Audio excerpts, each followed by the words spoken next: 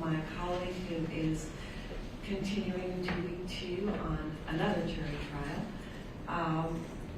I'd like to get appearances, please, for the record of who's here for the plaintiff. Yes, Your Honor. Michael Haggard, Kim Wall, Michael Richardson, and Natalie Jackson were all the plaintiff's lawyers for the 2 co-personal representatives, Tyre Sampson and Nakia Dodd. And it's a default case, so there's that defense. Okay. Thank you. I have a couple of housekeeping matters that we need to address. I do have the joint pretrial statement. My understanding is the venire request was 30. Yes, Your Honor. Okay. And this is at most a 2-day trial. Judge, I think it'll be a day. We have 3 witnesses, and we want to keep it as streamlined as possible, so we're pretty confident we can get it done today. Okay. For purposes of explaining to the venire, I'm going to say this case may go into tomorrow, but will not go beyond tomorrow. Yes, sir. Are there any pending motions or issues that haven't been addressed that need to be addressed at this time? No, Your Honor, just to give a little background to the court, as you probably know, this is a terrible incident where Tyre Sampson fell out of the ride. Every other defendant has settled. This is the foreign manufacturer from Austria. They were represented by counsel, and they withdrew. And then the default judgment was entered. So we have Austrian counsel, and obviously this is unlike some default cases that people just want to do it. This involves, there is insurance, there is a collectible defendant in Europe, and so once we get the verdict today, we'd like to have a specific judgment entered tomorrow morning pursuant to the collection process, and that's really it. That's all the housekeeping. We have all the exhibits we're going to get pre-marked, and everything will be streamlined. Okay. Madam Clerk, please order. So we'll have the panel brought up as quickly as we can. Judge, I have the jury instructions and verdict form already prepared as well. I appreciate that. Thank you. I have a copy, but I don't know if it's current. So It's probably not, Judge. We apologize about that. Can I approach, Judge? you may. Sorry, the number of copies.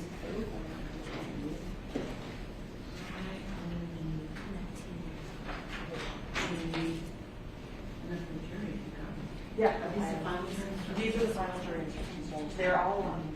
Hold on. It also has the preliminary jury instructions. This does not have the preliminary jury instructions. These are just the final before court's release.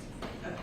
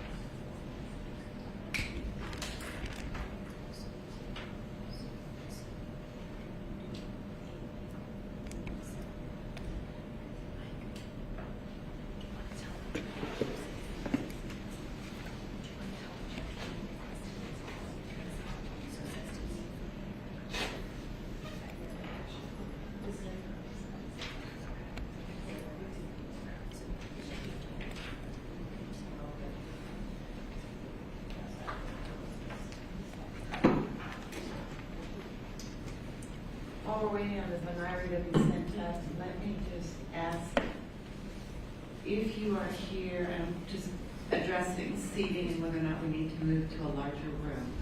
If you are related to the press in any way, would you raise your hand? One, two, 3, 4, 5.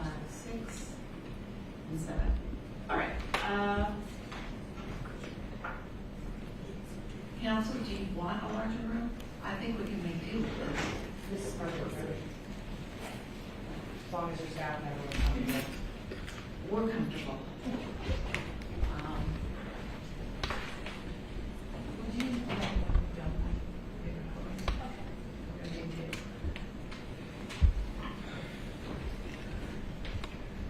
We're going to keep you in the box until we have a jury. Once we have a jury, the jury will go in the box, and you're going to be able to sit anywhere you want in the benches. So I know it might be a little bit tight right now. Mr. Cameraman, would you like a chair? Chair? Yeah, do you want a chair? She's talking to you. ¿Quieres sentar? ¿Quieres sentar? Necesito una chair. I don't know how to say chair.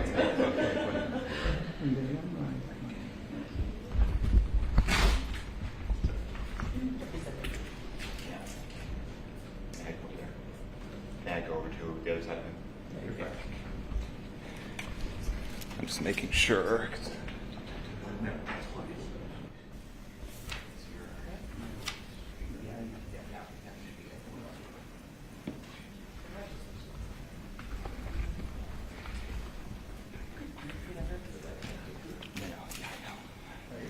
Thanks.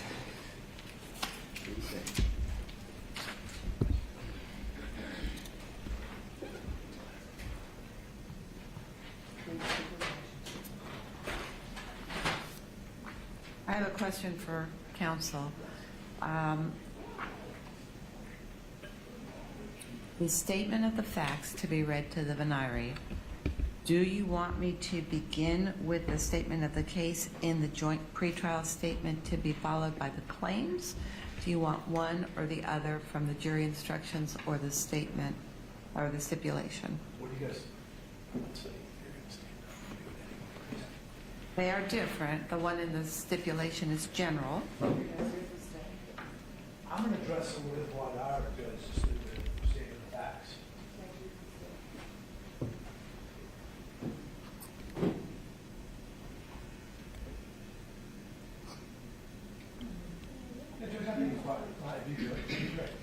Well, I'm typically tell them what the case is about so that you're set up to comment further. I can read the one that is in the jury pretrial stipulation if you'd like. Yes. Okay. You want me to then go on and talk about the claims, which is a You only- 2 paragraphs? you only- There's the one paragraph saying it is admitted, so I think I would like the judge to read that. Okay. And that's just the one on page 3. It is. So I'll read them both. Thank you, Dr. Brown.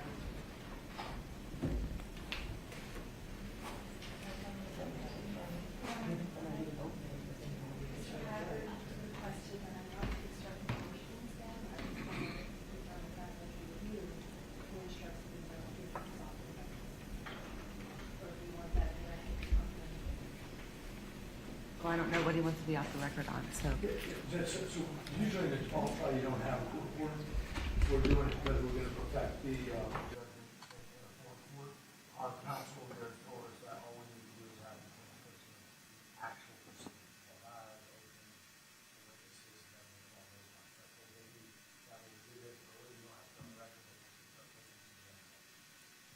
It's fine. I have no problem with that.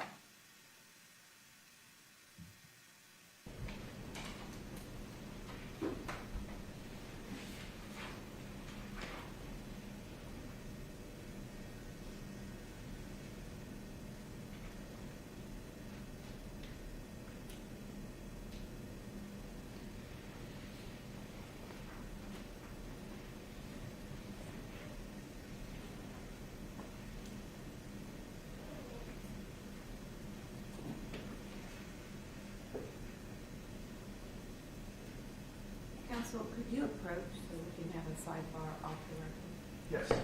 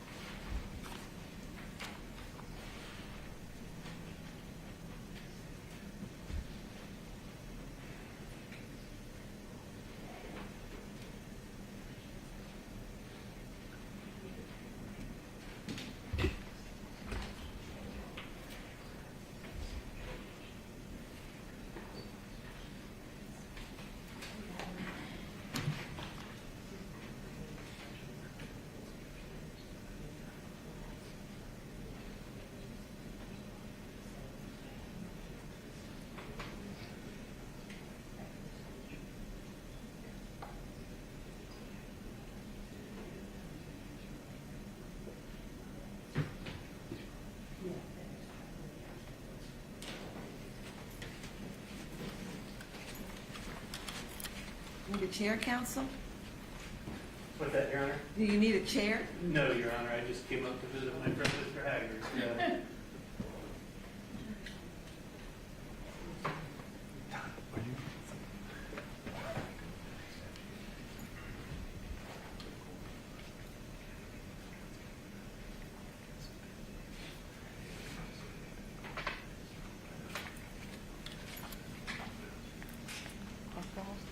She said as soon as the jurors come up, she wants me to see them.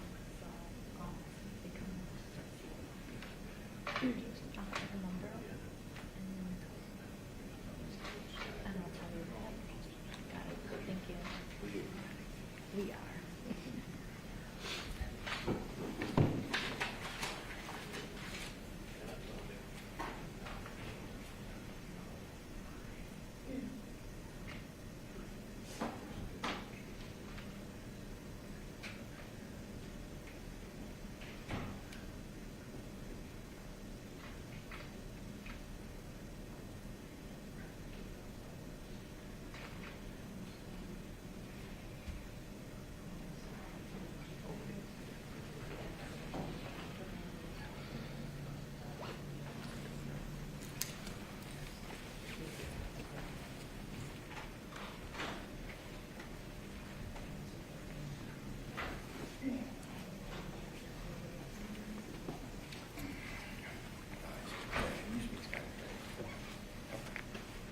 You speak a little English, right?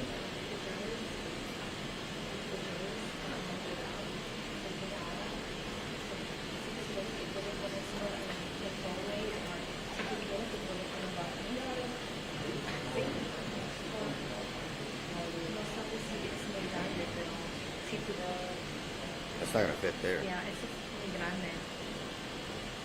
Si tú quieres, sí, aquí o si tú quieres ponerlo afuera. Hay un cuarto afuera, si tú quieres ponerlo afuera.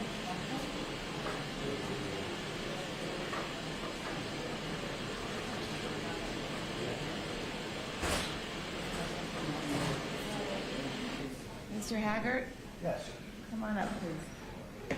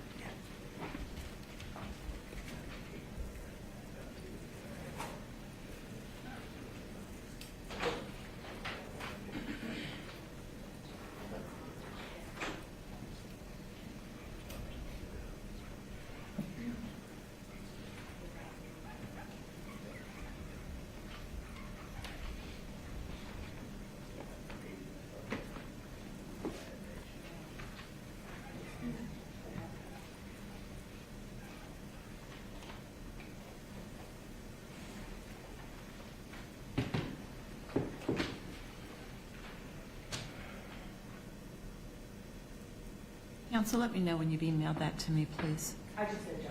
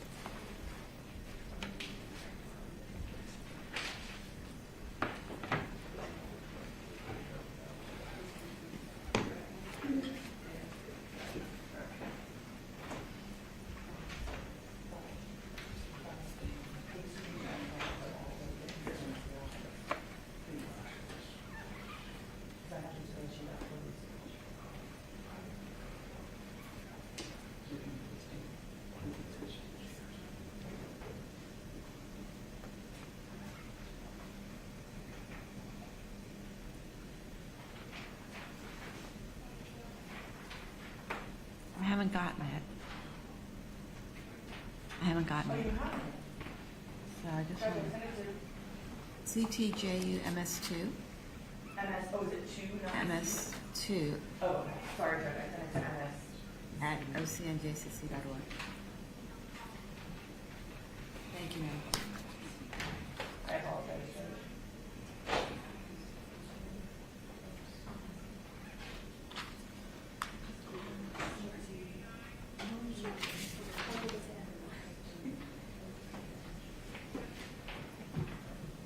Judge, I just resent it.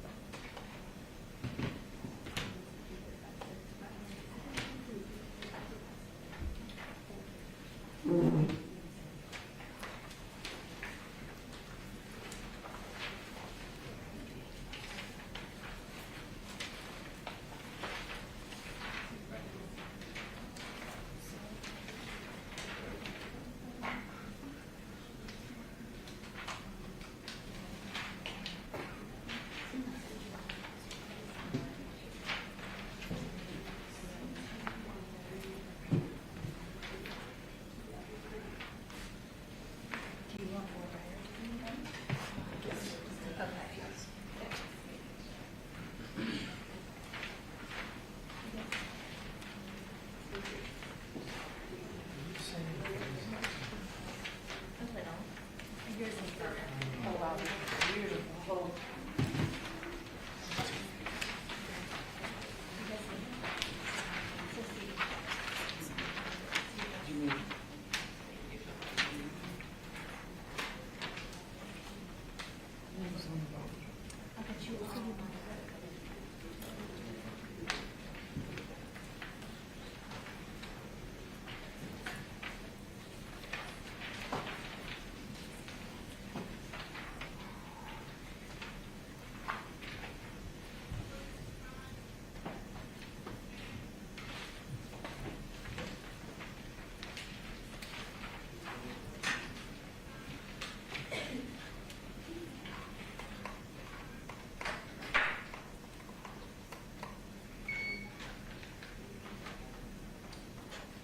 Thank you, I've got it.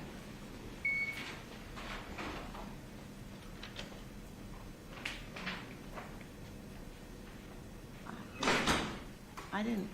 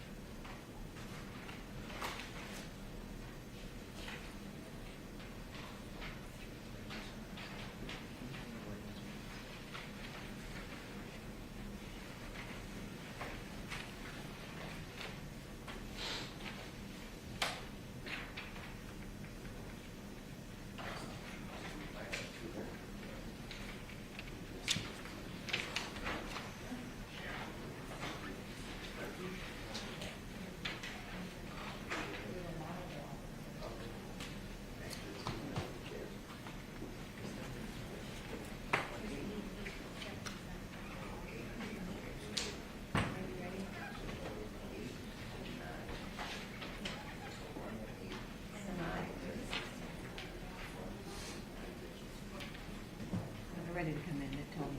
I was waiting on you. Are you ready? Okay.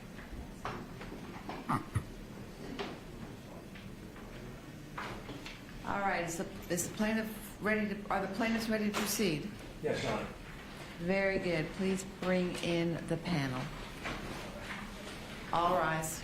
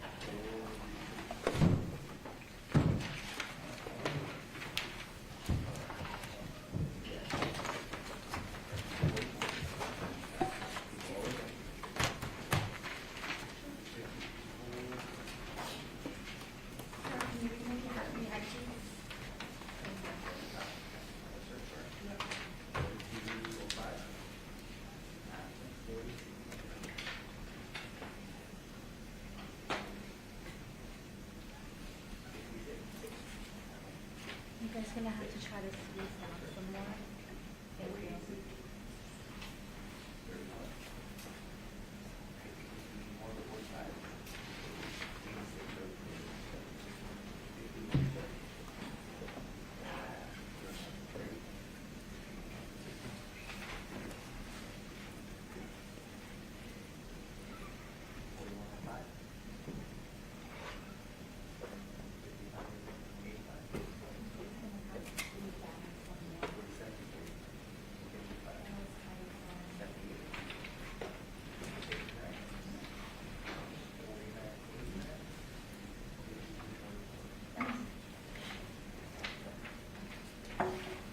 All rise. Please raise your right hand to get sworn in. Do each of you solemnly swear or affirm that you will well and answer truthfully all of the questions asked of you about your ability to serve as jurors on this case, so help you God? You all may be seated.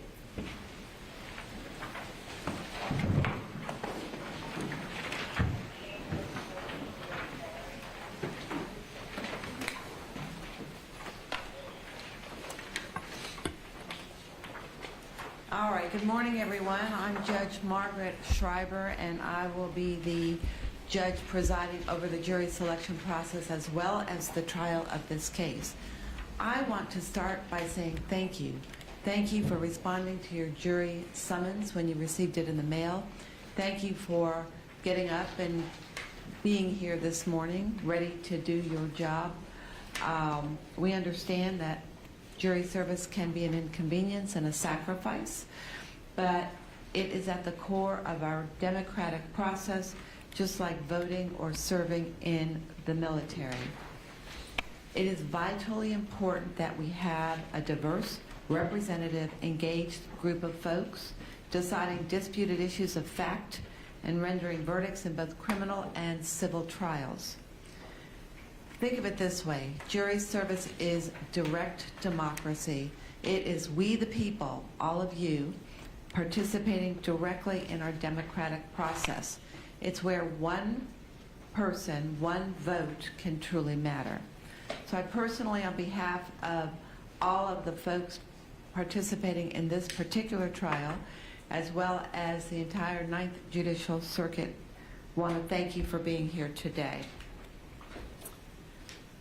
Now that you've been sworn, I want to give you an idea about what we're here to do. This is a civil trial. A civil trial is different from a criminal case where a defendant is charged by the state prosecutor with committing a crime. The subject of a civil trial is a disagreement between people or companies or others where the claims of one or more of those parties have been brought to court to be resolved. It's called the trial of a lawsuit.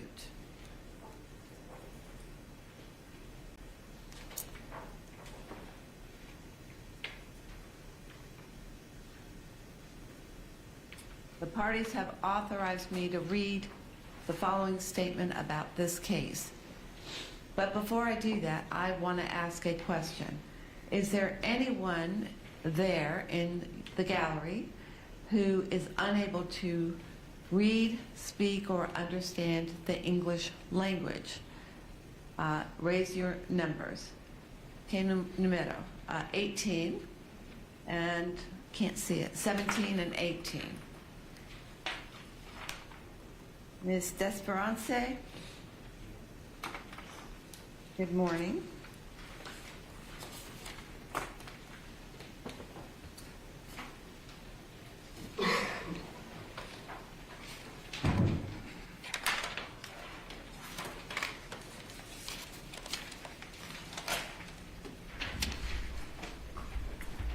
You work as a cashier at Publix, correct? Where do you work? Okay. And what do you do?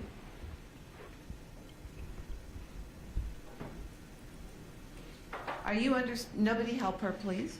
Are you understanding any of the questions I'm asking? Entiendo inglés un poco? How much English do you speak?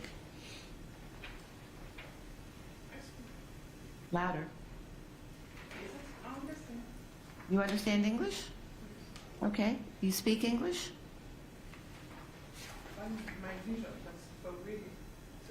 Are you able to read English? When I'm reading, my eyes get blurry and I don't have vision. And how long have you lived in Orange County? I showed 24 years on your juror information sheet. Is that right? Okay. Thank you. Be seated, please. Let me go to Ms. Garza. Good morning. Siéntate. Good morning. Good morning. Good morning. All right. I got to be able to hear you all the way back here, okay? You are a bookkeeper, correct? Yes. And how would you categorize your English? I got to hear you. Just normal English, not with for the trial. You can read English? A little bit, You can understand English? yeah, a little bit. You lived in Orange County for 32 years? Yes. Okay. If at any time you don't understand what I'm saying or what anybody else is saying, would you raise your hand and let us know? Yes? You got to answer out loud. I'm sorry. Can you say it again, please? If you don't understand what we are asking you, would you raise your hand and let us know? All right. All right, perfect. Thank you. Anybody on the right? Mr. Rincon, Yes. what's your situation? My language. Um, I don't know, it's English a little bit. okay, and you were previously a driver? Excuse me? You were previously a driver? No.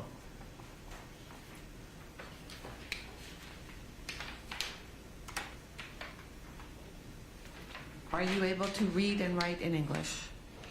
Yeah. Okay. If you don't understand what we are asking, would you raise your hand and let us know? No, a little bit, I don't understand. Okay, A little bit. thank you. Be seated. Thank you. All right. The parties have authorized me to read the following statement about this case. This is the case of Nakia Dodd and Yarnell Sampson as co-personal representatives of the estate of Tyre Sampson, deceased, for and on behalf of all survivors, versus Funtime Handel Gesellschaft MGH, the defendant. On March 24, 2022, Tyre Sampson, a minor, fell to his death after he was ejected out of the FreeFall amusement park ride at Icon Park. The FreeFall ride was designed and manufactured by defendant Funtime Handel Gesellschaft MGH. Tyre Sampson is survived by his parents, Nakia Dodd and Yarnell Sampson. The claims in this case are as follows. It is admitted that defendant Funtime Handel Gesellschaft MBH was negligent in failing to manufacture, design, build, and supervise the FreeFall drop tower ride at Icon Park in Orlando, Florida, which caused the death of Tyre Sampson. Plaintiffs Nakia Dodd and Yarnell Sampson suffered damages as a result of losing their son. They must prove their claims by the greater weight of the evidence. I will now define some of the terms you will use in deciding this case. The principal witnesses who will testify in this case are Nakia Dodd, Hamez Knighton, and Yarnell Sampson. I'm the judge. You may hear people occasionally refer to me as the court. That is the formal name for my role. My job is to maintain order and to decide how to apply the rules of the law to the trial. I will also explain to you various rules that you will need to know in order to do your job as the jury. A party who files a lawsuit is called the plaintiff. A party that is sued is called the defendant.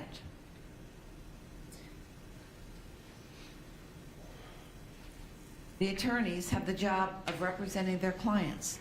That means they speak for their client here at the trial. They have taken oaths as attorneys to do their best and to follow the rules for their profession.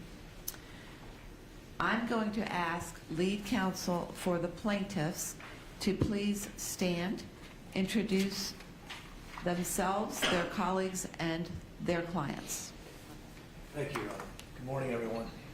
My name is Michael Haggard. I'm along with Kim Wall, Michael Richardson, and Howie Jackson. We have the honor of representing Nakia Dodd and Yarnell Sampson, as you just heard, the parents of 14-year-old Tyre Sampson. Thank you very much. Thank you, counsel. I just advised that the defendant was, it is admitted that the defendant was negligent in failing in certain duties. The defendant has elected not to participate in this trial.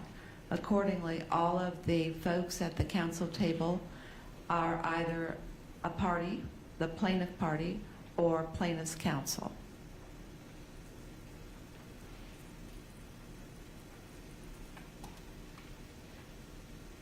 Seated to my left is our court clerk. She is here to assist me with some of the mechanics of the trial process, including the numbering and collection of the exhibits that are introduced in the course of the trial. Seated directly in front of you at that machine typing away is the court reporter. Her job is to keep an accurate legal record of everything we say and do during this trial. We are being assisted today by some of our finest. The folks in green that you see are our court deputies. They are sworn law enforcement officers.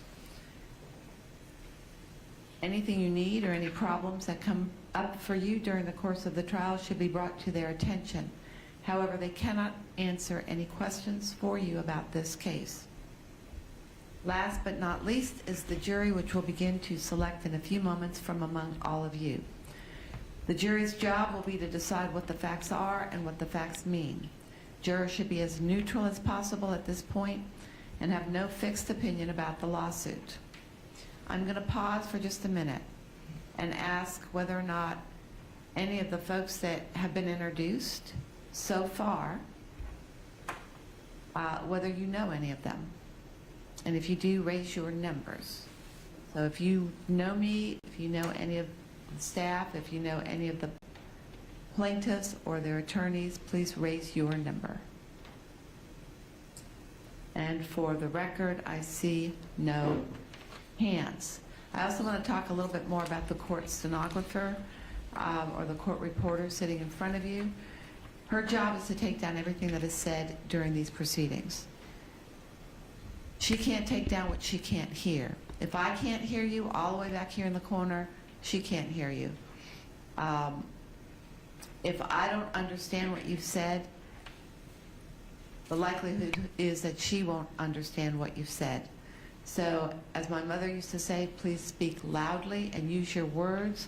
Do not respond to questions by an uh-huh or an uh-uh, as it is sometimes unclear what your response is on the record when she transcribes it. Everybody understand that? A little bit louder, yes? Yes. Perfect, thank you. I also want to mention that the folks over on the wall are observers or assistants during this process. And it's not necessary to introduce them at this time. The law requires that jurors consider only the testimony and other evidence presented during the trial. The law also requires that jurors must keep an open mind and not discuss their opinions with other jurors until the jury retires to deliberate at the end of the case. If you are selected as a juror in this case, you cannot discuss the case with your fellow jurors before you are permitted to do so at the conclusion of the trial. You may not discuss this case with anyone else until after a decision has been reached by the jury. Therefore, starting now, You cannot talk about this case or otherwise have any communications about this case with anyone, including your fellow jurors, until I tell you that such discussions may take place. In addition to not having face-to-face conversations or discussions with your fellow jurors or anyone else, you must not communicate with anyone about the case in any way, whether orally or in writing, including electronically or on the internet through email, text messages, blogs, or social media, such as anything else that may be out there, or any other electronic communication whatsoever. You also must not conduct any type of investigation or personal research regarding any matters related to this case. You must not look up words, names, maps, or anything else that may have anything to do with this case. Do not use your cell phones or any other device to do any research regarding the case, the matters in the case, the legal issues in the case, or the individuals or entities involved in the case.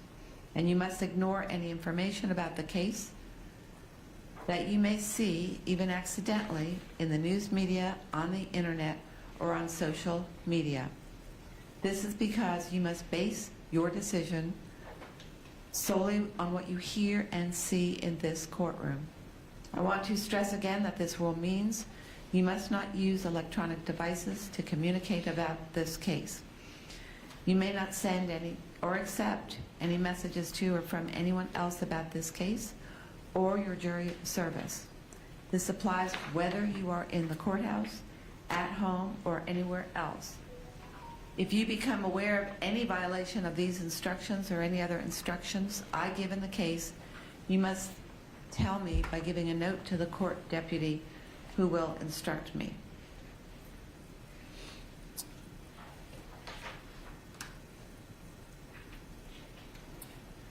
I'm going to ask that you take a look at the other folks on the panel. The panel is everybody sitting behind that front railing, and see whether you recognize each other. Do you have coworkers, next door neighbors, folks that went to school together, anything like that? If so, please raise your number. Juror in seat number 8. All right, let's talk to Mr. Caceres in seat number 8. Yes. Who do you know? The lady in the corner over in the back. The lady in the corner in the back. So you know the juror in seat number 17, Ms. Desperance? I believe so. Okay, how do you know her? I used to work at Publix. Okay, at the same Publix, I presume? I believe so. And how well do you know her? Well, I used to work with her, so, but it's been a while. Okay. Is there anything about the fact that you used to work with the juror in seat 17 that would cause you to be anything other than fair and impartial if selected on this case? To be fair, Yes. Let me correct that, make it a little clearer. Even though you know the juror in seat number 17, is there anything about the fact that you know her that would prevent you from being fair if selected as a juror? no, Was she your supervisor? no, Were you her supervisor? no. Okay. Any other concerns should you both be selected to be on this jury? No concern. Thank you, sir, for letting us know. Ms. Desperance, Mr. Caceres says he knows you. Do you know him? I'm going to have to ask you to stand because I just can't hear you. And speak a little louder, please. You do know him? Did you supervise him? Did he supervise you? Could you still be fair if you were both on the same jury? Yes? Okay. Very good. Thank you. Anybody else? And I see no other hands, so thank you for that.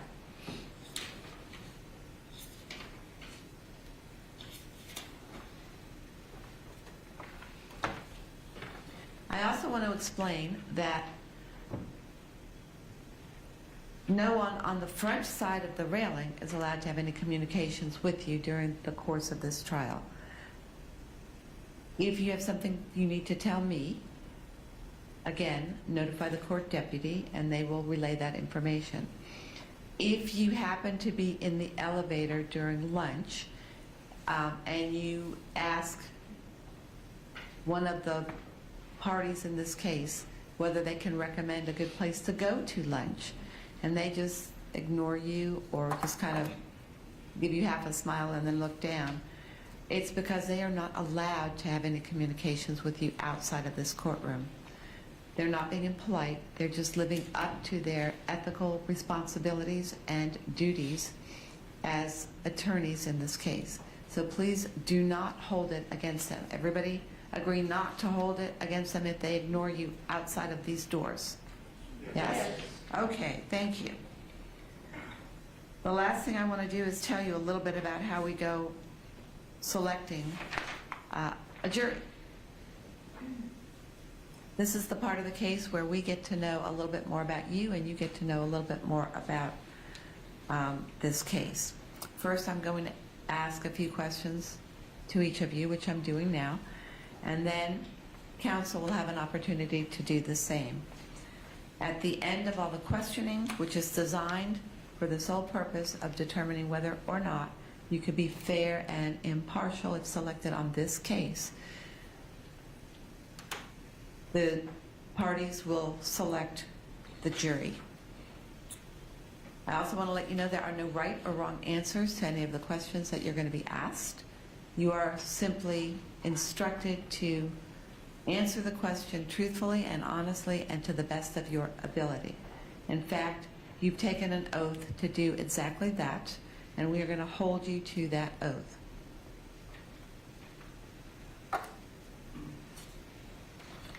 Finally, I want to mention that there are no penalties for a late answer. So if you're asked a question and you respond, and then 2 or 3 questions later, something pops into your mind, and you just say to yourself, gosh, I wish I had answered or given the answer 3 questions ago that I just remembered. It's perfectly okay to raise your hand and say, Mr. Attorney, Madam Attorney, I didn't tell you this when you asked a question about X, Y, and Z, but I just thought of it and it might be important and it might be something you want to know. That's okay. If you don't understand the question, don't answer it. Ask for clarification. There are no wrong answers. You will not get a grade at the end of this process, which is pass or fail. There are only your answers, which tell us a little bit more about you. Answer all questions out loud and clearly, or we will not be able to hear you and the court reporter won't be able to take down your answer. Raise your paddle if you want to speak. We know you are far more than a number. Your number relates to your seat position, but it is of great assistance to us to know who is speaking. There are a lot of you out there, and sometimes it takes a minute or two to identify who's responding to a question. Answer the question or explain why you cannot. Can you be fair and impartial? There are really 3 answers to that question. Yes, I can be fair and impartial. No, I cannot be fair and impartial. Or, I'm not sure whether I can be fair and impartial because of these life experiences that I have had. Don't guess, unless you tell us you're guessing. Yes, I can be fair and impartial, I guess. What's the guess about? What is giving you pause in answering that question?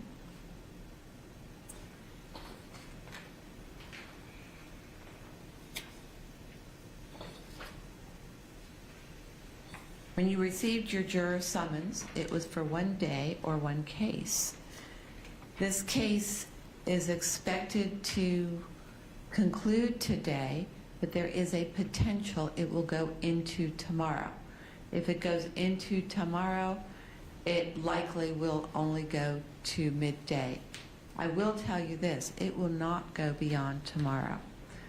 So you can anticipate that this is a 1 to potentially 1.5 day trial.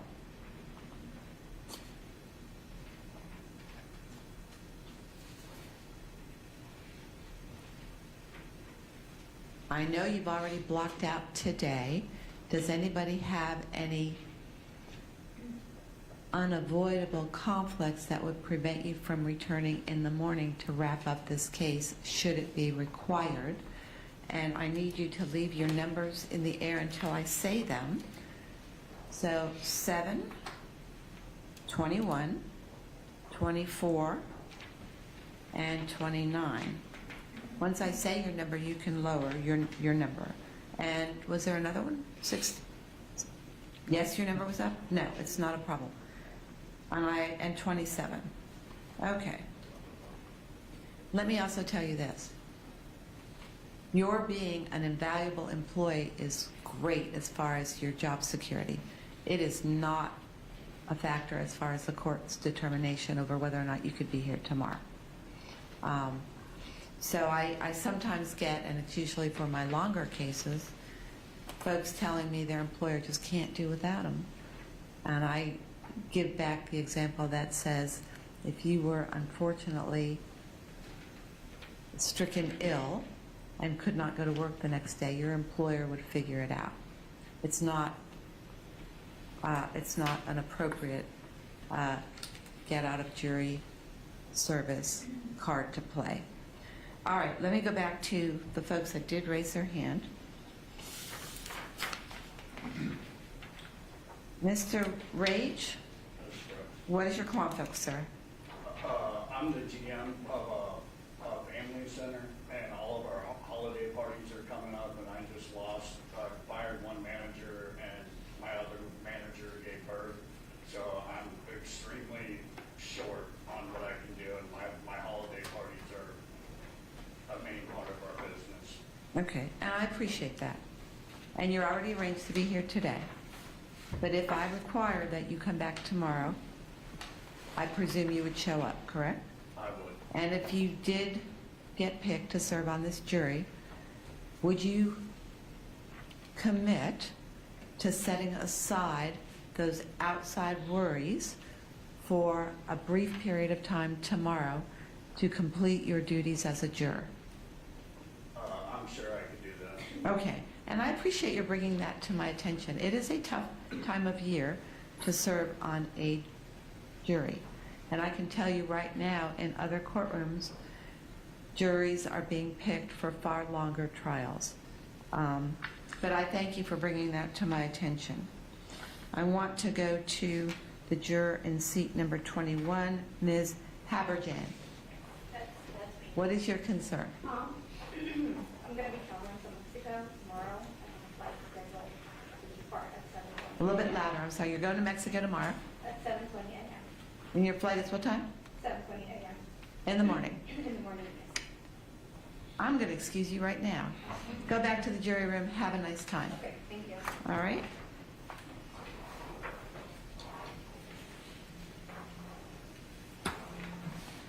Juror in seat number 24, Mr. Riebel.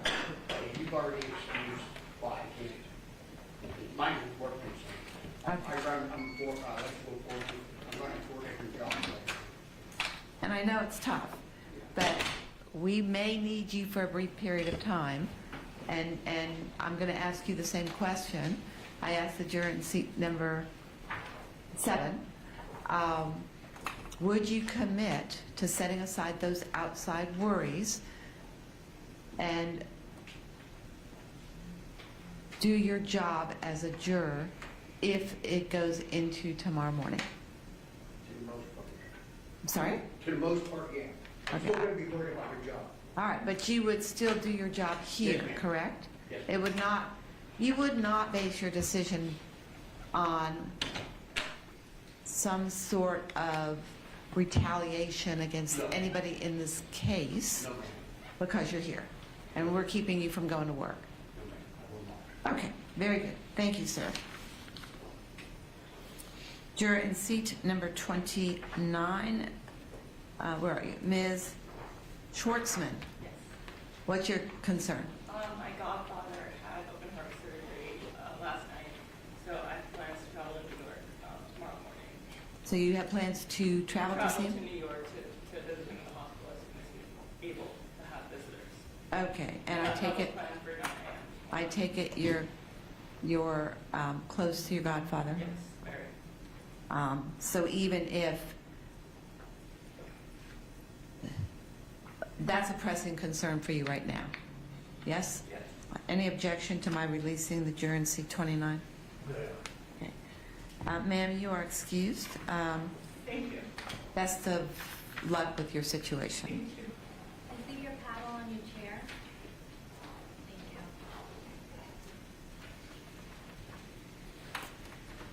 you. Juror, and do me, the two jurors I return to the jury room. Let the jury room know that they are excused from all other trials today and are to be released. Okay? Juror in seat number 27, I believe it's Miss Riola. Hi.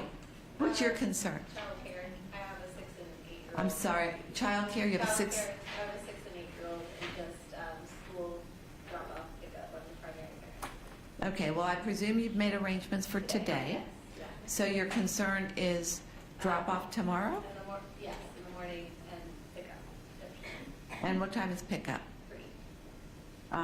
Could you make, and I've been advised that this case should not go past noon tomorrow, but worst case scenario, it goes a little later. Can you make the same arrangements tomorrow as you've made today? I can try. Okay, will you do that at the break? Sure. I appreciate that. Thank you. Anybody else have a concern about the schedule for this trial? Raise your number now. And I see no hands or numbers.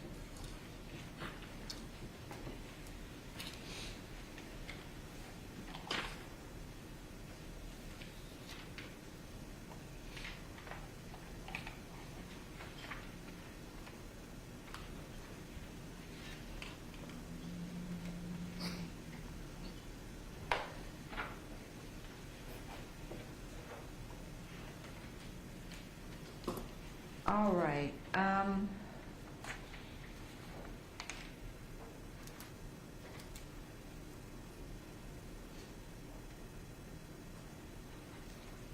Counsel, I don't know if I need all of you, but you're certainly all welcome to come up. But counsel, please approach. We'll go off the record.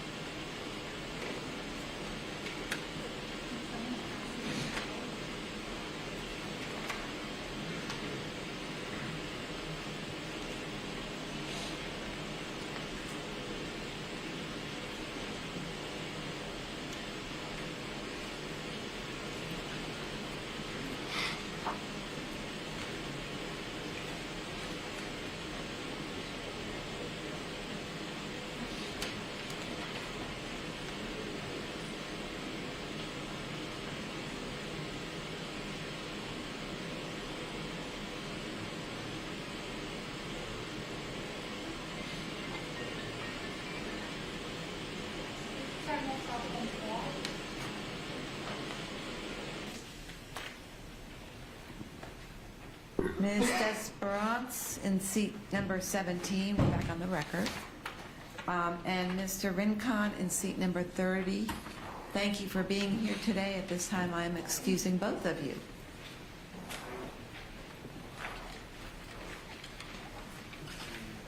Pass me forward to Pat.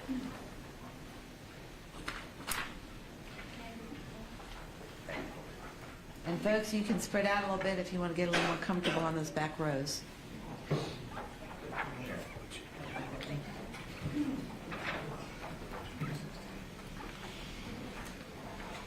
Okay. At this time, I'm going to turn it over to plaintiff's counsel to inquire. Mr. Haggard, are you doing the inquiry? Yes, sir. Okay. And you may feel free to move around the room if you want, or you can use the podium. Thank you so much.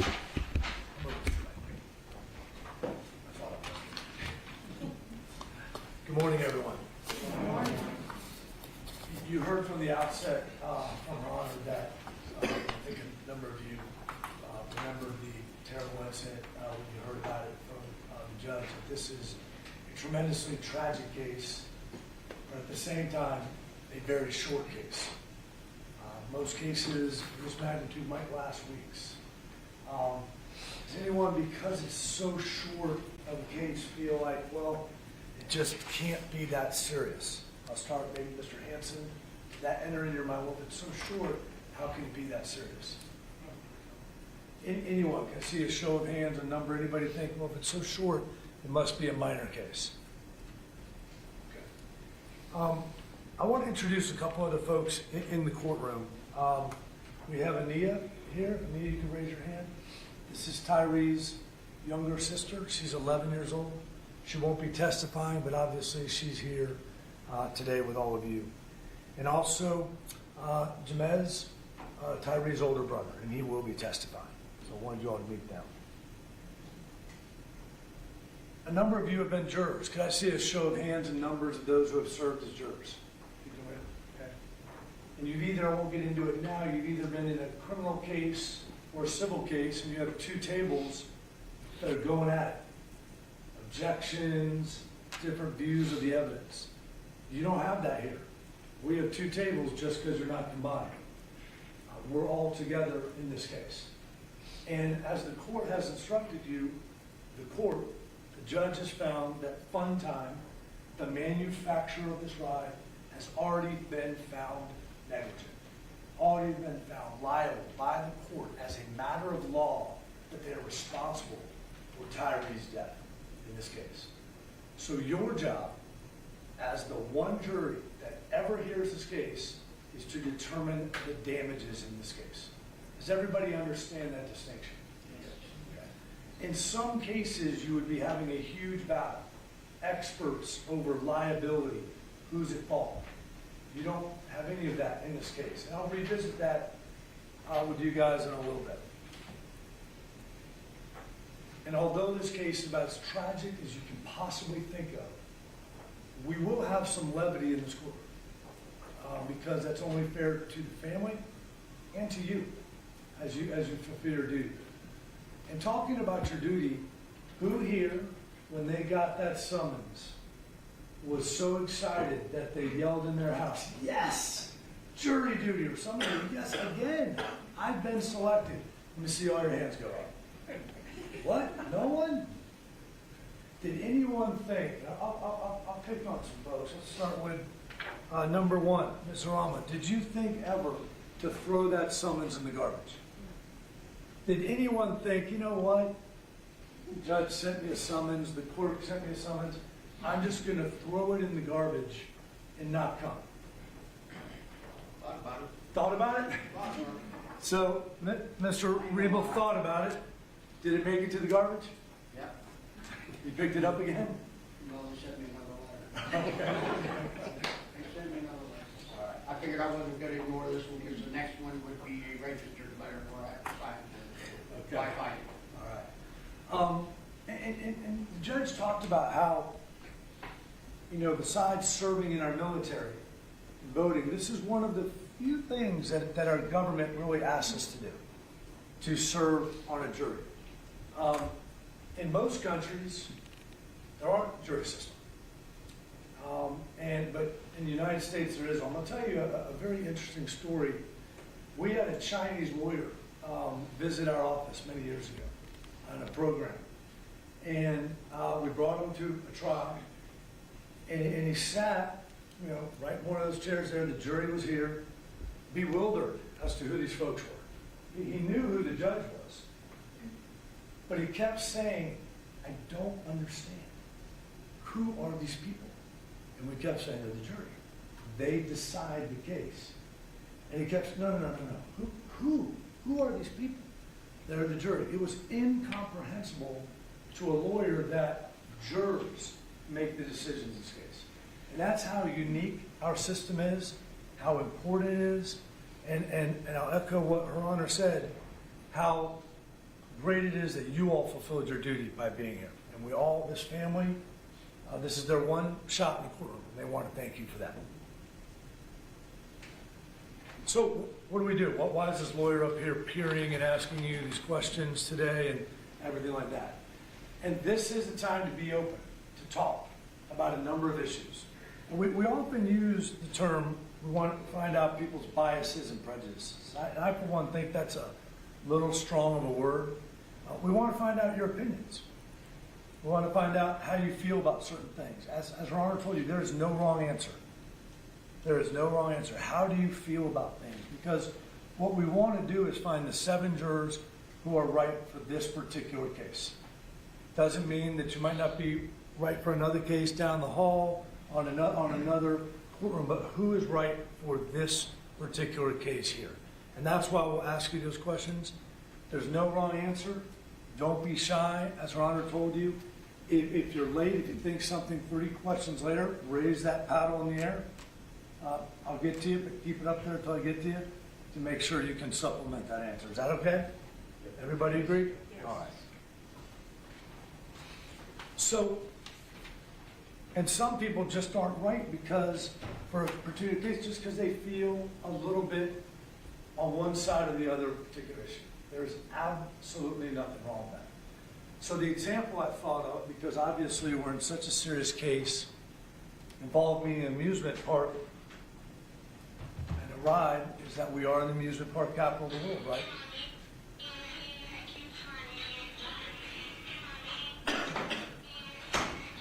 A reminder to everybody to silence your phones and pagers and electronic devices.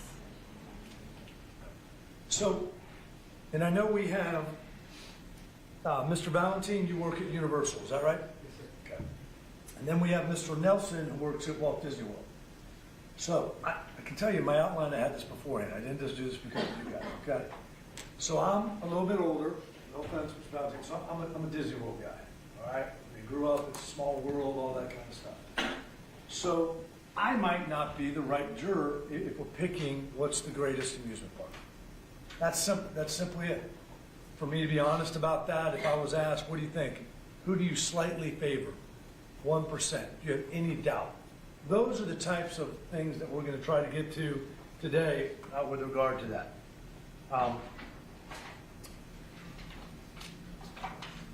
So I want to talk a little bit about fun time. Has anyone heard of fun time? Yes. Yes, sir. Who was that? If you could raise your... Okay, I'll start. Are you raising it to Mr. 25? Mr. 25? Okay, so if you guys can keep them up till I call you. So I'll start with number 9, Mr. Hanson. What do you know about fun time? I didn't know about it before this case and the tragedy happened. But after that, you heard about fun time? Yes. Okay. And is there, what did you hear about them? If you could. Just what was reported in the news. Okay. Okay. How about juror 10, Mr. McLeod? What did you hear? Same. I didn't know about fun time until I heard about it in the news and the tragedy, and I saw it in the news. And then once it was spoke about just now, it refreshed my memory. Okay. And Mr. Riebel? Same, heard it on the news. Okay. And Mr. Elder? I think I might have just seen the commercial, I just know it by name, that's it. Okay, just by name? Yeah. Okay. Does anybody on the panel have any particular knowledge of fun time, their types of rides, work there, know people that work there, anything like that? No. Okay. You know, they're not here. You're going to hear evidence in this case that their attorneys started out defending the case, that their engineers were at both inspections of this ride after this tragedy occurred. They flew over from Austria. It's an Austrian company. We'll talk about that a little more. The inspections were run by law enforcement, run by the Department of Agriculture. They had engineers, experts there, and then they suddenly withdrew from the case and chose not to be here to face the Sampson family. But you are going to have to make a decision today without them here. Does anyone feel at the outset that that's not fair? Anyone in the audience? See if I'll think, well, they're not here, how can it be fair? Juror number 23, Mr. Garrity. I think it's disgusting they're not here. I'm sorry. I think it's disgusting they're not here. That they're not here. A little kid died because of a ride that was unsafe. But from what I heard, the ride in Hollywood, the same way as a criminally not guilty anymore. The ride wasn't safe. Do you think should be? Okay. Do you think in any way that it's just not fair for them to not contradict the evidence, even though that's their choice? Does anyone have a hesitation there? Man, it should be two sides fighting it out. I don't know if I can decide this. Mr. I'm going to try to get to everybody. So I apologize about this. The funnest part of picking a jury is getting all the names and jumping around. So, Mr. Gibson, what about you? Do you have any hesitation that whether it's fair or not? No, I don't, because like everybody here that's been in the case at the beginning, they knew this was coming. They just made a choice. Ms. Gibson? I'm sorry, Ms. Babcock. I combined your names. No, they choose not to be here, that's their choice, it's their call. Mr. Howard? Same, doesn't matter to me. Okay. No hesitation, man. I'd like to hear what they say. Okay. You know what? Another issue is, as we talked about, a lot of jurors, whether you're, in criminal, you decide guilt. Yeah, and you may or may not decide sentencing, depending on the case. In a civil case, if we were in an automobile accident case, might be, okay, who's at fault, and then the damages. As we've talked to you already, the court has determined they are liable. They are responsible for this incident. Anyone have a problem with that, saying, well, the court found that, but I would like to decide that? Anyone think it's hard for them to listen to just the court's instruction? They wanted to make that decision. And anybody agree with that or feel that way? Can I see any paddles on that? Does everyone feel they can follow Her Honor's instruction that she's already read to you, she'll read to you later, that as a matter of law, determine that Fun Time is responsible for this incident, and you all can follow that? Yes. Anyone disagree? I have a question. Yes. So if the case is decided, And just for the record, Mr. Payne, that's juror 16. I know you moved back, but yeah. so it sounds like you're saying that it's already been decided by the court, and you just determining how much the damages.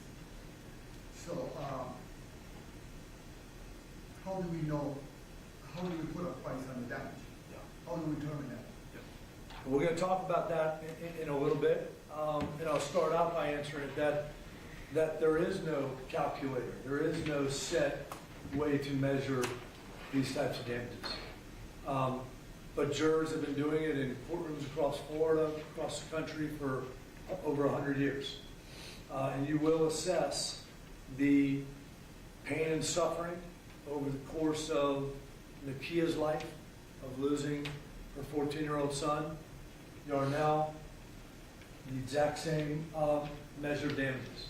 From a mother's view, from a father's view, and you will hear evidence of how this happened and how that impacts it. And so we'll go over that in a little bit, but it's a great question. It is, truthfully, it's the question. And we want to find out who's comfortable with those type damages.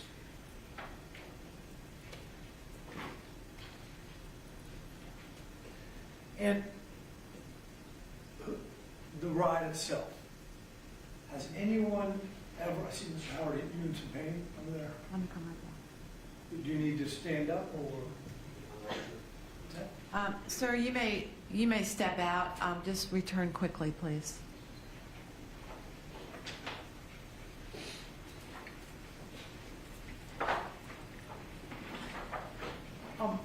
Has anybody ever been on the ride itself? Anybody ever ridden that ride? No one's ridden the ride. Okay. Has anybody know someone that has ridden the ride? Yes. Okay. Keep those paddles up. Okay. Sorry to make you do that. Just not a good.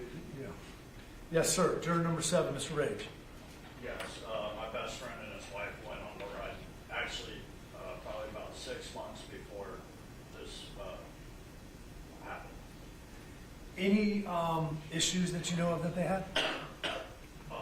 I didn't get on the ride because I didn't like how they were checking out stuff, and even on the swing ride that they had kids on their cell phones talking,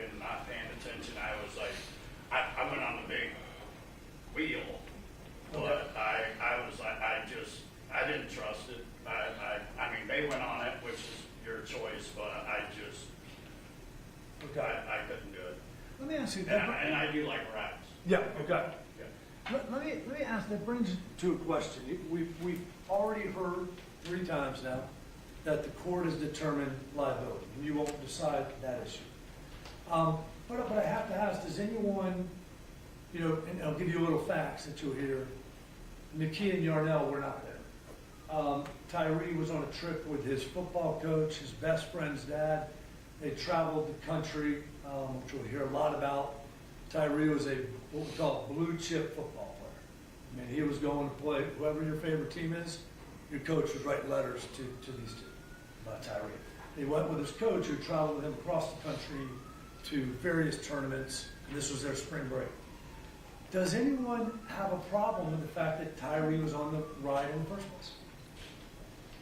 They know the parents weren't there, but that the coach had him go on the ride or anything. Does anybody have that in the back of their mind or anything along those lines? Does anybody feel that way if I could see Alice? Now, again, that's not an issue for you to determine, but if it's in the back of your mind, we obviously would want to know. Other people that knew people that, you're back, sorry, I'm going to go, is it Valentine? Yes. Okay. You know someone's been on the ride? Yeah, one of my best friends went on the ride, probably 2 or 3 months before the incident.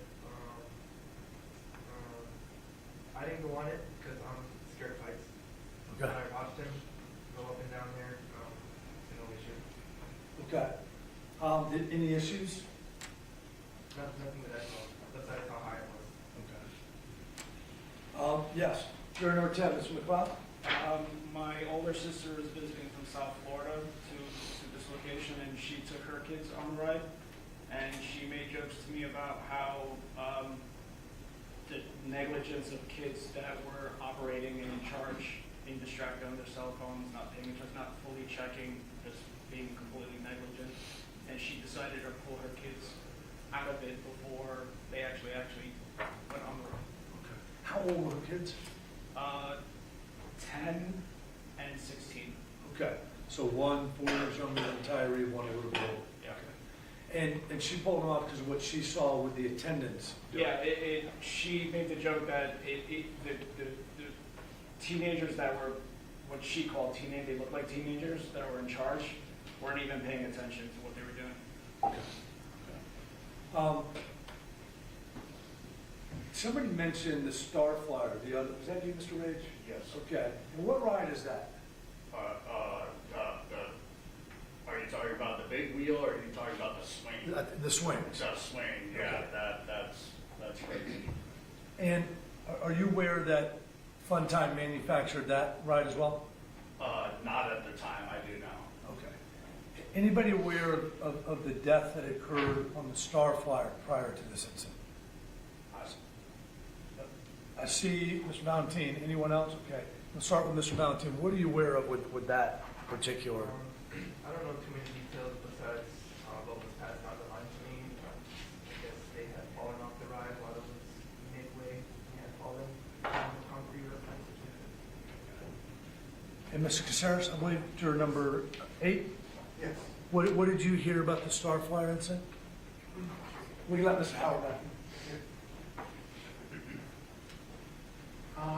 If I remember correctly, it was a worker that was working on the ride that fell, and I believe his safety equipment didn't function, so, but he didn't have any other safety. It's been a while. And where do you work, sir? Right now, I work at a computer secretary. Okay. But before that, a few jobs before, I used to work at Walt Disney World. Okay. What did you do at Walt Disney World? I was an attraction operator, so I worked the rides. Which rides? They were in Disney Hollywood Studios. Okay. I used to do a few shows, but I used to do Star Tours. Star Tours? Yes. What are those? That's the Star Wars ride. It's not the new one, the really old one, the first one that moved. Okay. And I also worked with the water parks too. Okay. So you've worked at Big Amusement Park? Yes. Anything about that, with this being a lawsuit against a ride manufacturer, that you're thinking about, you know, that with your experience there, that might affect you and possibly put you a little bit on the side of maybe the ride manufacturer, amusement parks, or those type of things? No. Okay. What about, let me switch over to Mr. Nelson. What do you do at Disney World? Drive the monorail. Drive the monorail? Okay. How long have you been doing that? Almost 10 years. Okay. Anything about working at Walt Disney with being on a jury that's going to be asked to return a very high verdict against a ride manufacturer that makes you hesitate and say, wow, I don't want this to affect my job? No. Okay. Disney World has no fun time rides. Okay. Yeah. Little different operation of it. Coming over to Universal. You guys can serve on a jury together. We're not going to have any problems with Universal Disney World. What about you being, you know, working at Universal? What do you do there again? I actually scan tickets in the front gate. Okay. Anything about what, you know, in the back of your mind? Wow, if I deliver this verdict, it could affect anything about Universal or anything or the industry. No. No hesitation there. Anybody else work at an amusement park?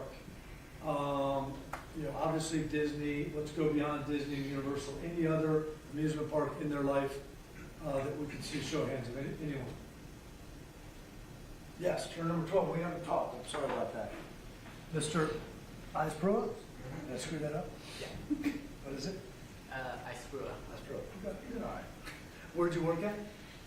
Island H2O. I was a lifeguard. Okay. It's not really an amusement park, but it's Sure. a water park. Absolutely. Absolutely. Do you work there now? No. What do you do now? I run food. Do what? I'm basically a busser and I run food. Okay, okay. Anything about your experience at the water parks in terms of, you know, the regulations or you know, those kind of things that would affect you in this case?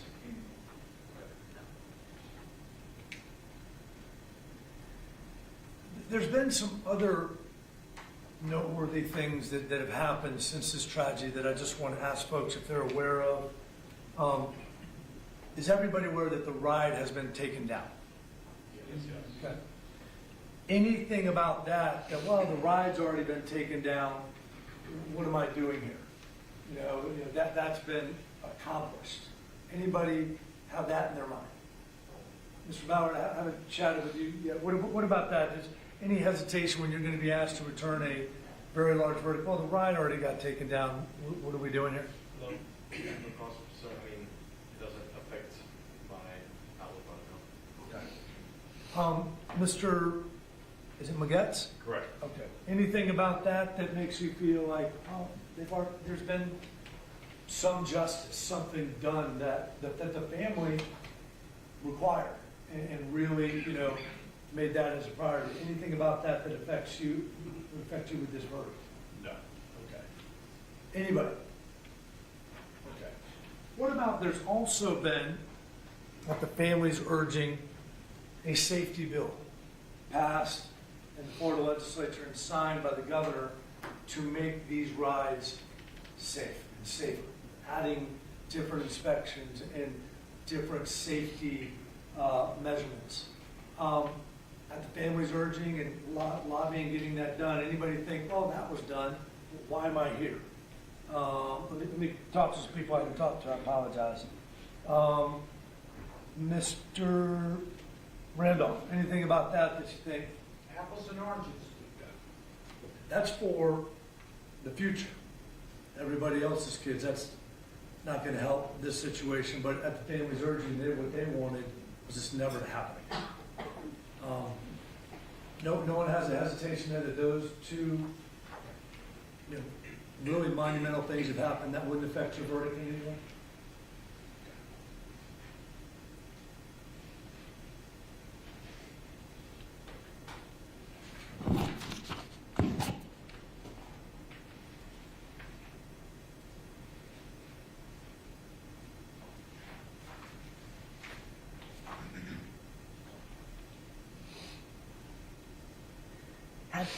Any of you, we've talked about this ride here. Any of you been on any free fall drop tower ride that is somewhat similar in your lives?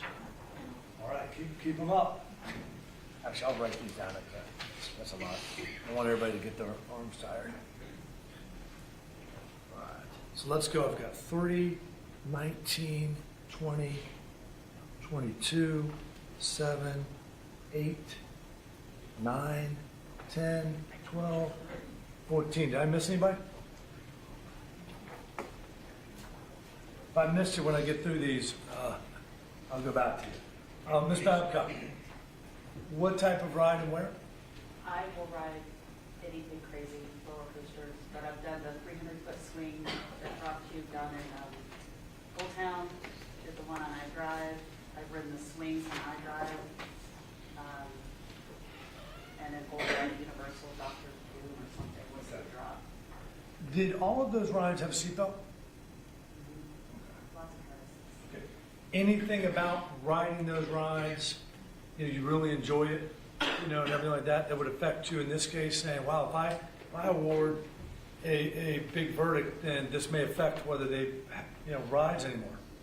No, rides should be safe. You want them to be safe, especially since you're doing it. Okay. Juror number 19. Mr. Valentine, what other rides have you ridden like this? The only one of that nature that I've ridden was the Tower at Disney. Okay. Seatbelts on that ride? I believe so. Okay. Anything about riding these rides, again, that would affect you in any way, worried about the future? Not really. You got Mr. Bauer. Which rides have you ridden? Dr. Doom, Altair, and Busch Gardens as well. Okay. And tell me about the Busch Gardens one. Basically the same concept. It's a multi, I think it's 30 passengers on a drop tower. Okay. Do you know how high it goes? Not exactly. I say it's 200 foot. Okay. Did it have seatbelts on it? Yes. Okay. And a restraining bar? Yes. Okay. Anything about that you enjoy these that would affect you in awarding a verdict? 22, which is Mr. Magetz. Yes, same rides, Tower Terror, Doom. Okay, same question. Anything, you guys, obviously, people enjoy whatever the activity may be. We want to make sure that no one has a hesitation back there in the jury room saying, look, I think this verdict should be here, but man, I don't want to lose the ability to do this. Anything there, Mr. McGinn? No. Okay, thank you, sir. All right, Mr. Rage. Yes, sir. What other rides? The Tower of Terror, basically the same ones that have been listed, but Vegas on a stratosphere, one that goes up and down, and you got one that goes over the side of the building, and all the jig comes back. Yeah. Which the rides are great, but just safety, you got to follow what you're supposed to do. And every one of those had a seatbelt, correct? Yes. I mean, you're going to see this throughout the trial. You're going to see it in the official report of the Department of Agriculture. With everyone riding these rides, they always had a simple seatbelt as well as a bar on there. Everybody agree with me? Yes,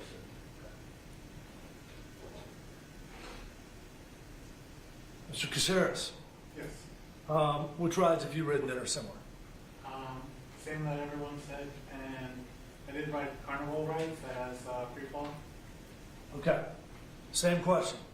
You worried at all that, you like to ride these rides, that this verdict could affect that? No, I don't think so. You hesitate a little bit there. And I'm only saying that because I might be reading that wrong, but is there any doubt, any hesitation in your mind, man, this one might not be for me because I don't want a verdict to affect those things that I enjoy doing? No. Juror number 9, Mr. Hanson. Which rides? Dr. Doom and Tower of Terror. Okay. Both seatbelts? I believe so, yeah. And any hesitation? No, sir. And we've got Mr. McLeod? Tower of Terror. Okay. Any hesitation? None whatsoever. Okay. Mr. Osprua, which ones? The same one. Same ones. Yeah. Any hesitation? No. Okay.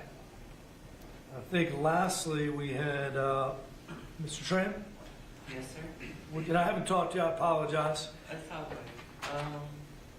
I've been on a few rides in Universal, some in SeaWorld, and some in Fun Spot. A lot of them do have like necessary harnesses, seatbelts, but I also do notice that not all theme parks have like safety nets. Safety nets? Yes, to Okay. catch certain things that would normally fall out. Because most rides that I've been on, I've normally seen like cell phones, wallets falling out of the rides, and we actually do have safety nets to catch them. Okay. But in some smaller places like Fun Spot, there isn't a safety net to catch. I know some of the amusement rides are built over the water instead of the ground, but even then, there's no like extra precaution to catch it. Yeah. Oh, great points. Anything about your enjoying those rides that would hesitate? You would have a hesitation as to the verdict in this case? Not real. So not Like, really. could you clarify like what you mean by hesitation? Yeah. So,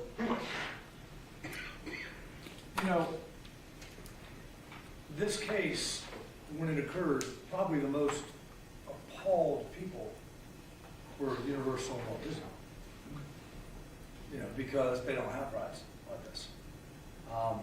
What we want to do is we want to find jurors that will address this case, and there's not a problem with loving the activity, because this activity by this particular manufacturer was egregious, but these things can be saved. So we're just trying to find out if anyone has that hesitation. I just love doing this. I love these rides. I don't want to hurt it. I don't want to hurt the industry as a whole. If that's in anybody's back of their mind, we're just trying to find that out. No? And what do you do, sir? Currently I work at the 7-Eleven. Okay. Gotcha. Okay, great.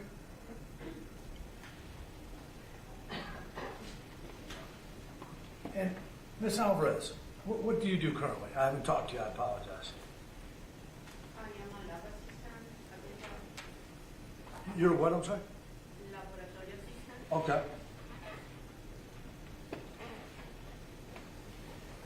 And we've been talking about all these issues, and I feel bad I haven't gotten to you. Do you have any thoughts on what you've heard so far with regard to the ride? Anything concerns about a verdict or anything along those lines? I think it would be important for this case to have people part of the jury that have knowledge about mechanics, like engineering mechanics, so we can have like understanding the importance of having device that secure the life of the people that participate in the rights and the rights. I don't know if any person here in the juries have that knowledge, and I consider it important to have that kind of person with that knowledge here, to have better approach of the case and be fair. It's something that I felt that Sure. would be really important, but it's not something that it has to be that way. So the fact that the court has already ruled about all the mechanical issues, all the manufacturing issues, that they have been found negligent, found liable. So while you'll hear what they did wrong, there won't be, on your verdict form later on, there will only be two questions. What are the damages for Nakia, and what are the damages for Yarnell? There will not be, was Fun Time negligent, because the judge has already ruled that way. Having heard that, do you feel you could still serve on the case? Yes. And Mr. Lisette, I have, actually it's Mr. Chanan? Chanan, how are you, sir? I am fine, thank I apologize. you. Yes, sir. What do you do now, sir? Oh, I'm retired. Retired accountant? Yes. All right. What about you, with regard to these issues we talked about, and I haven't asked, I know you were upset, and I was, jurors always, the ones who you haven't talked to are always kind of like, yeah, that's fine, keep going. Oh, listen, I got 2 grandkids, and I hate seeing them go to the ride. I went with my daughter to Disney and, Busch Garden, but I never go on a ride because I'm scared. Yeah, But okay. my grandkids would go, and I'm like telling my daughter, please, that thing looks so scary, man, and he is like, I don't like it. And she will not listen to me. She will let the kid enjoy himself. I said, no, I'm scared. If something should happen, but I really don't like rides. So, anything about that would affect you in this case, do you think? I don't know. I don't think so. Like I asked the question earlier, if you're not going to be asked the question, should he have been on the ride or not, or how we feel about that. Is there any hesitation that you're like, oh my gosh, I don't want my grandkids to go? Yeah, Anything in the back of your mind? Like what these 2 people are feeling right now. I mean, something should happen. And I keep telling my daughter, no, my son-in-law, no, don't put them on those rides. They look scary, That would be definitely. No, I understand. Yes. Okay. I feel for these people who lost their child. It's so terrible. I didn't know too much about this case. I heard about it. But it's a terrible situation. I want to go to that because you brought us back to Mr. Payne asked that earlier. So this is not a damages case where you would get, how much did somebody earn every year? And their work life expectancy was 20 years and do the math. This is not a case where there's future medical bills of someone, how much does it cost to take care of the nurse? This is about something that we don't have a word for in our dictionary. If you lose your parents, you're an orphan. If you lose a spouse, you're a widow or a widower. When you lose a child, the English language doesn't have a word for it. And I think there's a reason for that. It's just something too difficult to grip and even think about, that it could happen to us. So the damages in this case are, Her Honor will instruct you at the end of the case about the pain and suffering of the parents of losing their 14-year-old. How many you take?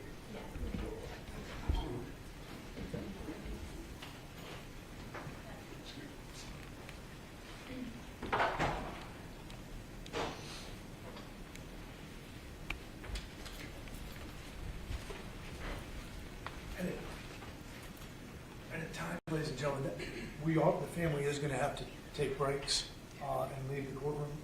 Does anybody have an issue with that at times? I always ask juries that because jurors are here the whole time. But sometimes Kia will have to go out, Yarnell will have to go out. And I just want to make sure that's okay with everyone. So those are the damages you will decide for the rest of their lives. You will have to assess every single day without their child. That's what's amazing about jury trials is we don't sit here and say, hey, Mr. Payne, you're going to get a summons in 5 years to come back and see how Nakia's doing. And you'll have to come back in 10 years to see how they're doing. You have to decide it all today, going out years in advance. And that's what we call future pain and suffering. You'll have a line for Nakia, you'll have a line for Yarnell. But you're also going to have to do something maybe that is just as difficult, which is past pain and suffering. And this jury is going to have to go to March 24th, 2022. And the minute that phone call comes to Nakia and assess what is a mom's pain and suffering at that moment. When a dad realizes that, what is that pain and suffering?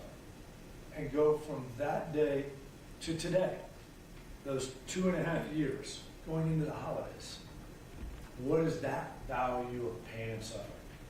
And what I tell every jury is, you are powerful. So much so that Jason, whose name, the Chinese lawyer, could not believe how powerful juries were. But you know what you're not? You're not all powerful. Because if you were, you go like this. We would go back to March 23rd, 2022, this would never occur. But jurors can't do that. It's really the one thing jurors can't do. So does anyone think, because they're intangible damages, they're damages I can't, as a former accountant, I can't just put in a machine and figure out. Does anyone feel like I just can't assess these? I don't know if I can do that. Does anyone feel that way? Let's start. We got 19 and 27. Can you keep those up if you could? 19, 27, and number 9. Mr. Hanson, 25 as well? Tell me how you feel. I don't know how you put a number on a life like that. Yeah. You know, I think we've all probably lost people that we've loved and close to us, and we probably paid whatever we could to get them back. Yeah. So to put a number on that is tough. And you're exactly right, because there is no number. I mean, there's no star in the universe, there's nothing. But that's what juries do. That's the only thing we can do. The ride's been taken down. The family got a safety bill to protect other children. This is the only place that Fun Time, although they didn't bother to show up, can be held accountable. They have not been held accountable by anyone. Only this jury can hold them accountable, and the only way this jury can do it is through compensation and verdict. That's it. That's our laws and everything. Do you feel like you just couldn't do that? No, I could. Okay. I just don't. It's tough to think of a number. You know. Yeah. I don't know if there's guidelines or They're not maximums, minimums, or anything like that. Yeah. So let me tell you before I go to others, and you know, we're here together. We were going to ask for a significant verdict in the millions and millions and millions of dollars. So I really want to ask every juror to be just totally honest. There's no wrong answer. Say, look, if you've got a cap in your mind, if you've got, I could never do something other than this, let us know today, because that's very important. Do you have any preset number in your mind that you're basically just saying it's difficult to do? Absolutely. Well, before I get to these other, the 4 of the people raise their hand, does anyone have in their mind, there's just, I can't give a $50, $100 million verdict. I just can't do that. Does anybody have that in their mind, like a preset number or anything? No one? Everybody heard of this concept, caps on damages? Anybody know what that is? Actually, show of hands, I'll just ask one or two. Okay, so, Mr. Nelson, what were the caps on damages to you? There's a limit on how much, I mean, they would, I don't know if we would make it case it's a law, but you can only sue for this much, and really try to do things like that. In certain types of cases, and You can only get this much. do you think there should be caps on damages? Why not? You make something that's wrong, and you screw up, you gotta pay. If it hurts, if it hurts other people, Yeah. the community as a whole, whatever, you gotta pay. It's the only way that other people will stop doing it. Who agrees with that? Let's see a show of hands. Does anybody not agree with what Mr. Wilson just said? I agree with that. Okay. Does anybody not agree? We floated out the concept of caps on damages. Does anybody think there should be caps on damages that you just can't go beyond a certain number? No one? Let me return back to, I think it was juror 27, Ms. Riola. And I was asking about the pain and suffering damages that you thought it might be difficult. What would be difficult for you? I mean, as a mother, can't imagine putting a number on that. I guess when you talk about the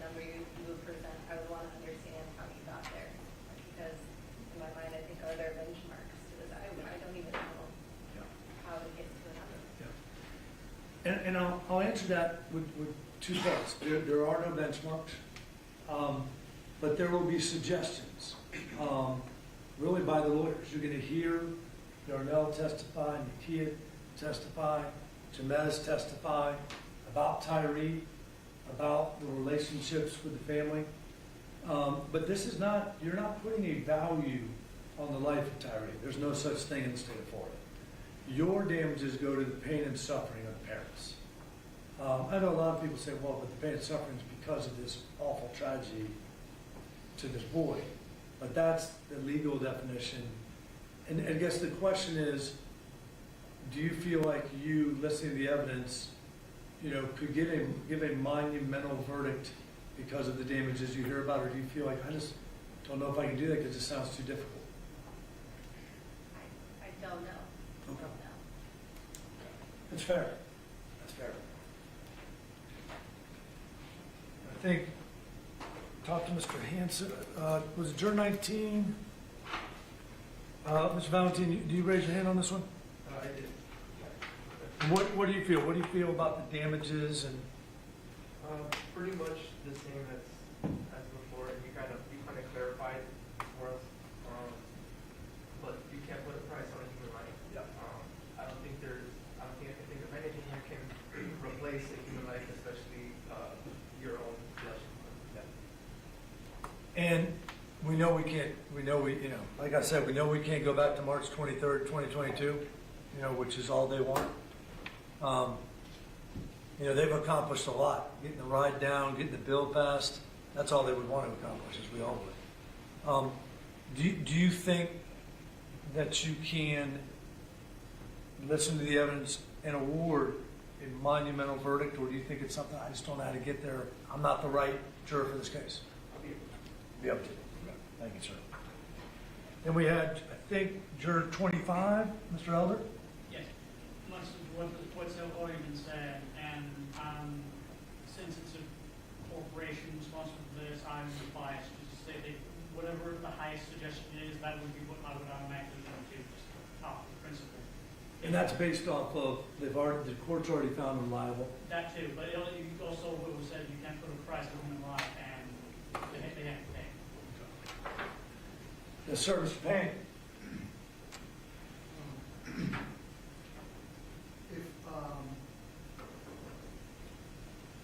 If you had a scale of the neglect, the negligence that you guys found, because it would help me determine better.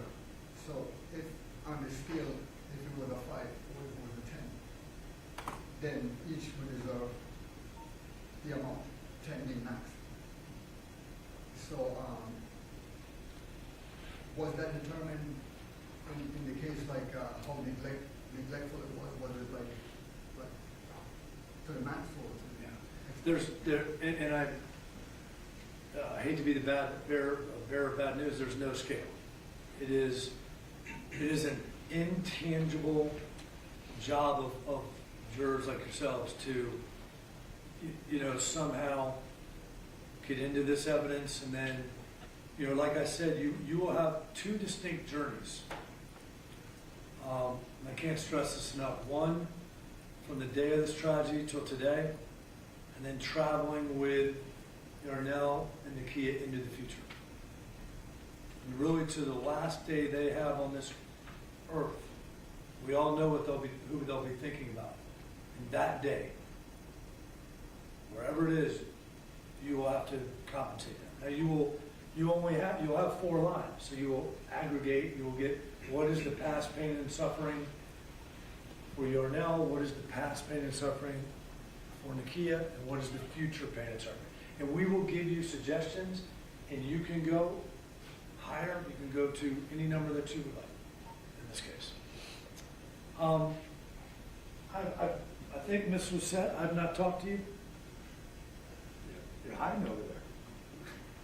Oh, is it Mrs. Mark? Yes. Ms. Mark, okay. You're a nurse? Nurse and assistant. A nurse anesthetist, okay.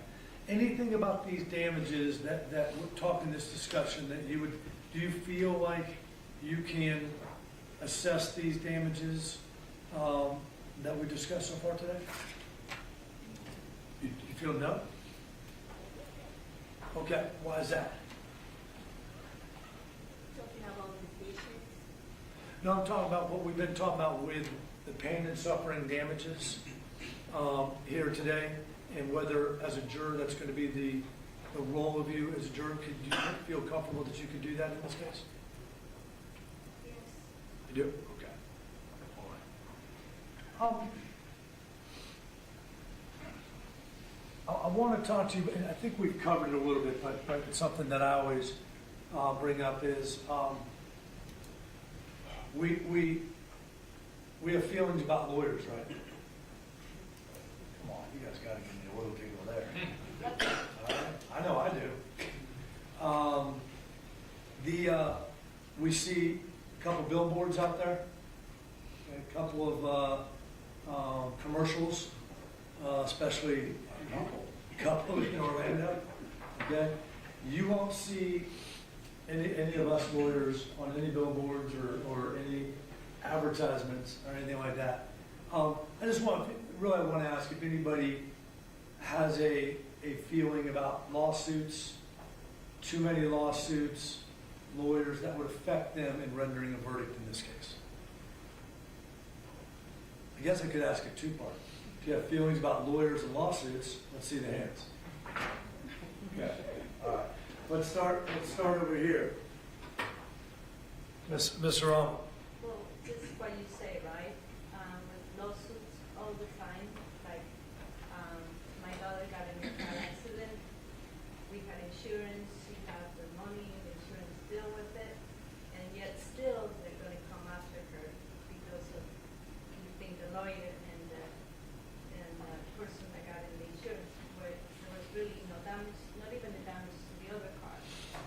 And I think my daughter, although she was at fault, she was responsible because she had insurance, the insurance covered, they reimbursed, but they still won. So, that's why with lawsuits. Okay. Anything about your personal experience there that would affect you in this case? I think it's different, right, on the magnitude of the accident. Okay. But you are talking about lawyers and lawsuits, like this gives it a Yep. bad thing. No, absolutely no, and that's why I asked the question. Absolutely. Who else just raised their hand about? Okay, Mr. Rebel. Rebel. I'm sorry. Just all the lawsuits in general. The biggest mistake I think the court's ever made was letting that lady sue McDonald's over hot coffee. Holy cow, did the courtrooms explode after that?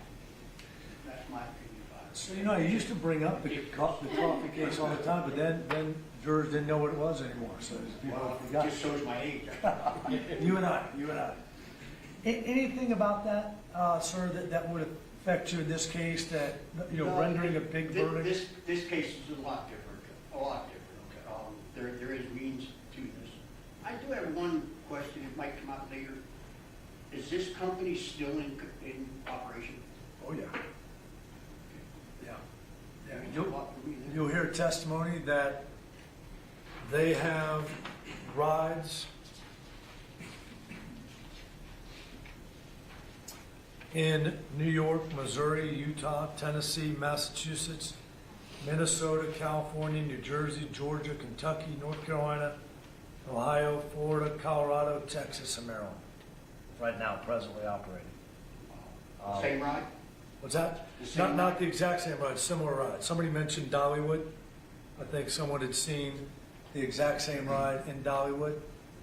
Well, not the exact same. It's not as tall, and it doesn't lean forward. You'll hear all those facts during the case. And they have rides. I won't list all the countries. You'll hear about that throughout the case, but in over 25 countries. Yet they're not here. Anybody else on lawyers and lawsuits? Yes, sir.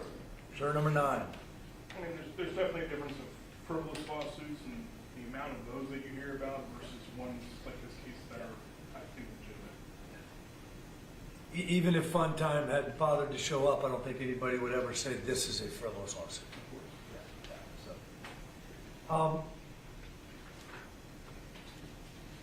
Let's go. I know a couple of folks have been involved in some lawsuits. And again, if there's anything that's personal that you want to say, can I just address that with the court? You know, we can do that at some point in time. But I just want to say, Mr. Gibson, I know on your questionnaire you'd been involved either in some type of lawsuit at one point in time? Were you the plaintiff or the defendant? I was the plaintiff. Okay. Anything about that case that would affect you here? No. Okay. Then I've got, Mr. Caceres, I don't think you didn't fill that out. Have you ever been involved in any type of lawsuit? No. Okay. And I have, Mr. Ballard said you've been involved in the lawsuit? Yes, sir. Okay. Were you the plaintiff or defendant? Plaintiff. Okay. Anything about your experience in that, the court system, that would affect you in this case? No. Okay, thank you, sir. And I have Mr. Elder, you were involved in a lawsuit one time? I wasn't, they settled it out of court, but yeah, it was just, I testified and all that, but they settled out of court. Okay. Were you the plaintiff or the defendant? Which one was which again? The defendant was the one being sued, or? Yeah, defendant's being sued, plaintiff is bringing the case. Plaintiff. Okay. Anything about that case affect you in any way? For this case? No, this one's two different. Okay.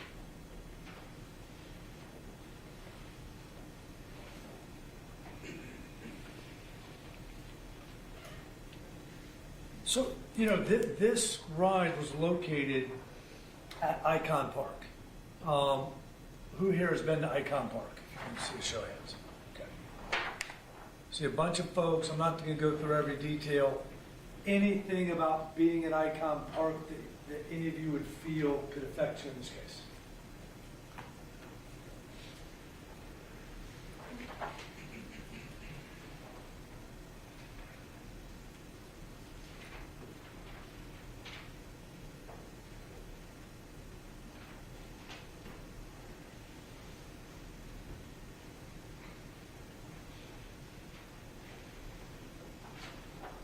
Judge, I'm just looking through some, I'm trying to streamline it.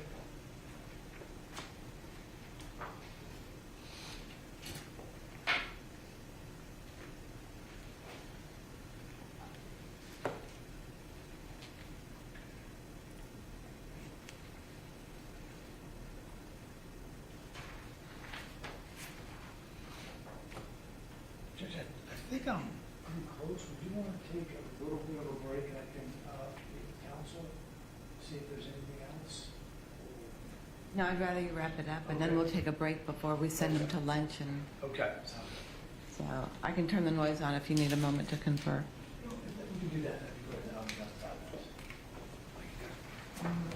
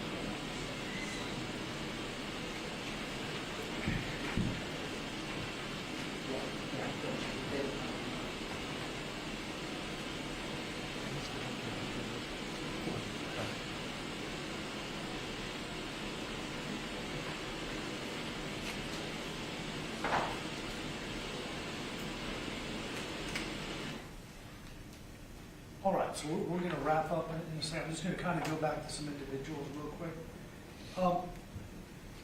Mr. Riggs, you talked about, obviously you're the manager.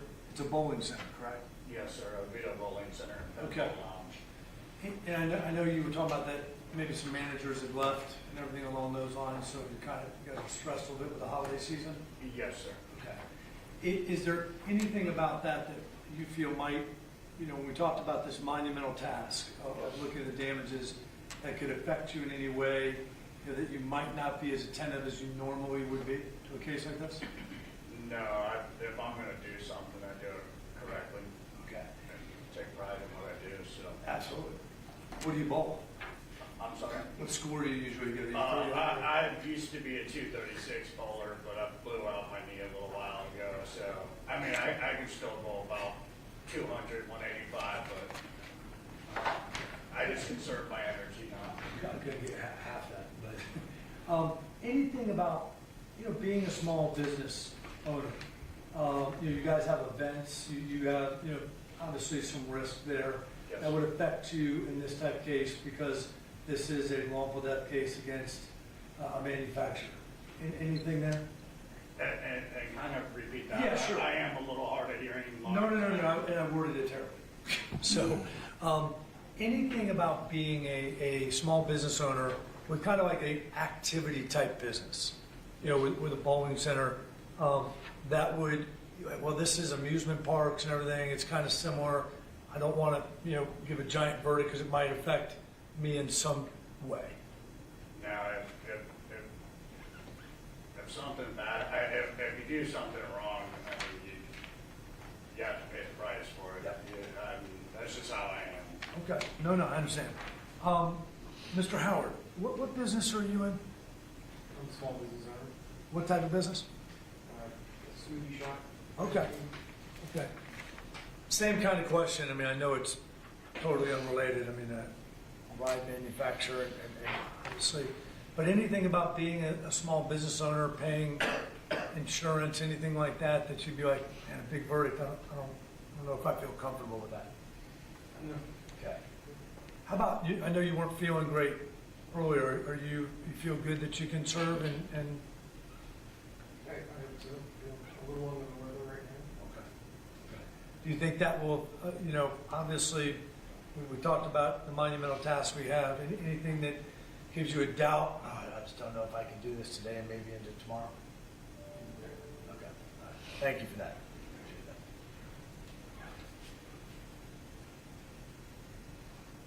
Appreciate that. All right. One last thing. One of our co-counsel in the case is a lawyer named Ben Crump. Have some of you heard of Ben Crump? Okay.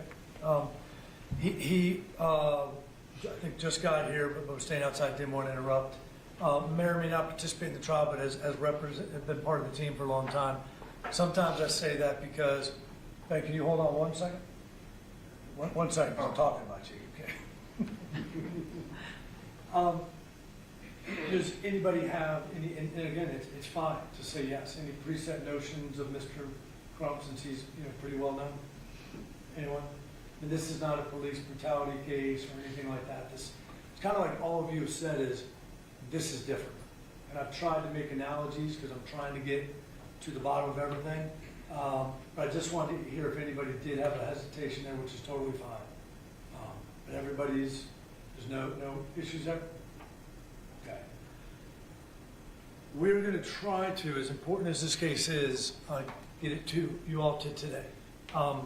But one thing I would ask is, on behalf of this family who's fought so hard to get the ride down, fought so hard to get this safety bill passed for our children, that when you go back in that jury room, you take your time.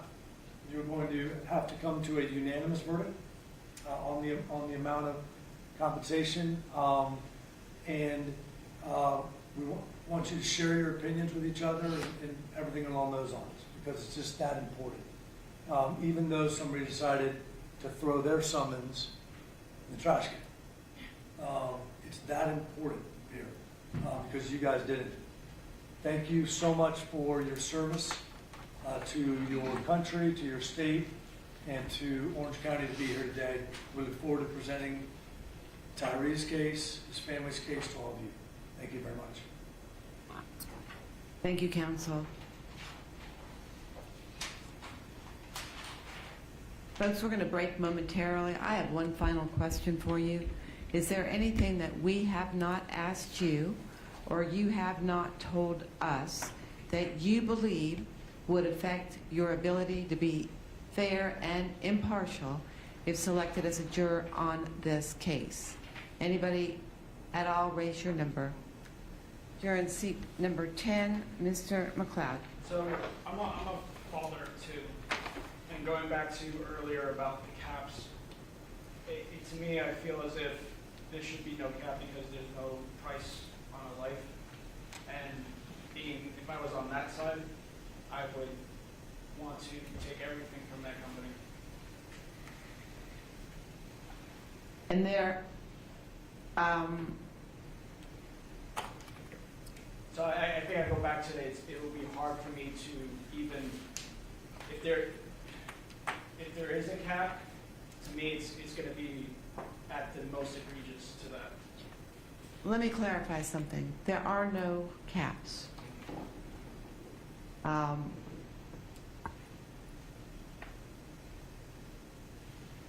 Does that affect your answer? No. Okay. Counsel, do you care to follow up? Just briefly, I think the judge pointed out, I may have been a little confusing. Yeah, there are no caps that apply to this case. Sometimes people feel there should be caps, so that's why I asked that. So there are no caps. The jury's free to do whatever the evidence suggests. Thank you. So given that clarification, could you be fair and impartial as a jury in this case? Yes. Okay, thank you. We have another question, juror 16, Mr. Payne. If there's something else we could compare to as far as a number, I mean, like a case that happened before, something that we could determine. I mean, You are not just going to a hear number. that.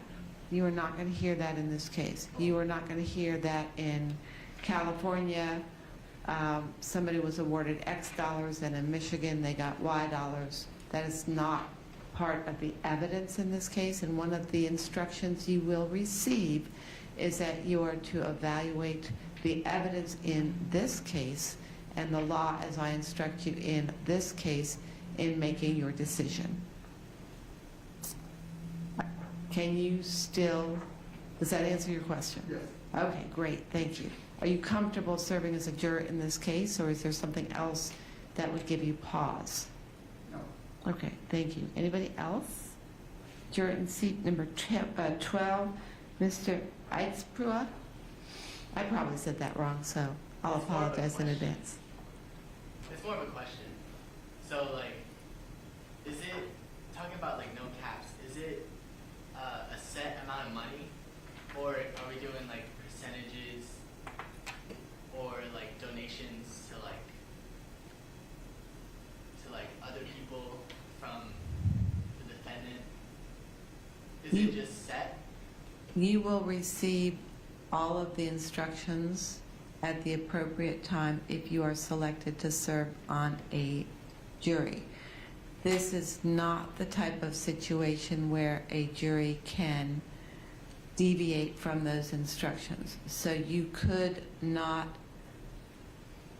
set up a GoFundMe account for the family, or you could not go outside of what the law allows for purposes of awarding damages.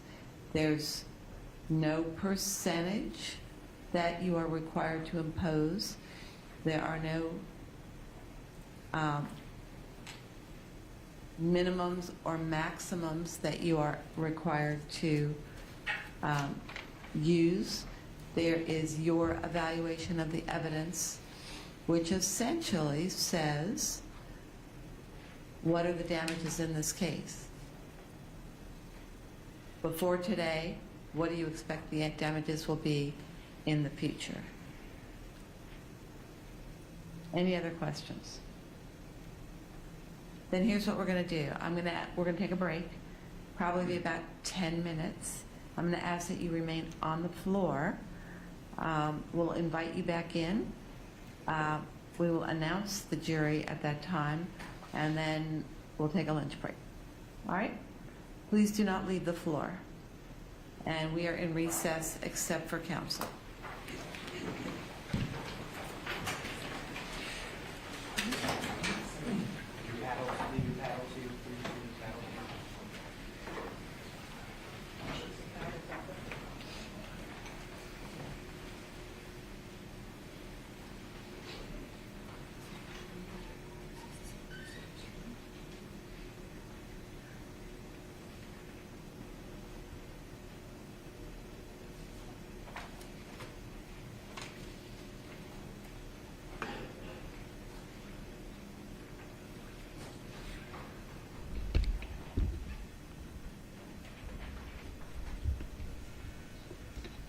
And let's take a 5-minute recess for the benefit of everybody in the room. There's a room we can, somebody said there might be a room we could use. There's a what? Yeah, there is an attorney's room. It's right outside. So you all can talk. And I think the deputy, is the attorney's room unlocked? I'm sorry, Your Honor? Can you make sure the attorney's room is unlocked? Yes, ma'am. Thank you. And he will show you where it is. It's right outside. Thank you. All right. Take the time you need, hopefully not more than about 10 minutes. Thank you. Mr. Crump? How you doing, Judge? Good. How are you, sir? Good to see you.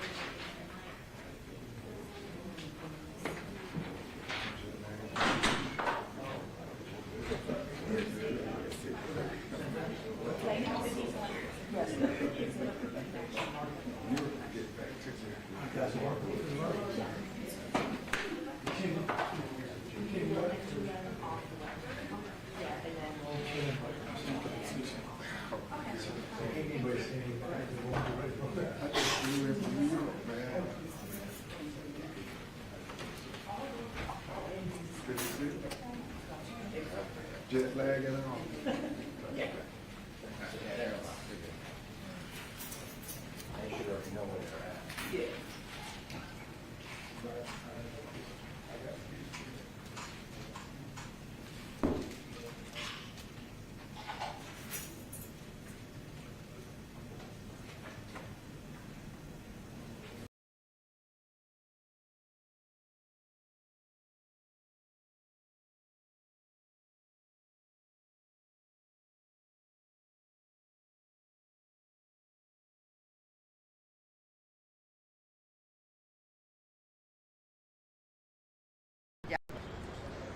Ya, ahora sí.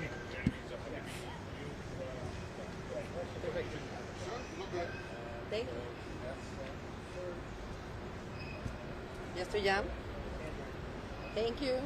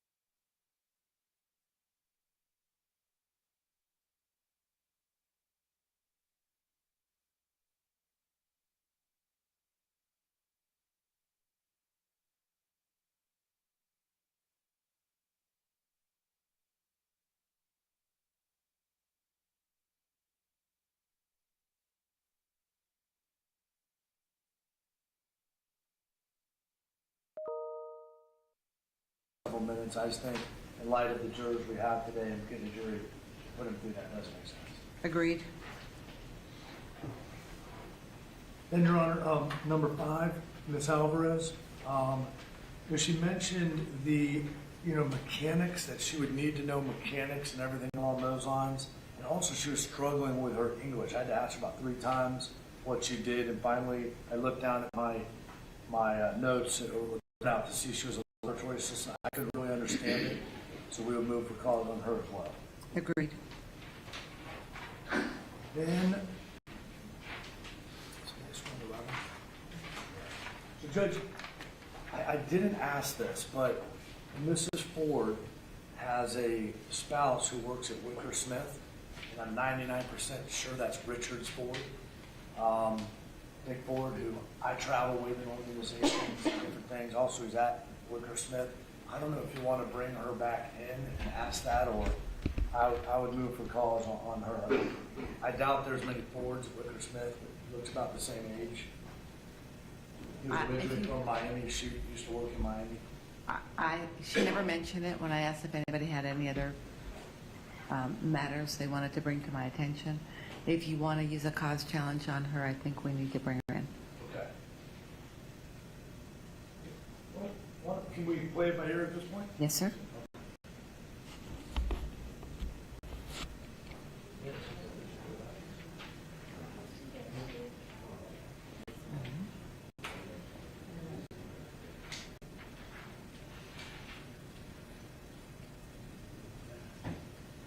Just if we get there, I would, number 18 is still on, right, with the English problems? For now, yes. Yeah. I think she struggles like everybody else. I don't think we'll get there, but I would move to strike her just. And I will strike her based on language, Okay. if you're asking. Yes, Your Honor. You want to see if we've got enough on the first row? Sure. All right. Do you care to exercise any peremptories on 1? I'm sorry, number 2. We'll accept for now, Your Honor. 3? 3 will use our first preemptory. 6? We'll accept for now, Your Honor. 7? Accept for now, Your Honor. 8? Accept for now, Your Honor. 9? Judge, you allow backstrikes, correct? I do. We'll accept for now. 10? Accept. 11? I don't know how many we are. 1, 2, 3, 4, 5, 6, 11? Accept for now. That gives us 7, consisting of 2, 6, 7, 8, 9, 10, and 11. Care to backstrike anybody? Yes, Your Honor.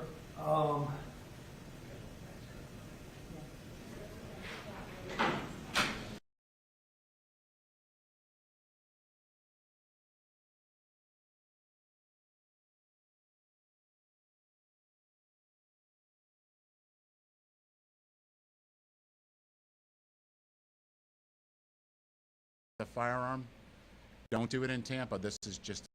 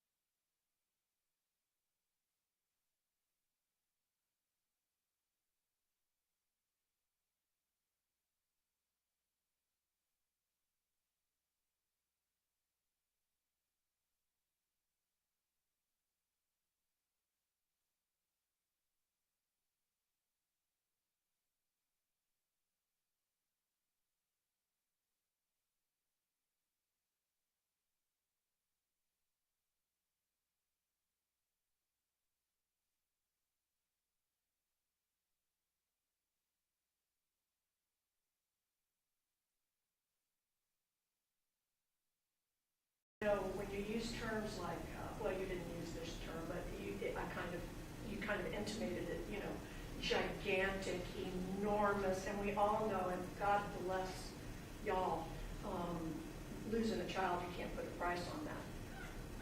But you know, again, kind of like a lot of the other people that spoke up, I don't know how you do. Yeah, yeah. I mean, obviously, there should be. Yeah. Also, do you plan to go on International Academy trial lawyer trips with Richards? I have many times. Okay, so if we were sitting at the same table, would you feel bad if you did not give the verdict that I asked for? Would it make you uncomfortable that? No. Would not. Well, thank you, and hope to see you on the next trip. I think it's Austin, so. Yeah. All right. Bye. Thank you. You're welcome. Sorry about that earlier. That's okay.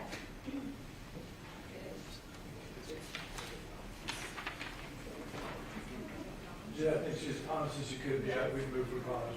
She said probably big verdicts. Agreed. I apologize, Your Honor. I should have put two and two together. Juror in seat number 11 is stricken for cause. What says the plaintiff as to the juror in seat number 13?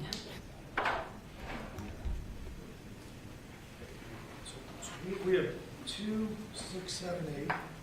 We have 2, 6, 7, 8, 10, 12. Asking about 13 for number 7. We'll accept for now, Your Honor.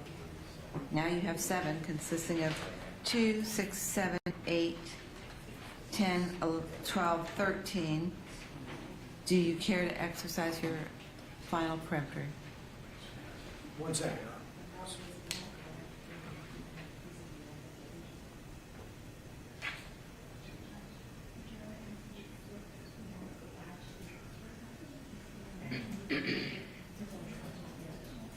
We'll get it momentarily. Which number? 86, Your Honor. Juror number 86. In seat 6. He can't just take it in the hall? I'd asked him, he says he needs food right now, Your Honor. That's why I'm bringing it to your attention.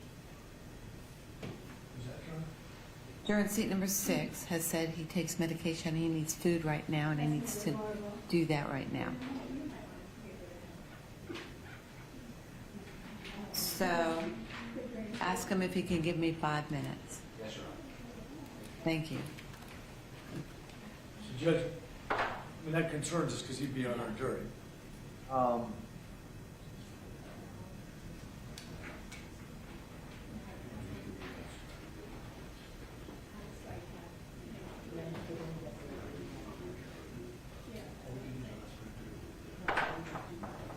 He's saying that's acceptable, Your Honor.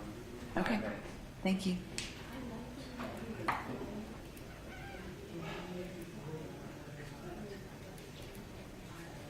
Judge, I think we're going to use our last peremptory on Mr. Nelson. Mr. Nelson, the young guy, he's out. No, that's not the young guy. Oh, that's Mr. Ace Prua. Okay. That's the young guy. All right, gotcha. So what says the plaintiff as to the juror in seat number 14? We accept him. Okay, so we have our jury consisting of the folks in seats numbers 2, 6, 7, 8,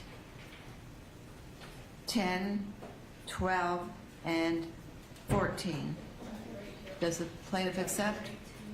Yes, Your Honor. Okay. Bring everybody in, please. They can. Did you already pick up the numbers? Debbie? That's fine. Just have them sit where they want to. It's easier. People get wedded to their seat.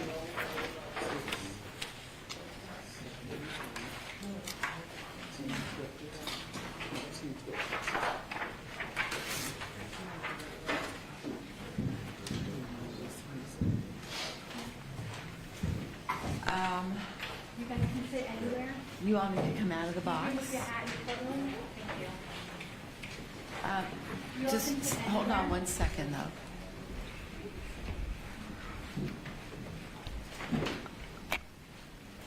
Tell you what, just come stand in front of the clerk.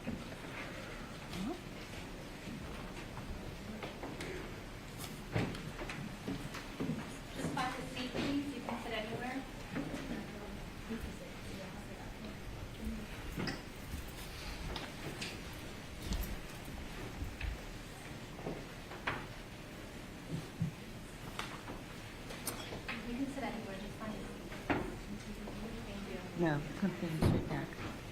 What? I want you to see them right here. And the first one I call sits at that end.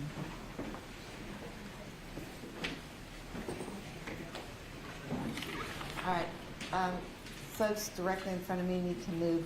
You can stack yourselves to my left. No, you counsel, but, sir, but, yeah, y'all just need to get away from the front of the bench. Let's scoot over more. This way, down this way, down this way. Thank you. I know it's tight, but we're juggling seats right now. All right, everyone may be seated. Except the folks standing here, because you don't have chairs. I understand that, but everyone else take a seat. All right, folks, I am going to call your names in no particular order. Please follow the directions and take your seat in the jury box once I call your name. I'm also going to call your juror badge number. So, Mr. Gibson, seat number 2, juror number 6. Mr. Chanan, seat number 6, juror number 86. Mr. Rage, seat number 7, juror number 51. Mr. Caceres, seat number 8, juror number 61. Mr. McLeod, seat number 10, juror number 4989. Mr. Isprua, seat number 12, juror number 78. Mr. Tran, seat number 14, juror number 4073. Ms. 1.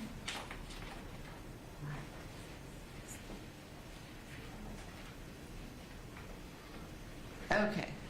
Again, does the plaintiff accept the jury? Yes, Your Honor. Please swear in the jury, Madam Clerk. Please stand and raise your right hand. Do you solemnly swear or affirm that you will well and truly try the issues between the defendant and the plaintiff and render a true and correct verdict according to the laws and the evidence, so help you God? I do. You all may be seated. Folks, if you are still seated in the galley, you were not selected to serve as a juror in this case. I want to thank you very much again for responding to your jury summons, for your attentiveness throughout this process. At this time, I am going to release you. Your job is to return to the jury room and ask for further directions. They may release you for the day. I don't know what else is going on with regard to other cases. Again, thank you very, very much for being here. You are released to go back to the jury room on the first floor.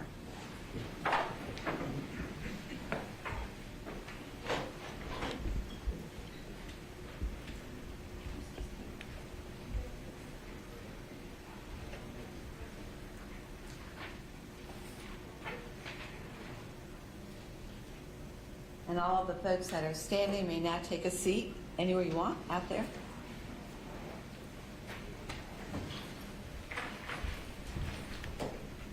But we are breaking for lunch momentarily.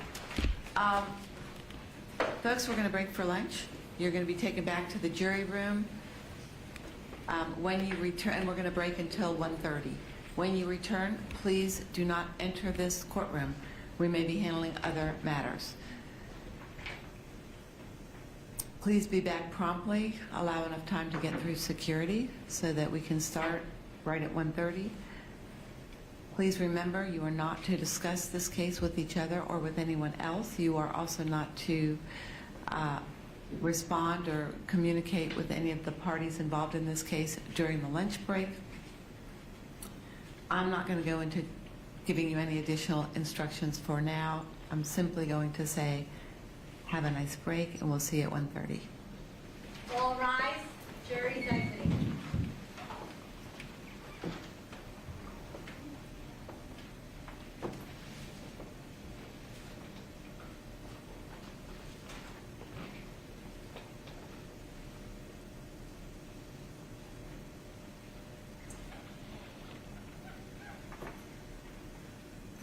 Anything further from plaintiff before we take a recess? Just ask, but come back at 1:30, and how late will you go? How late do you want to go? To get done. To get done. If we can. Well, let's see how it goes. As long as they have enough time to deliberate. Nobody asked whether or not they could work late today. I can always inquire later. But I don't want to send them out at 6 o'clock to deliberate. So if it comes to that, I would rather break.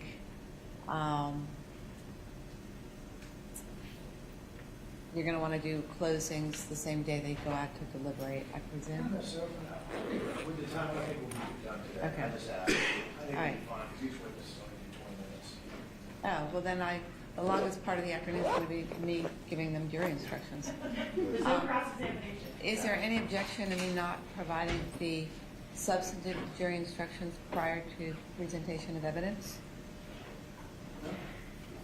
We used to do it that way, but then we all changed. Yeah. That'll save some time on the front end. I'll just read a couple of the instructions, but the substantive ones I will do at the end. Okay. All right? Have a nice lunch. Thank you, Your Honor.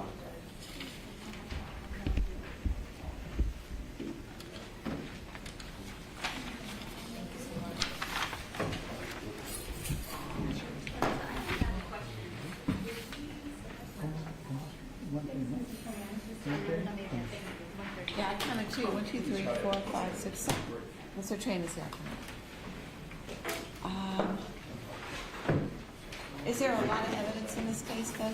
There's, I think, 10 or 11 exhibits, and it's all going to go back to the jury. And you've got it? We're good? Have a nice lunch.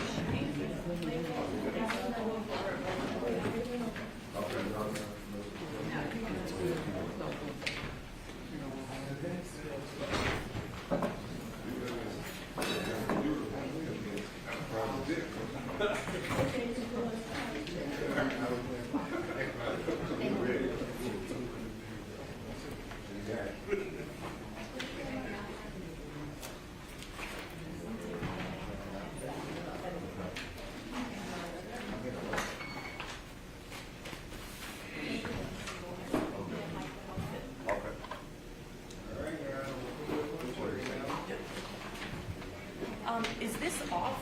Can you talk to him? Camera down. There's probably like not even a red beep. I just want to make sure that we can be talking here without being able to go. We can pull up the stream too. Hey, Richardson? Can you pull up the stream and see if it's still going?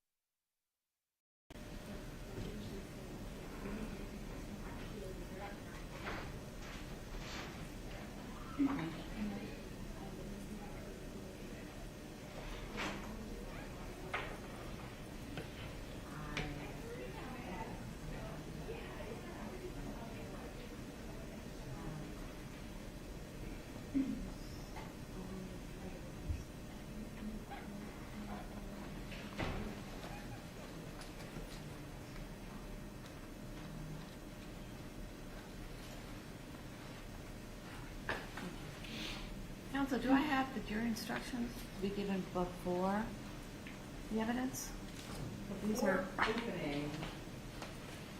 Do you not have the jury instructions before opening, Judge? I sent you the preliminary before voir dire. right, but I don't have the ones to read now. I don't know if Yeah, I don't know if we did any for this, Judge. I can address that.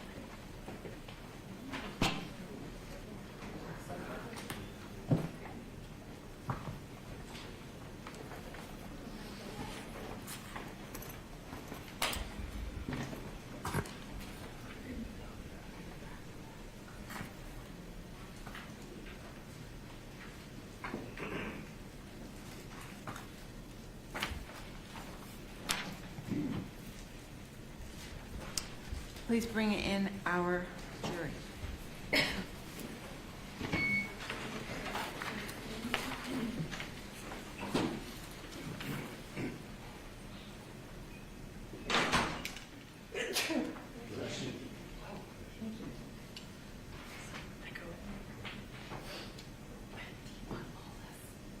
By the way, the juror who needed food, I believe was the juror in seat 6, says he feels great. He told that to my deputy.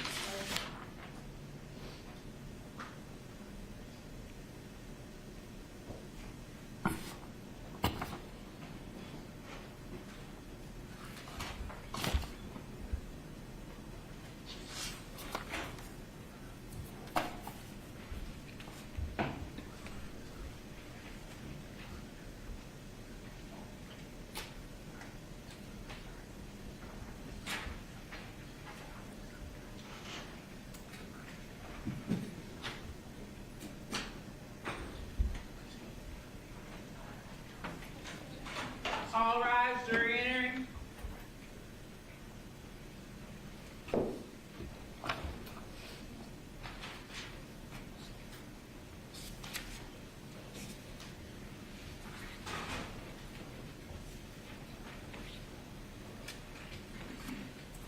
You may be seated.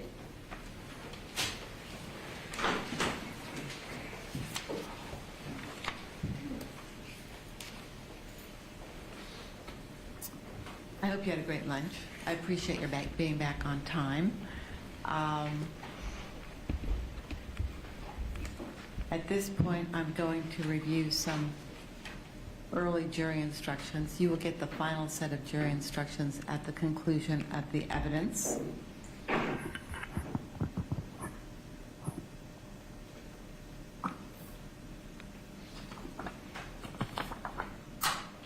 You have now taken an oath to serve as jurors in this trial.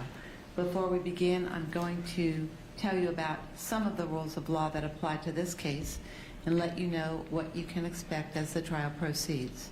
It is my intention to give you most of the rules of law that apply to this case, but it might be that I do not know for sure all of the rules that apply until I have heard all of the evidence. I can anticipate most of the law and give it to you at the beginning of the trial so that you will better understand what to be looking for while the evidence is presented.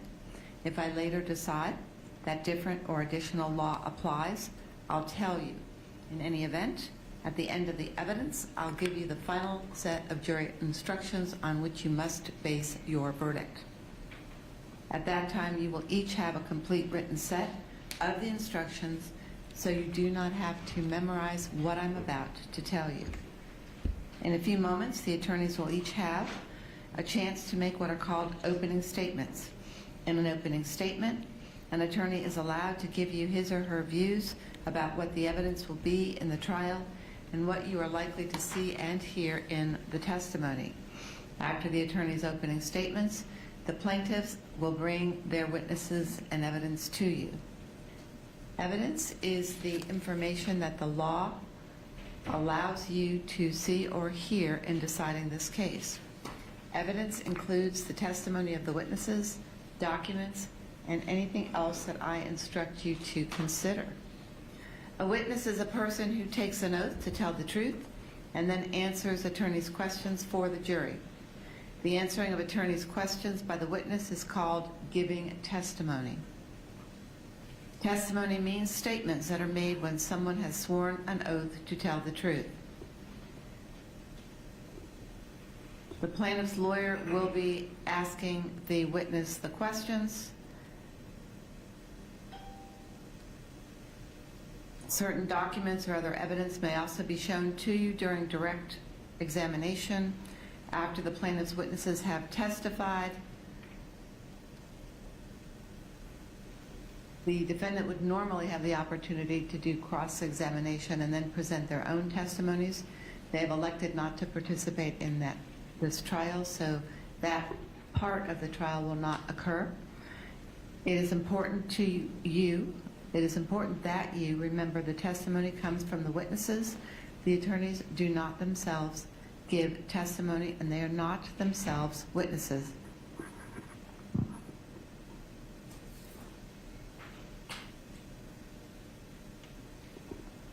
When we take a break, please remember you have the obligation not to discuss this case with each other or with anyone else.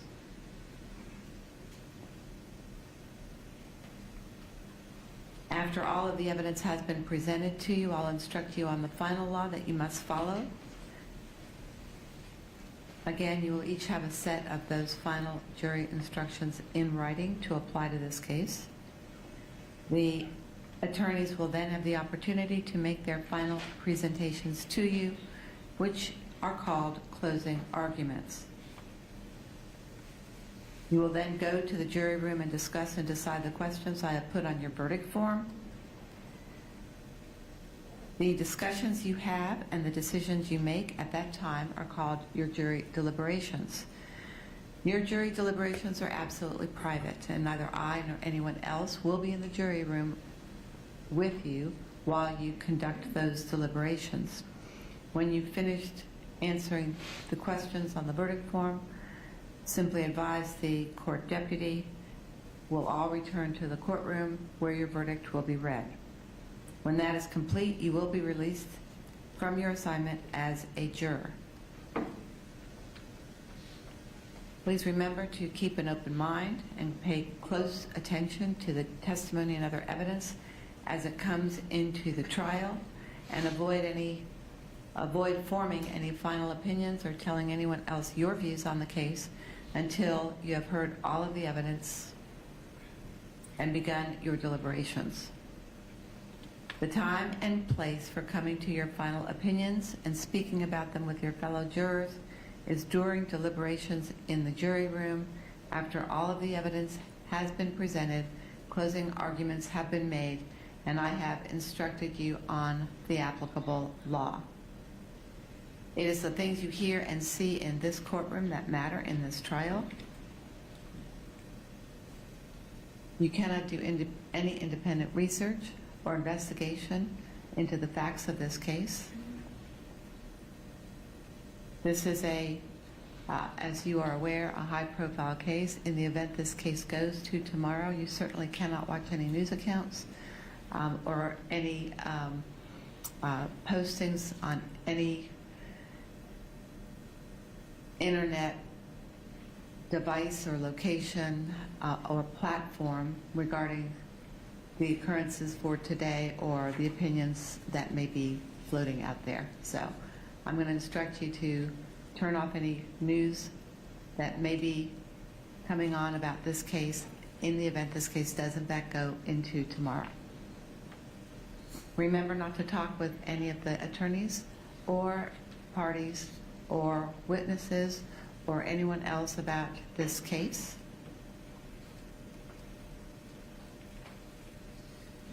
Only you get to deliberate and answer the verdict questions at the end of the case.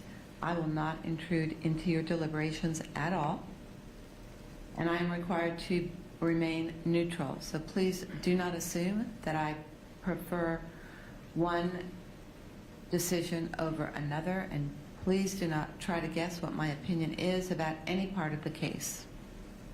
Discussing and deciding the facts is your job alone.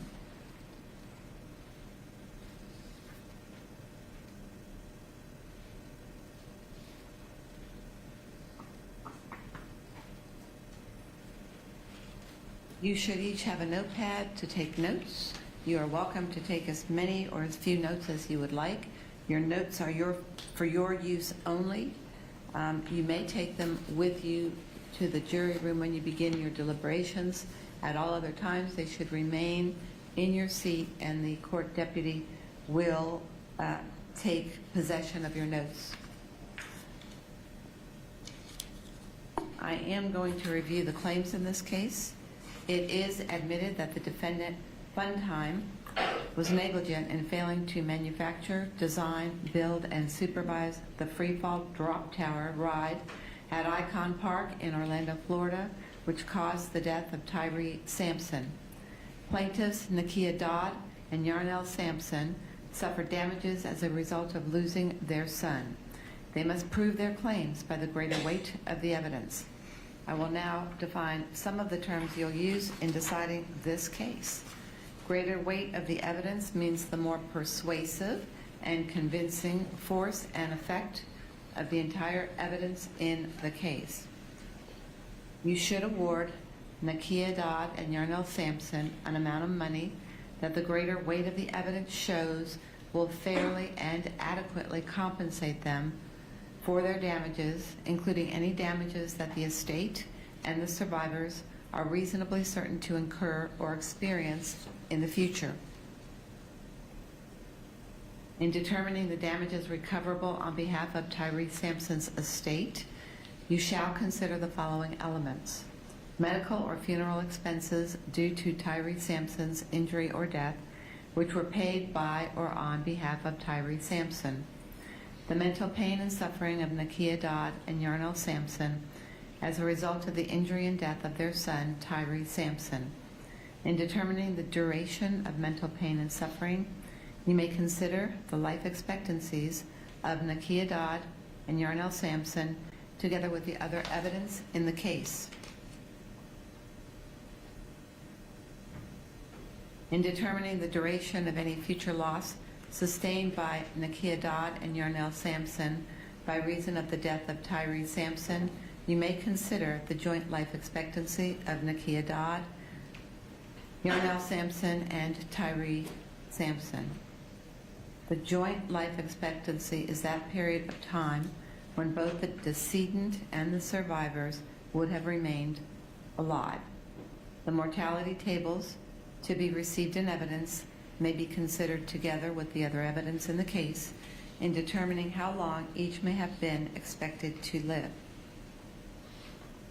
In deciding this case, it is your duty as jurors to decide the issues and only those issues that I submit for your determination, and to answer certain questions I ask you to answer on a special form called a verdict form. You must come to an agreement about what your answers will be. Your agreed upon answers to my questions are called your jury verdict.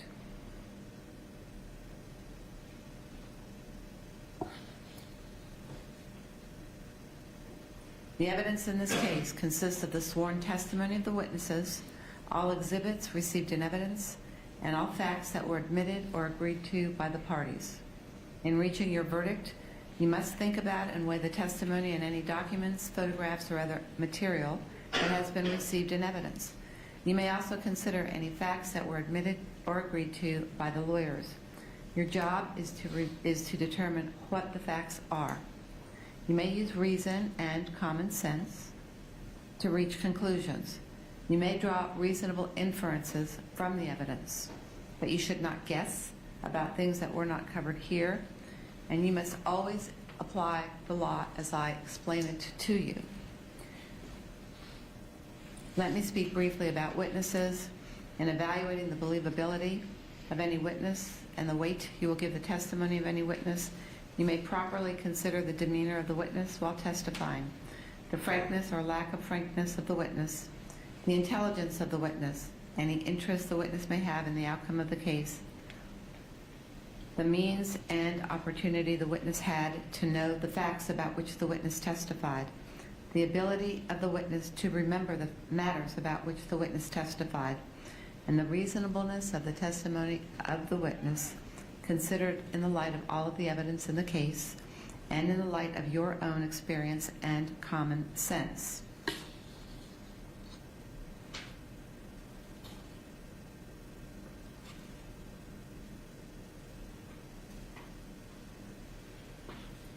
That is the law you must follow in deciding this case.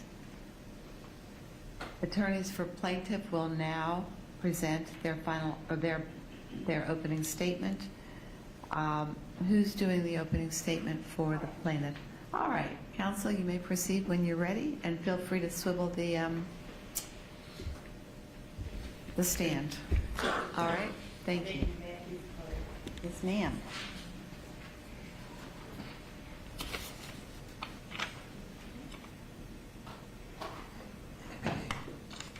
Good afternoon. Tyre Sampson. We've been talking about him all morning. I wanted to introduce you to Tyre. This is Tyre. He remains 14 years young. We're going to talk about why and how this happened. At the end of the day, this is why we are all here. We are here for Tyre. His parents are here, his siblings, and you, the Tyre Sampson jury, are here to bring justice to the injustice that happened to this family. On March 24, 2022, Tyre was taken from us in the most violent manner imaginable. He was here visiting Orlando for spring break. He was a great kid, a great athlete, a great person in school, had amazing grades, and he was being rewarded. Come to Orlando, go on amusement park rides. That's what any 14-year-old boy wants to do. And that's what he was doing on this day. He went on to the FreeFall drop tower. And we know what happened. Fun time. This is the foreign manufacturer who designed, built, tested, constructed the FreeFall drop tower in Icon Park. This is a huge corporation. They have rides everywhere. You heard in voir dire all of the states throughout the United States where they have rides. When you look at the international presence, Germany, Canada, Austria, France, Sweden, Denmark, Chile, Spain, Belgium, Norway, Greece, the list goes on and on and on. This is not a small mom and pop company. This company has rides that they have built and constructed and tested everywhere. You look throughout the United States, it covers the United States coast to coast. This isn't something that just happened here in Orlando. They have rides everywhere. And in fact, we know here in Orlando, they had 3 rides at the same park, at Icon Park. The FreeFall drop tower, the Slingshot, and the Starflyer, all manufactured by Funtime. When you look at the rides throughout the United States, name your favorite theme park, it's gonna be on the list. Six Flags, Dollywood, Magical Midway, Carowinds, Cedar Point, Kings Hill, Old Town. They have rides at every one of those parks that are still operating. And they have a variety of different type of rides. It's not just the drop tower. They have the Slingshot, they have the Rocket, the Bell, the Tornado, the Skydiver. At the end of this case, you're going to be presented evidence. It's in a box back there. And part of that evidence is the entire website from Funtime. We printed every page of that website, so you can go through and look at all these different rides that they manufacture. At all of these different rides, again, throughout the entire United States, there's a list in that piece of evidence that goes through every one of their rides, where it is operating, when it first came, and what the name of that ride is. Again, any ride that you can think of, it's going to be on this list. That's how large of a corporation this is. That was the leader in amusement park thrill rides throughout the world. They are supposed to know what they're doing when you have this many rides. The list goes on and on and on. There's too many for me to even put on the screen. And when you look at their website, they advertise. They make sure everybody knows they are the biggest and largest corporation. They talk about the Slingshot being 160 kilometers per hour, 150 meters high. The Skyfall 80 meters high. The rocket, this is 100 meters in diameter, and it's a rocket, and it shoots off in a gondola setting. This is their own website. This is what they are talking about. We've all heard the saying. With great power comes great responsibility. Comes grave responsibility. This corporation had all the power. When you build and design and test and construct these many rides throughout the world, that is an enormous amount of power. And when you take on that power, you have the responsibility. You have the responsibility to every person that goes on your rides, to every parent, to every citizen, to juries just like you. We know what Fun Time did with that power, or more importantly, what they didn't do. The FreeFall drop tower. All of you told us in jury selection you're familiar with this ride. You're unfortunately familiar with this tragic case. As you know, this ride took years to build. It stood 430 feet tall. And the way that this ride operated is there was a big tower in the middle, and then there was a number of seats, 30 seats that went in a circle. And those seats, you get onto the ride, you pull down a harness, and that ride slowly starts crawling up. 100 feet, 200 feet, 300 feet, all the way until it gets to the top at 430 feet. When it gets to the top, the ride starts rotating very slowly, 180 degrees. So as you're in that ride, you can see the view of all of downtown Orlando. And then that ride tilts you forward 30 degrees. So now, all you see is straight down 430 feet. And it doesn't drop immediately, it waits. And you linger, and you're sitting there, staring down until the ride starts falling at over 4 Gs. That is more force than an astronaut feels when the rocket takes off to space. At over 75 miles an hour, the ride starts dropping and plummeting to the ground. You know the one thing this ride didn't have? A seatbelt. They built the largest and tallest drop tower in the world. It's on their own advertisements. In the world. Not in Orlando, not on iDrive, not in Florida, not in the United States, in the world. They built the highest tower, the most dangerous tower. They didn't install a $10 seatbelt. They didn't install a $10 seatbelt for the highest and most dangerous ride in the world.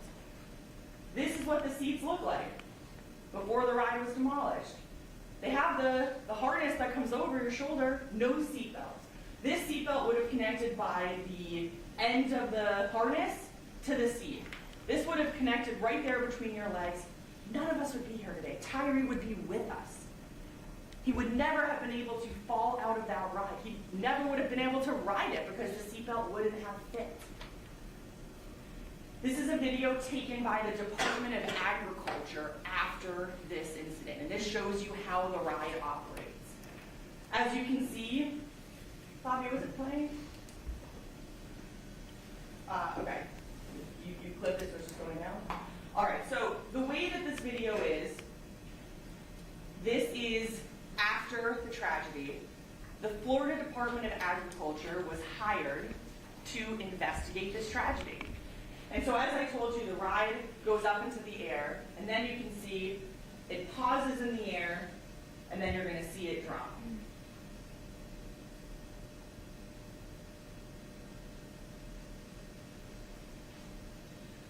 The seats were numbered. So they were numbered seats 1, 2, 3, 4, all the way to seat 30. You're going to hear why that's important, because Tyre was directed and told to sit on seat 1. Not seat 3, not seat 15 or seat 28. He was told you need to sit on seat 1. And it's because seats 1 and 2 were manipulated. Seats 1 and 2 had a different type of sensor for, quote, larger people. So if you were a larger person, you had to sit in seats 1 or 2 because they manipulated those seats so that larger people could actually fit in it. We know what happened. March 24th, 2022. I'm going to have to show you some very difficult evidence. And I don't want to do this to Nakia and Yarnell, so we're going to ask that they step out of the room while we review this.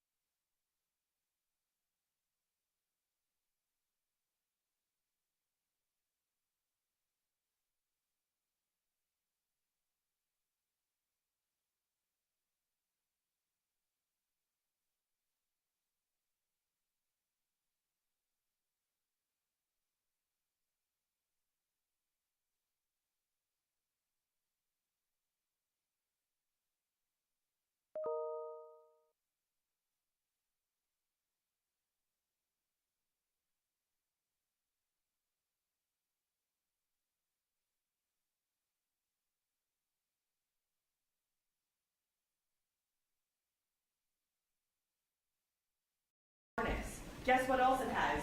It has the seatbelt. Another fun time ride. It has the shoulder harness. It has a seatbelt.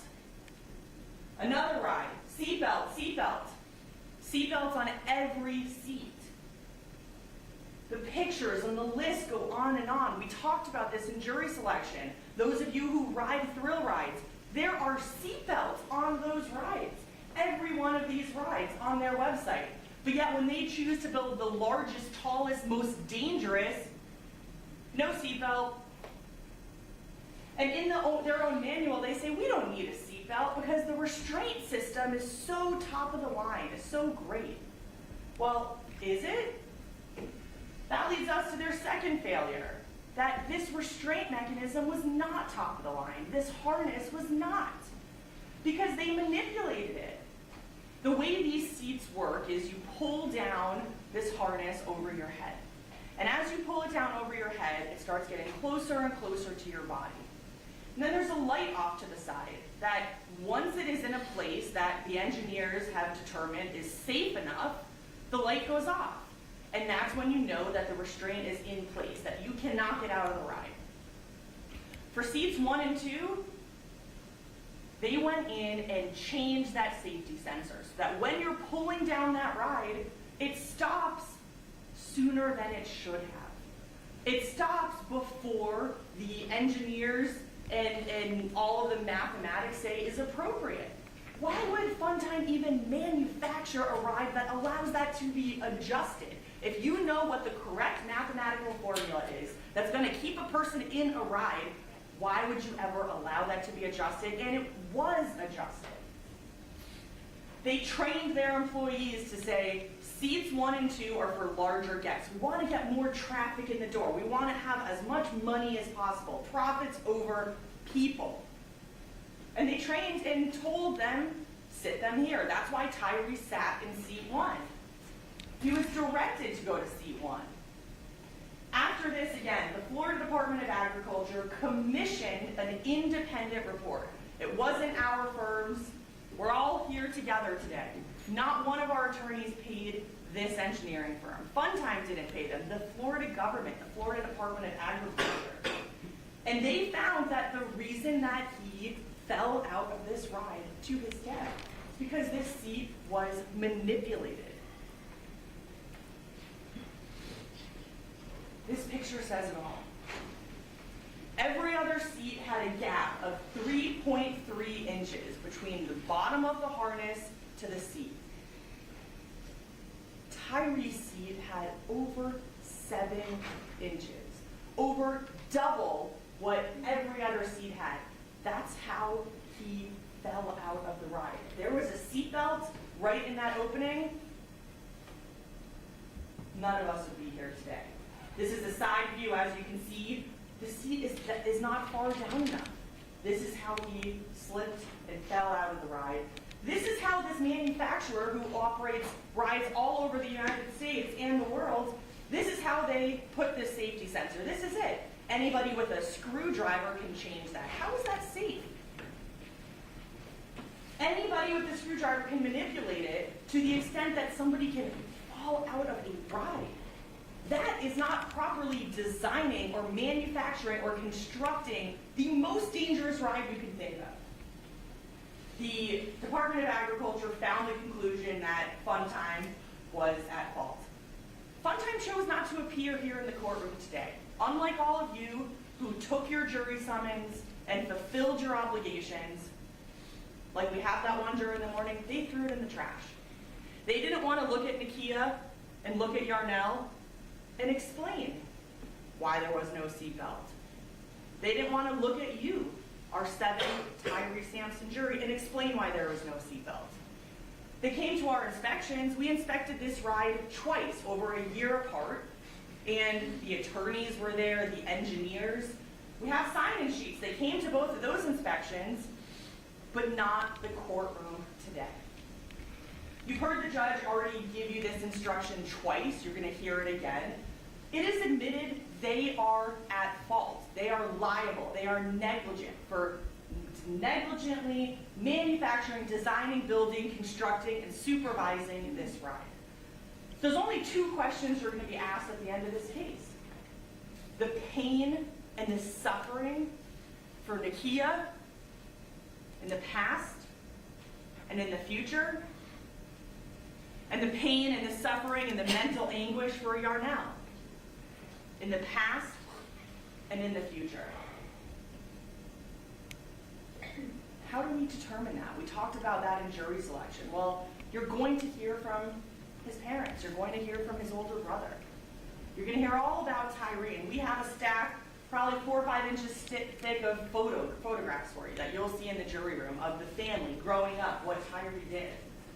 You're going to hear about him as a baby, how he was that baby that just had an absolutely amazing, bubbly personality. As he grew up and was becoming a man, he was an exceptional human being. He was one of a kind.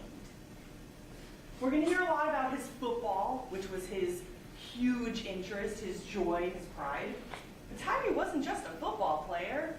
He was an artist. This is a 14-year-old who is bigger than all of his teachers. And he's in the room drawing and going to science fairs and conducting science experiments, having presentations on Paraguay and history. getting all straight A's, an honor roll. And as he got older, he was combining all of his interests. He loved robotics and building and the science and the technology and the mechanics. And yes, he was a superb athlete. You know what? When you ask his parents what his favorite part of being an athlete was the camaraderie. Was being able to have that connection with his friends, was being able to talk to those younger students. He was the biggest kid on there, but he was the most gentle person you will ever meet.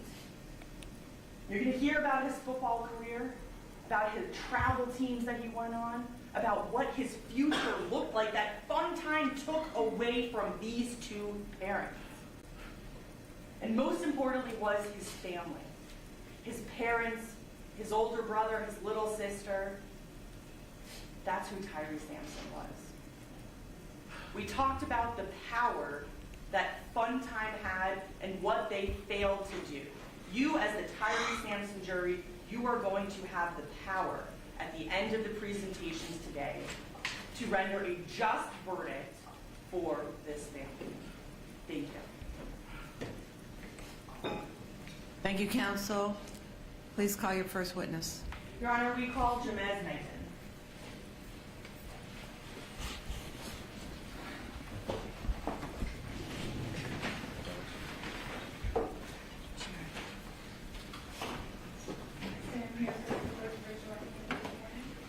Do you solemnly swear or affirm that the testimony you give in this matter will be the truth, the whole truth, and nothing but the truth, so help you God?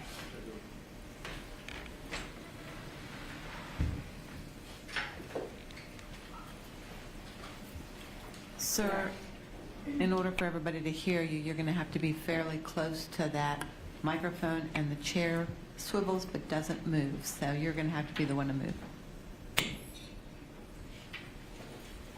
Good afternoon, Jamez. Can you introduce yourself to the jury?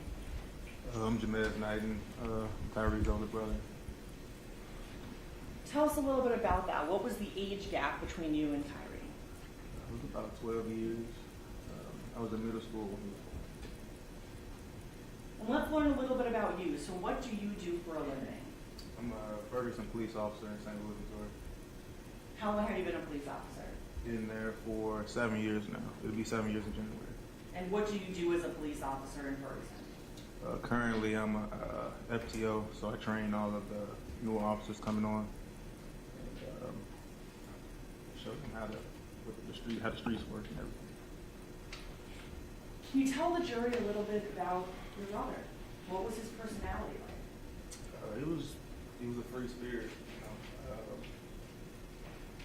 Sometimes the only thing it really seemed that mattered to him was just having fun and being a kid and enjoying his time as a kid.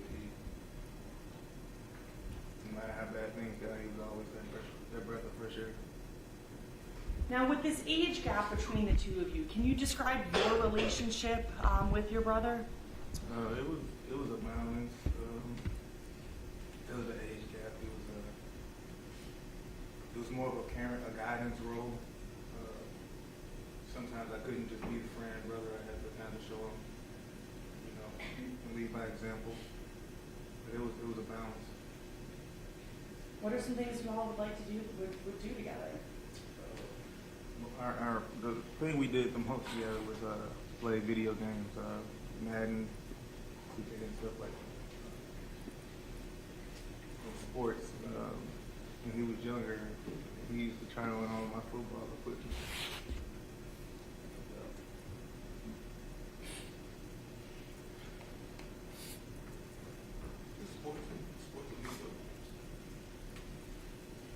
We saw your little sister in the room earlier. I know she had to step out of the courtroom. Can you tell us a little bit about her relationship with Tyre? They were really close. And Tyre was the big brother to her. And I was the oldest, so I always wanted the older brother. I was blessed with a younger brother that was bigger than me. And he was the big brother that I always wanted to her. What do you mean about that? What kind of big brother was he? Just close. They played together. You could tell they just had a bond where they could just talk about anything with each other. What type of things would he play with Ania about?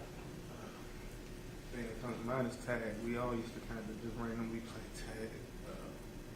Just throughout the house, just run around. Chasing each other.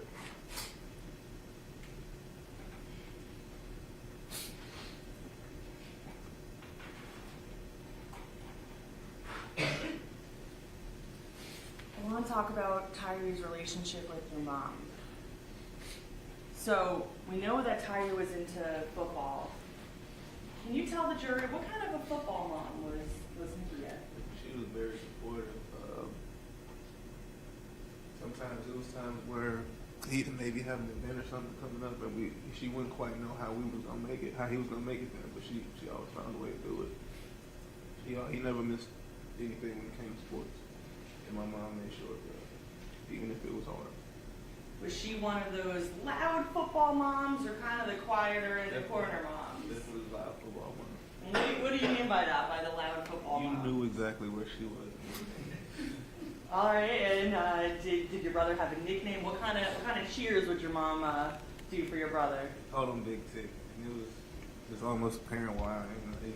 Even as a kid, he was bigger than the other little kids, and it was just apparent that he was born to play football. What about some other traits that your mom passed on to your brother? Was he did he have manners? And tell us a little bit about that. My mom instilled yes sir and no sir into it. So we addressed anybody older than us or anybody at all. It's yes sir, no sir. And Tyre, he really adopted that from my mom. Did your mom like to cook Tyre any good particular meals? Yeah, his favorite meal was pork chops and broccoli and cheese and rice.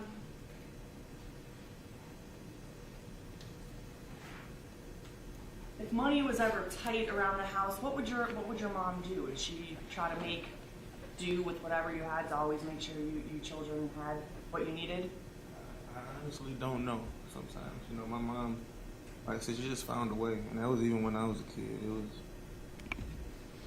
we didn't have the perfect life, but it wasn't the worst either. And there was times that we didn't have certain things, but she always found a way, and I never questioned how. I was just thankful that she did. Would your mom go without that she could provide for you and your two siblings? Several times, more times than I probably even know of. We're now here almost 3 years since this tragedy. Can you tell the jury how your mom's doing these days? She's being strong.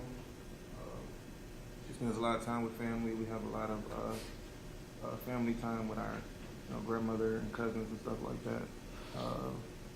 But it's always the silence that's the hardest. At the end of the day, when nobody's around and it's just yourself and your thoughts, that's when, that's the time that's hardest, and that's what I see my mom working through the most. Your mom recently moved to be closer to you and your family, right? Mm-hmm. Can you tell the jury when she moved houses, does Tyre still have a room at her house? Yes, he has a room that, a normal bedroom with the mattress and dresser and everything in there, but in the basement there's like a memorial, and it has cardboard cutouts and all the things that he used to play with in his room, his football jerseys, cleats, video game controllers, basically anything that he spent a lot of time doing or using. You can walk in there and just see it and kind of feel him in there. I know that you have recently expanded your family. How many children do you now have? I have 3 children, 2 girls and 1 newborn boy. All right, and when was your son born? October 8th this year. Okay. What is your son's name? Major. His middle name is Tyre. And is that obviously for your brother? What are some things that you're looking forward to do with your son that you wish you could have done with Tyre? My son, he feels like a second chance. because it was a lot of time that I feel like I missed with my brother, and a lot of time that I feel like I'll never be able to share with him because of how young he was when all this happened. So with my son, I just look forward to doing all those things that I didn't get to do. Chaz, what do you miss most about Tyre? I missed just the random communication between us. It was just random, hey, can you run me to the store? Or, hey, can you teach me how to drive? Teach me how to drive your car. Can you cut my hair? I just miss him just reaching out to me. It almost feels like I was robbed of that, of being a big brother. Thank you, Chaz. I have no further questions. Thank you, sir. You may step down.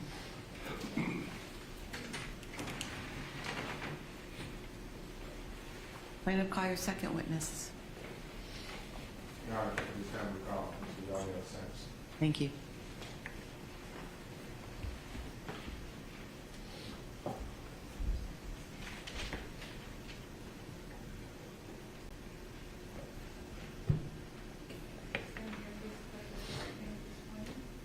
Do you solemnly swear or affirm that the testimony you will give in this matter will be the truth, the whole truth, and nothing but the truth, so help you God? Yes, ma'am.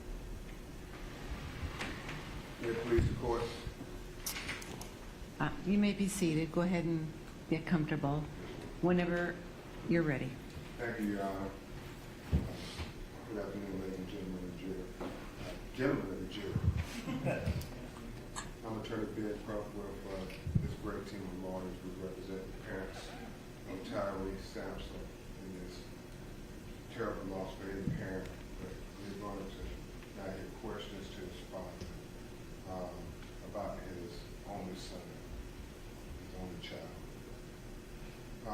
Could you introduce yourself to the members of the jury? My name is Yarnell Sampson. I am Tyre Sampson father. Where do you currently reside, Mr. Sampson? St. Louis, Missouri. Can you briefly describe your occupation and daily life before this incident? I have my own parking lot security company, and I'm a certified chef. I have my own food trucks and all that. How would you describe your relationship with your son, Tyre, Mr. Sampson?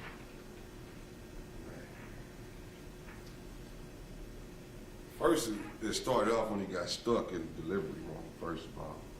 He was that big, he got stuck. We had to go get him. And I knew right then and there he was going to be something amazing.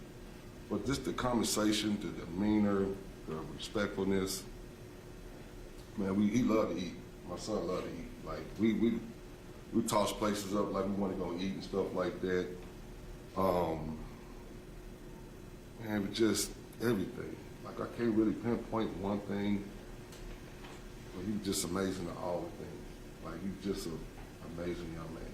Or as the energy, the hugs, the love, and attention. If you tell members of the jury, Mr. Sampson, how often would you spend time with Tyre? Well, we had I get Tyre every other week, consider my schedule, so he's come over there for the weekend, stuff like that, all the spring breaks, any breaks we normally take. This is the only break that he didn't spend with me this year. He came here for reward. And I kind of wish he did spend spring break with me because he'd still be alive. But, you know, he was a kid, he wanted to have fun. So what do you tell a kid that's so innocent to want to have fun and his spirit's so good? You don't want to deny that. You want him to have fun. It's just the problem is he's supposed to come home. That was kind of like a trip to Orlando. Yes, sir. Could you tell the members of the jury, Mr. Sampson, what kinds of activities did you and Tyre enjoy together? Well, our first activity we ever done was the Gateway Classic. We have Gateway Classics, 2 HBCU schools. It's pretty much they come to St. Louis from different places to play games. So that was our first game we ever went to. From that, we went to the Billiken games, Cardinals. I could tell you a story. I almost lost him at the Cardinals game. thank God my cousin was there because he realized that was my son. He brought it back to me. But that was the experience almost, it was nerve-wracking. But the Cardinal games, the Rams games, going to the park, playing basketball. Man, I did play video games. My son liked to play video games, but I should watch him play video games and stuff like that. But just the small things, just the conversations, you know, sitting down talking how life is and the respectfulness he gave me, and man, I don't know. Mr. Sampson, could you tell the members of the jury about Tyre's personality? He had an affectionate personality. It seemed like you was attracted to him, like he was a magnet. Like his conversation, his energy, respectfulness, how he treated people. He's just a special young man. I mean, I can't really. I'm just gonna leave it like this. You know, imagine your child is your best friend, and you have all these conversations. I don't want to describe all our conversations, but we have all these conversations about life. And everything he talking about, he wanted to be great. Everything from school to sports to being a good son to his parents. To be honest with you, my son was the perfect thing that ever happened to me. That's my only child. And I don't know. I don't know. Sorry. Thank you, Mr. Sampson. Very emotional. Could you tell the members of the jury what were some of his special achievements or the proud moments you remember from him in school or in sports in general? Well, the first time he played football, when he played for Berkeley, I remember that all the parents was complaining about he was too big on the field. And he was like, he should be playing, he ain't.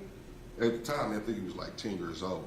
So he was like, he's not 10 years old. He was trying to say he was 12. But he always been a big kid. But he was a gentle giant. Like he was a kid, he'd come in here right now and speak to everybody. And he would address you, yes sir, yes ma'am. Like he wouldn't just say, hey George, how you doing? I don't know, I'm just making an example. He would always give you yes sir and yes ma'am answers. And yeah, it's great. How about his schoolwork, his grades? He was an honor roll student, 4.0, honor roll student. Everywhere he went, he excelled in school. Outside school, he excelled as far as being a people person. Man, my son was special. He was special. Mr. Sampson, did Tyre have specific goals or aspirations for his future that he talked to you about? Yes. I remember he had a deep conversation. He wanted to be like his brother. He wanted to be a police officer. And I remember I had a conversation that's your brother's life. What about your life? And he came up with a couple of ideas. I think he was going to be either law enforcement or a firefighter because he always wanted to help. But when you're 6'5" and 365, you kind of get pushed towards sports a little bit. But I never forced him to that, but he gravitated towards it. But my only thing I asked him, if you play sports, you can't quit. If you're going to do it, you got to be good at it and buy your mama a house. That was my only obligations. All right. I want to shift gears now, Mr. Sampson, to a very tough part of the questions. When did you first learn about what happened to Tyre when he was in Orlando at Icon Park? I was at work, first of all. Second of all, I found out at the time my significant other, when I came home, she explained it to me. I worked the graveyard shift, so I worked from 12 to 5 in the morning. So when I get off, normally I clean up, get my shift together, get all my crew together, and then I relieve them. I normally get home about 5:30, 6 o'clock, because I stay right around the corner from my job, actually. So when I got home, all the lights was on in the house. That was kind of like weird. 5:30 in the morning, all the lights on, what's going on? But I didn't think nothing of it at the time because I really didn't know. When I walked in the house,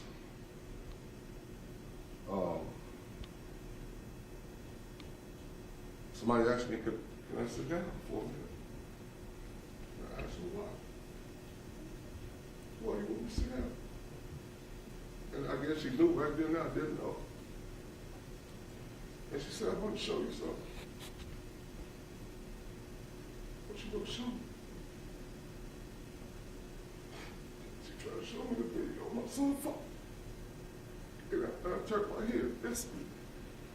And I'm like, well, what is that? You know? And I think she knew I didn't know. I really didn't know. And to the day I still can't see the video. And she explained to me that what happened to Tyre, you know, and at that point it went viral, you know. I just wish I was there. Because that's my job as a man. That's what we signed up for as a father, protect our kids and be a provider. And that's all I want to do with my child.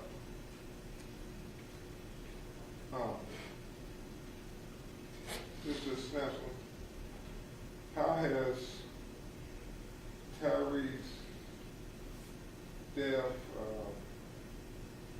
affected you and your family?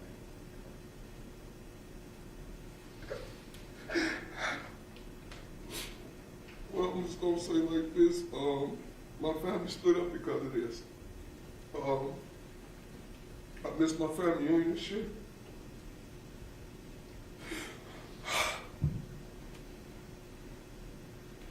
Man, I ain't the same. It ain't the same, man. Imagine your mini-me. Imagine your son look just like you. And he got the best of both worlds. Both parents is good to him. And he, you know, and he had the world to offer. The world should have had a chance to realize how great he was.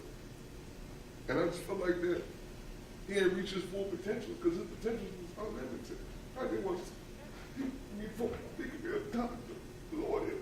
Astronaut, anything but damn. What do we do? What do I do? What do I go from here? I don't know where to go. I lost my hair, I lost my teeth, I lost weight, I lost 30 pounds of weight, man. What I'm gonna do?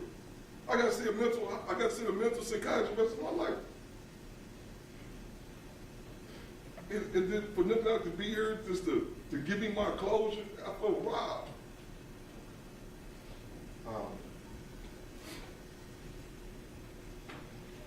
You talked about some of the ways of effect that you had problems Sleeping, eating, eating. I can't taste food. I lost all these fake teeth, right? I lost all my teeth. You know why I lost my teeth? From dehydration.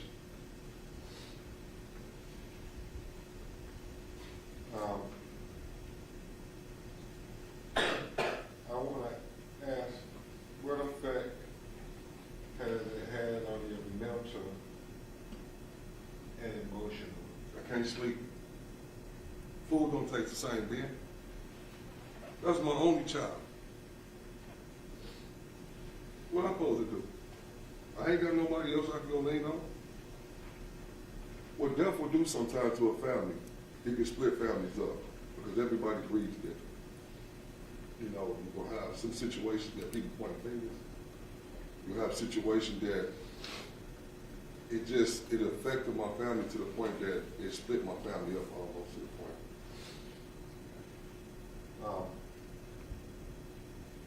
I want to ask you this, just as a matter of evidence in the record. How was the oldest person in your family? How old did they live to be? My great-grandmother was 98 years old. My oldest uncle was 89.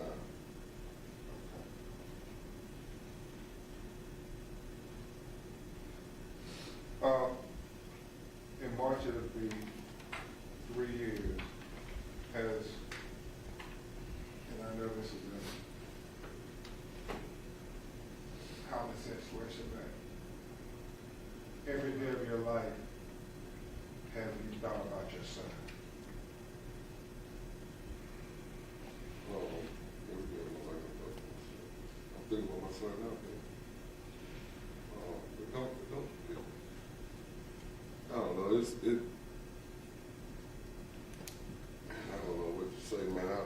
this is my first trial ever in my life. I've never been around no jury, no judges, never in my life. I've never been in no trouble. I don't know nothing about this whole formatted situation. I talk to people I don't even know. I don't ask y'all to make a judgment for me. I should have been there protected. I failed to. I know that's part of, mental anguish, you not being there. And I'll try to wrap this up. I know how difficult this is. His birthday, August 17th, it's been 2 now since the tragedy. How did you feel when his birthday come around now? You know how I feel. I mean, I'm just gonna say, these days you don't want to get out of bed. It's today I don't want to get out of bed. This is the biggest day of my life. I couldn't sleep. I don't even want to eat. I just want justice for my baby. He deserved it. He deserved to have something to remember him. He did everything I could ask him to do as a father. He done it. And I'm quite sure his mother would say the same thing. My son was an angel, a God-sent angel to me. He changed my life. I was a late bloomer. I had my son when I was 30 years old. I'm 47 years old right now. What do I do now? I don't get a chance to see them. I ain't gonna have a chance to have a birthday. Let me ask you this. In his birthday, are there things that you do with the family and community to remember his birthday? Yes, first of all, I got a shop called Tyre Sampson, called Tyre Treats.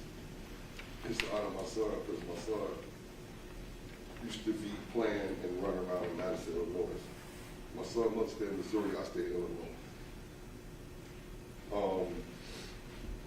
My son used to come, everybody know my son because that's how he was, from the adults to the kids, because everybody that came across him, he touched some kind of way.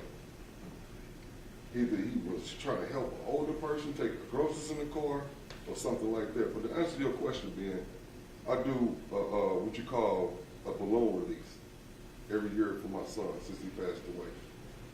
What we do is try to focus on the community to less problem kids, and we don't want no kid to go to sleep hungry. So we give out free food, we have free games, and I try to make it as fun as possible for the kids, because that's what Tyre would have wanted. Because to be honest with you, he was a big kid. Final 2 questions, Mr. Sampson. You've come to Florida a lot since this tragedy to try to have legislation passed. Why was the Tyre Sampson legislation important to you? Can you tell members of the jury? To be honest with you, when I first heard the situation on the news, it just ain't feel right. If you're a parent, you know that gut feeling. Like something ain't right with your child, you know what I'm saying? And you just can't pinpoint it. At the time I couldn't pinpoint it. But I just felt like something wasn't right. So the legislation? So from there, I wanted to say the real reason, the inspiration was Shay Johnson. Somebody was faking like she was our cousin, was relative to me and the kid died. She was no relations at all. But what that did, it lit a spark plug in me. If a stranger can do this, and I'm sitting up here crying, just let myself go to waste, what can I do to try to help?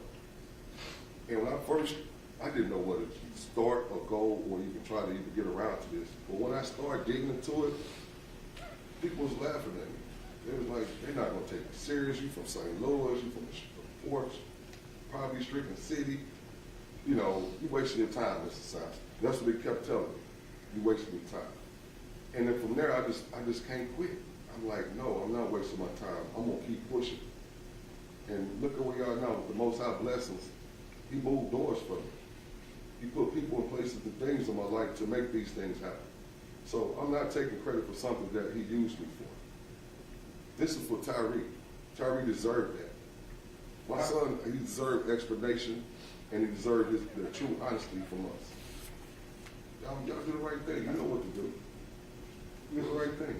Mr. Sampson, how proud were you when they passed the Tyre Sampson legislation and signed into law? We still got work to do, man. I want a nationwide. I ain't stopping here. It's just a start to the beginning. Why is it so important that you want this legislation? What is this legislation? You know why? Should no parent bury their child. It's unnatural. It's not in the Bible. It's ungodly. To bury your child is something that I lost something when I lost my child. Part of me is gone. I'll never get it back. And final question, Mr. Sampson. What is your favorite memory with your son, Tyre Sampson? I got two memories. My first favorite memory, me and when the kid died, went to his first football game together at the Grand Lake HBUC at the game. We went to his first game together. My second favorite moment is when he picked me up off the ground when he hugged me. I never been picked up off my feet by somebody. Never mind. But anyway, he was that strong. He picked me up off my feet and hugged me and told me, Dad, he loved me. And he almost choked me to death because he's that strong. And I was begging him, put me down. And when he put me down, it was all love. But no, I don't have one particular moment. I can say that when I took him to the park and let him drive my car, that was a good moment. The first time he volunteered for the homeless, that was a good moment. The first time he volunteered for the Junior Flyers to pass out food for the Youth Football League, that was a good moment. I had several. I can go on and on with the moments, but the key is to do right by Tyre, justice for Tyre. That's the key. Thank you very much, Mr. Sampson, for sharing those moments with the members of the jury. Thank you. You may step down, sir. We're going to take a 10-minute recess. Resume in 10 minutes. All right, jury exiting. Please leave your pads and pens on your chair.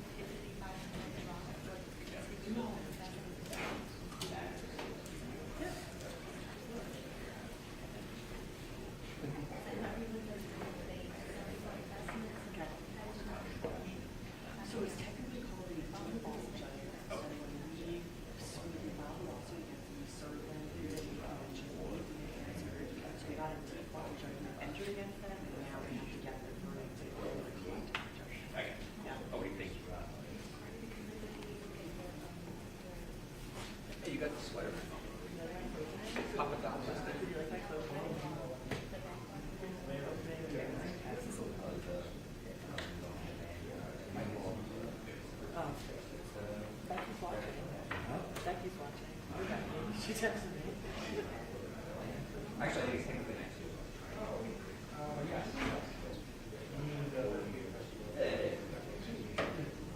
Nope.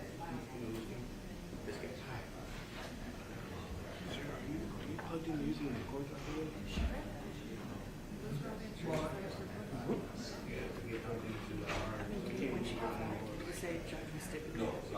For the boom. Oh, I have the other thing for my like this.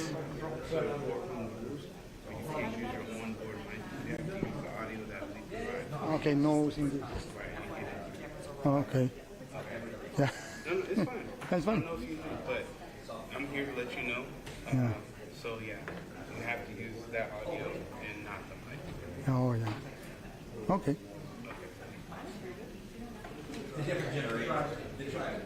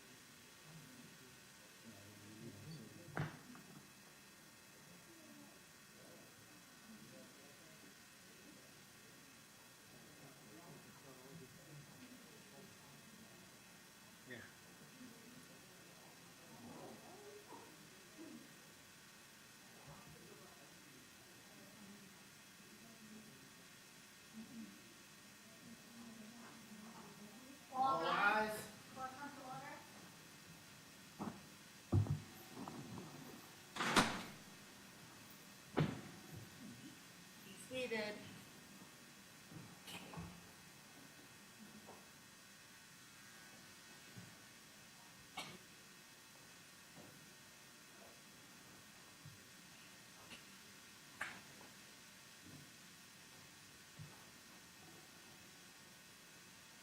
Please bring our jury in.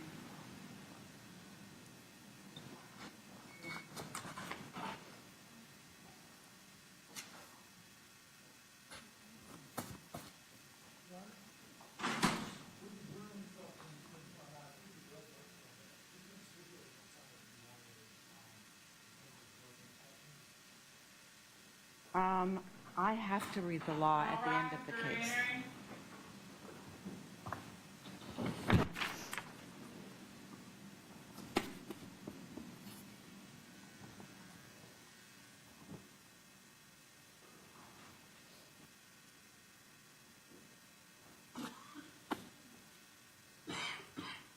Be seated, please.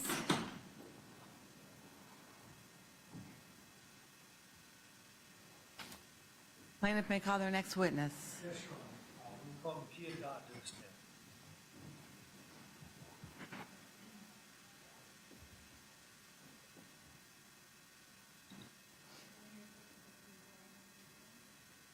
Do you solemnly swear or affirm that the testimony you will give in this matter will be the truth, the whole truth, and nothing but the truth, so help you God?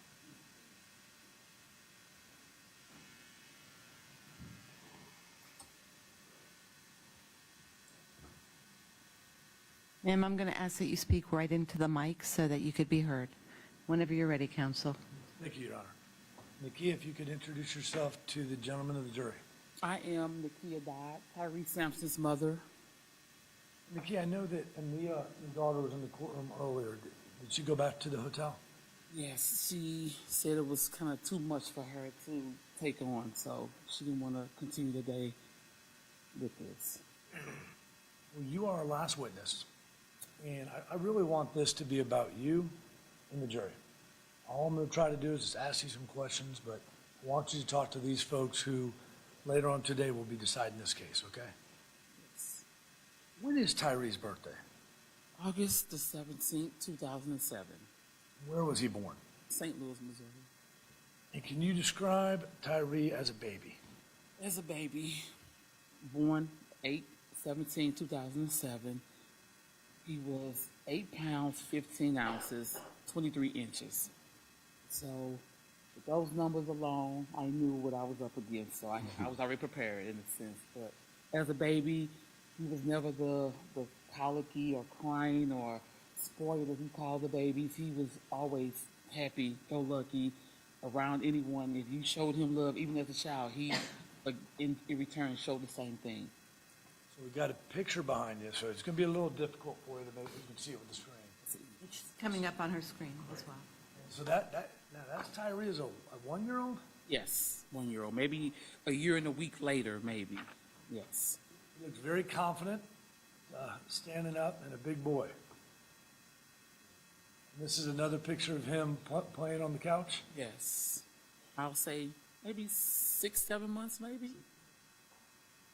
And did Tyree, we heard a little bit about a nickname. Tell us about his nickname and how he got his nickname. The nickname that he came across was Big Tick. Big Tick was a name that he was given from the football coaches because he was almost always the youngest and always the biggest child on the team. Big Tick is like he was about to, be the next best thing out of St. Louis. So it was Big Tick, explosive, just the name stood behind him. It meant a lot. And he carried it well. And I know that you have a shirt on and the families have a shirt on today. Do you mind showing, ladies and gentlemen of the jury, about your shirt and tell us the significance of that? This was, it says Tyree Day on the front. This is for the 13th birthday. My name's on the back. We just took a picture, one of my favorite pictures from each year, and just put them in the letters, basically. This is for the birthday last year, the 13th birthday, I'm sorry. So we're going to go on a journey now through Tyree's life. And I want you maybe to start by telling me what kind of things did you guys like to do as a family? As a family, we try to, well, as far as me and my kids, we definitely did a lot of activities together. We were, picture here, carnivals, any outdoor activities, sports, anything that will acquire or will allow all of us to engage. I tried to make sure we all was able to participate in some form, shape, form, or fashion. His main thing was outdoor, anything outdoors, he loved it. This is his club picture, as he called it. He had a friend that acquired some event space, and he had a son that was a DJ. He was practicing or learning to be a DJ. They had like a sports, I guess like a little sports area, pool table, door, that type of thing. Something for the young kids to do on the weekend instead of out doing something terrible. Tyre called this the club that he attended every Saturday on a regular basis, and this is one of the outfits that he wore to go to the club, as he called it. So anything that people and outdoors, that's what he was about. How old was he when he was pretending to go to the Club picture, I'll say 11. 11. And I think a theme we've been talking about is he is a big 11-year-old. Yes. Yes. I know this picture is very special to you. This is, tell the ladies and gentlemen jury about this picture. This is the picture, my last picture that I had of him with the family. The family's cropped out, but this is the last picture. This is the only picture that my son is smiling on. If you guys pay attention to the rest of the pictures, he does not smile at all. And this was the last picture that I took of him and was able to capture a smile with that. I want to go look, we've talked a lot about middle school. We've heard, both from Jemez and Yarnell, just the type of kid he was to others, not just himself, but how he was to others in middle school. And how would you describe him with his classmates and teachers? This is City Gordon, the school he last attended. He was always a leader, always a leader. Every child that he came across looked up to him. They loved him. He was so smart and intelligent that he was always done with the work assignments, always on time, that the teachers kind of did, I guess, appointed him as a tutor in a sense, because grades was phenomenal. Everything was already turned in. He was able to help others and to finish their assignment in the classroom. And this is just leadership skills that he shows throughout the school. Any class, this is a home ec class. They were cooking. Anything that he touched, he mastered anything. This is a science. This is the home class here. This is like a science project. They're preparing for the science project. And this is just all the ones that with this school here, they do like a buddy system. They start at the 4th grade, so the 4th, 5th, and 6th, same class, they just move on with each other. So it's like a close-knit family as you gravitate towards middle school. So he was known as the leader, basically, in the last 3 years of that, for the 5th, 6th grade. Tell us what this picture represents. This picture is the beginning of a school year.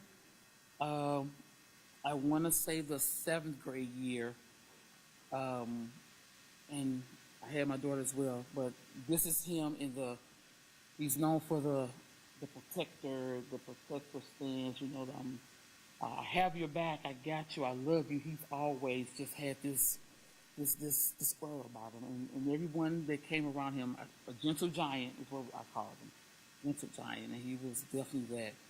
Now, when I look at this picture, I see maybe the two most opposite kids in middle school.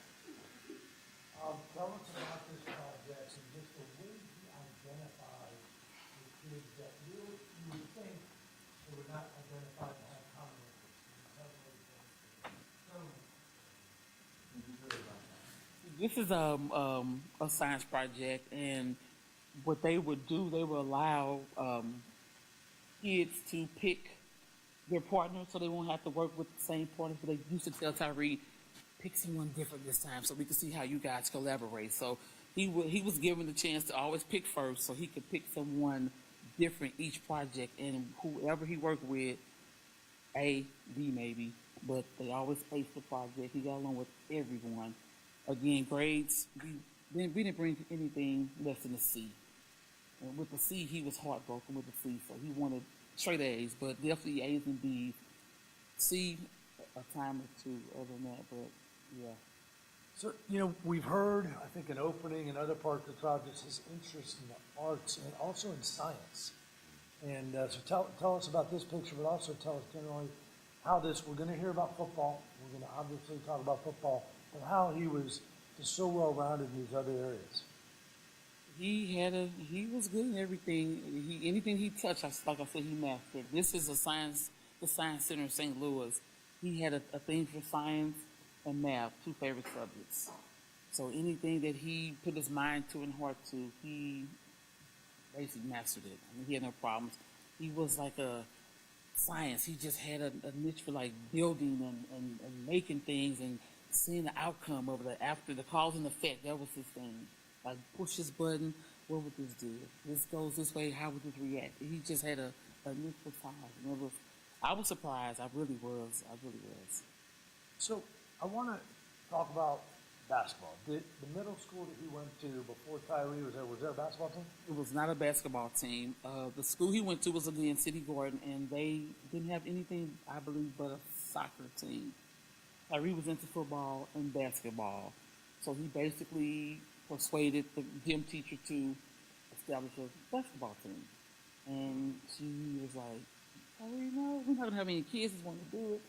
No, let's just stick to what we got. And he was like, no, I can get some kids for you. Just give me a week or two. I can get some kids. And he got the kids. This is the first basketball team that City Gordon acquired because of Tyre Sampson. And did he go to different teachers to try to get them? It was two teachers. It was Miss Anderson and Mr. Pat. And those were he knew anything that he asked for, they would do it. Those was his go-to buddies. And Miss Anderson's the one who established the team, and that's her on the picture. And Mr. Pat was the one who told Tyree to go back to Miss Anderson to get it approved because he didn't want any parts of it, but he knew it was going to go through. And from this day forward, they have a basketball team every year because of Tyree. Let's talk about that. Is that the jersey that after this tragedy occurred that they made for him at the school? This is the jersey they made after my son had passed because they knew from their moment they were going to have a basketball team every year from that. And this is the jersey that they made for him. And it's up in the hallway when you walk in the door. It's up there with the other teams as the ones that came after Tyree. We've heard a lot about football. And so I want to talk about, first one we'll go back in time, but we know that at the time of this incident, he was traveling with one of his football coaches. And did he play on an elite football team that traveled all over the country? And can you tell the ladies and gentlemen about that? The team was St. Louis Bad Boys. FCL Bad Boys is what we call the team. And this team was established by, I think his name is Ornod Jones. He was a very well-known coach, did whatever for those boys to get them to travel. We're talking about California, Nebraska, Texas, literally all over to play different teams. And this was the first time that this team here allowed my son to go to different states and travel and see new things, and all while playing basketball. This is an elite. This is not you go out and you play rec ball. This is the best of the best playing the best of the best in California, the best of the best in Texas, Florida, all around the country. Is that right? Yes.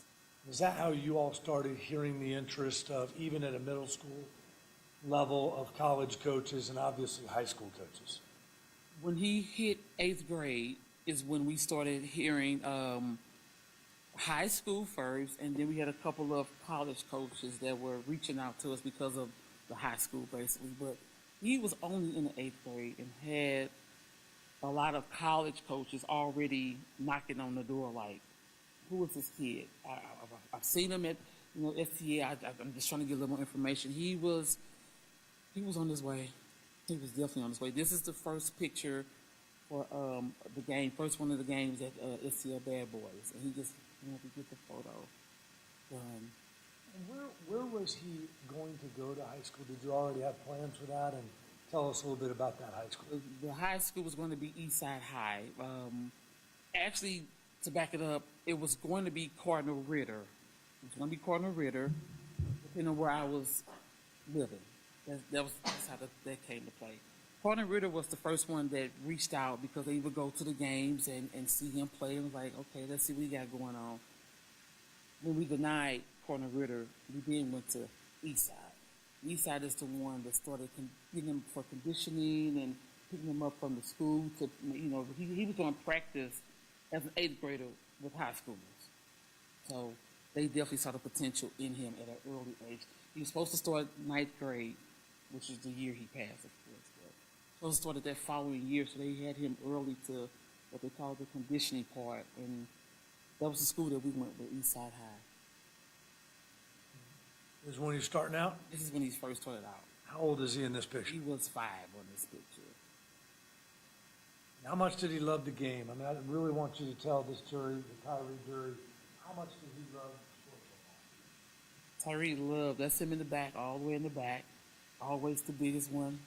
But this was the Hurricanes. Tyre loved the football. He would eat, sleep with the football. School, he'd come home, where's the football? And he'd probably get me to come out, throw the ball with me. I'm like, I wish I had a brother or something younger that will run with you. But football was the thing, and he had claimed that at a very, very early age. That he was going to be an athlete. This is the picture. That's the coach, Coach Jones at the bottom, the one that sponsored all the trips for the traveling and everything. They were playing states for STL Bad Boys. Can you tell who's in this picture with? This is two of the ones on the outside are two of the closest friends. The one that, I don't know, this one here, Leon Howard, that is the one that was with my son when his life was taken from him on a ride. So Leon, so if I'm looking at this, he's on the right. He was the boy that was next to Tyre. His father was one of the coaches. Yes. Is that Tyre's? This is one of the signature pictures they have. It's a group in St. Louis called Under the Radar. They just different, I guess, photographers come to different games, and they just capture good pictures of the boys playing, and they caught him coming onto the field, and this was the one that really got him recognized, from coaches and other schools, because this is just like a bold statement, a bold picture. Like, I'm here, I came to play. We all might have dreams as a young kid of playing professional football, but when you look at this picture, you look at this size and the interest as an 8th grader from college coaches, was that his goal?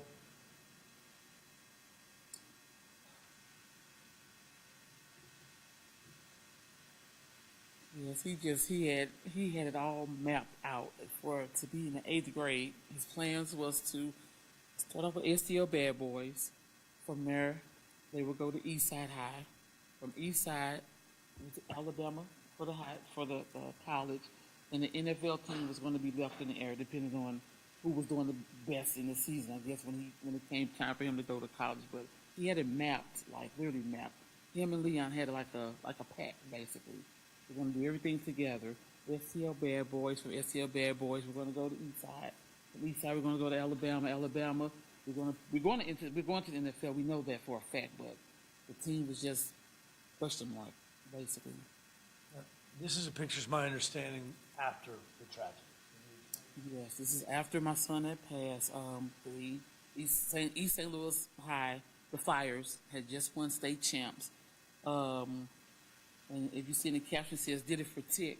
That's what they called my son, did it, Big Tick. The light, the shining in between, like the SG Dylan, I said that was my son, Tyre, because he was telling them, you guys not leaving me out. I made it this far. I'm there with you and the team. We did it together. And this is my favorite picture when the state champ they won in 2022, I believe it was. And this is my son. He was in the picture as well. I say that all the time.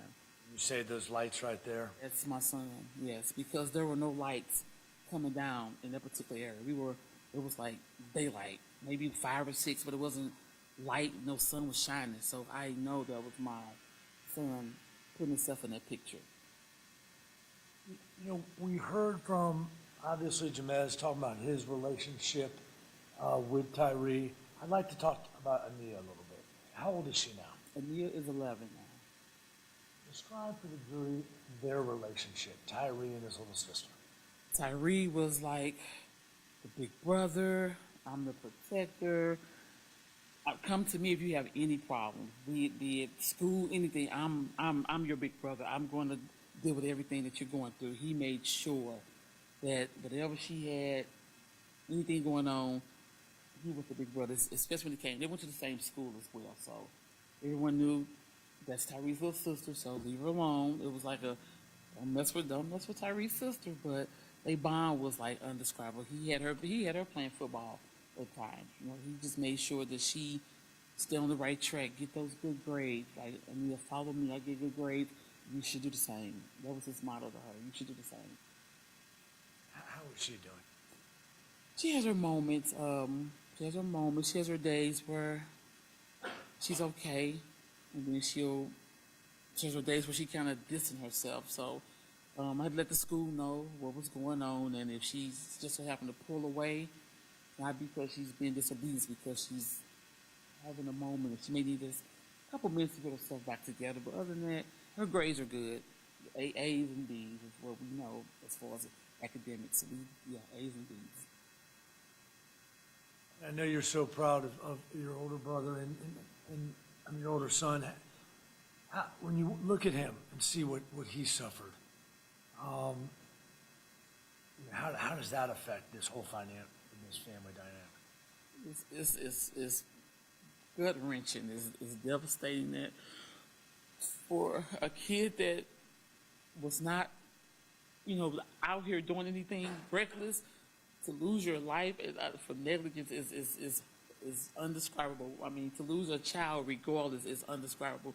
My son had the world coming to him, and he was going to have the world like on the silver platter. It was going to be handed to him. He knew that, and for this to happen, it's like they just took that from me, stole that from me. He wouldn't even give him a chance to live. He wouldn't even give him a chance to do anything.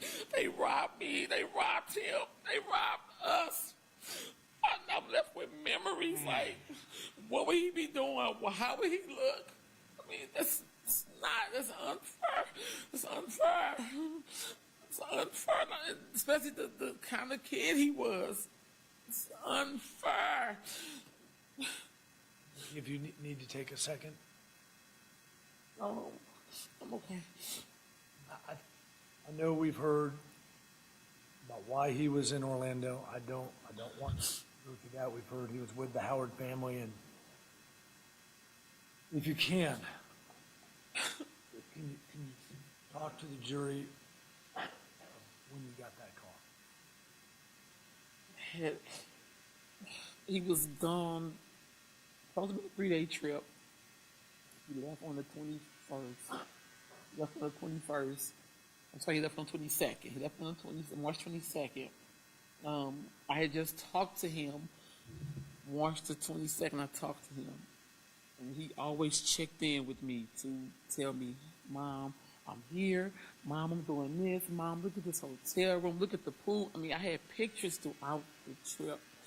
He had texted me at 11 o'clock that morning and told me, best view in the world. It was a picture of a pool, and he's looking out down at the pool.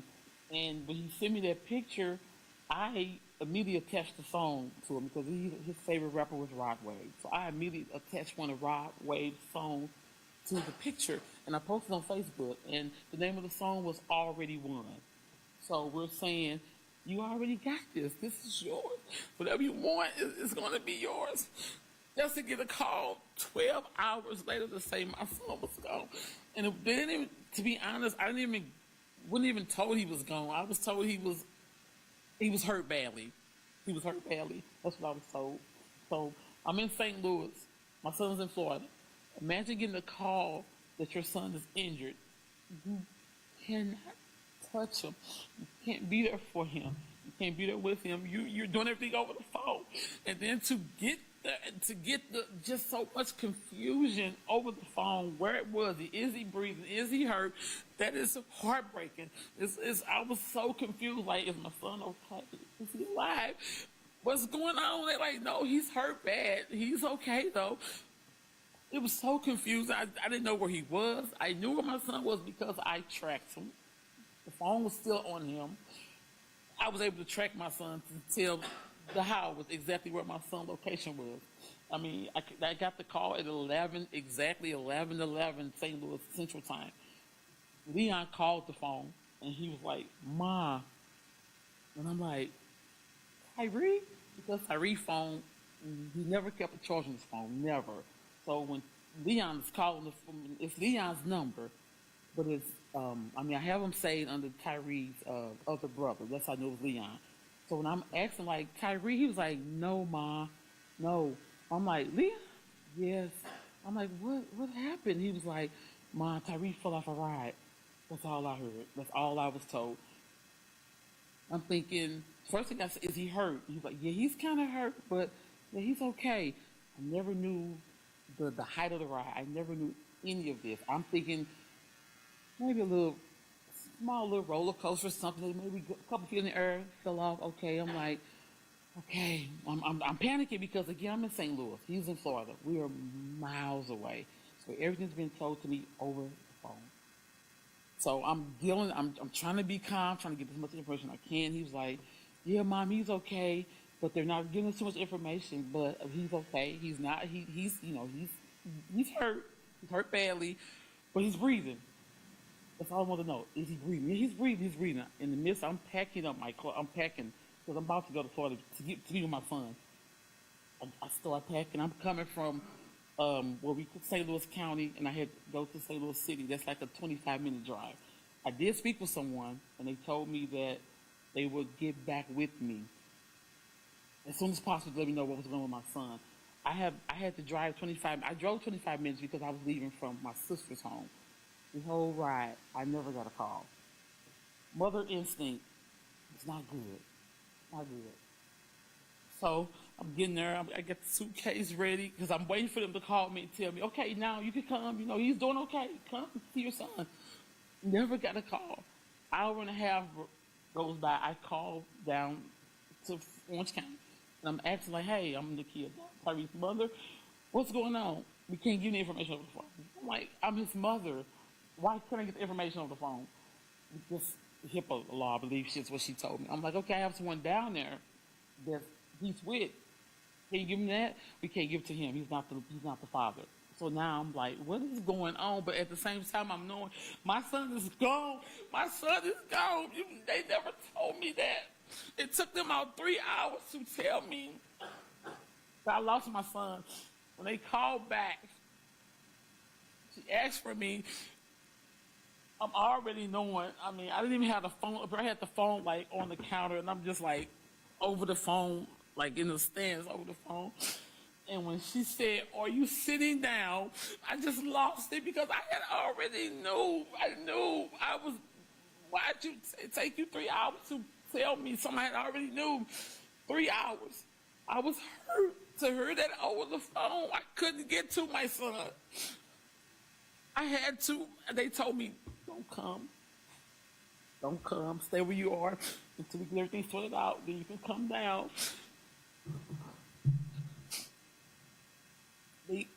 I had to do everything from St. Louis, basically, because he was, again, in Florida.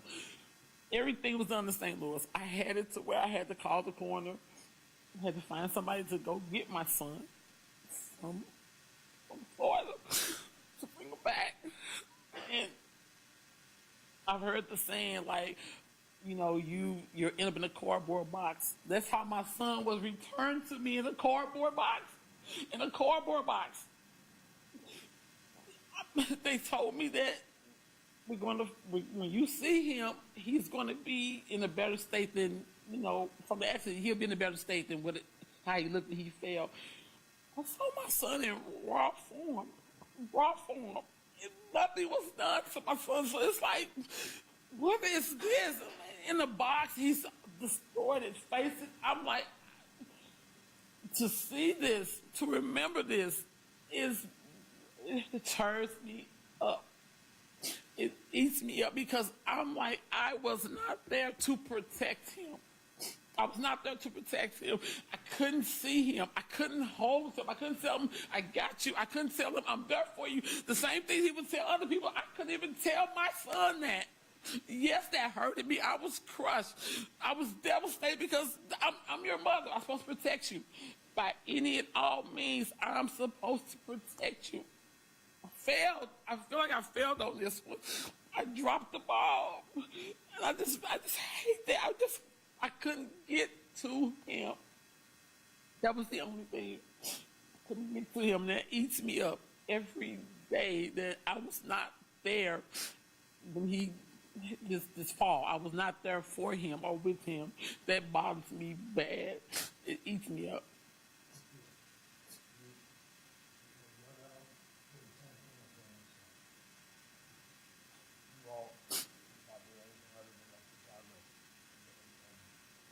I want to talk and have you address this before we go any further on this case.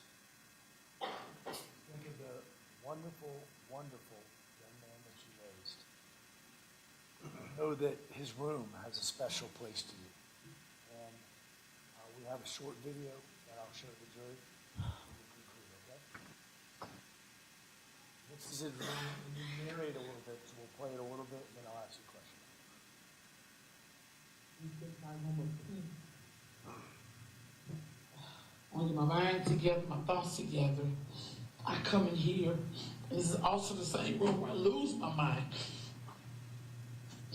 This is football. I'm sorry, this is the basketball jersey that he acquired from City Garden.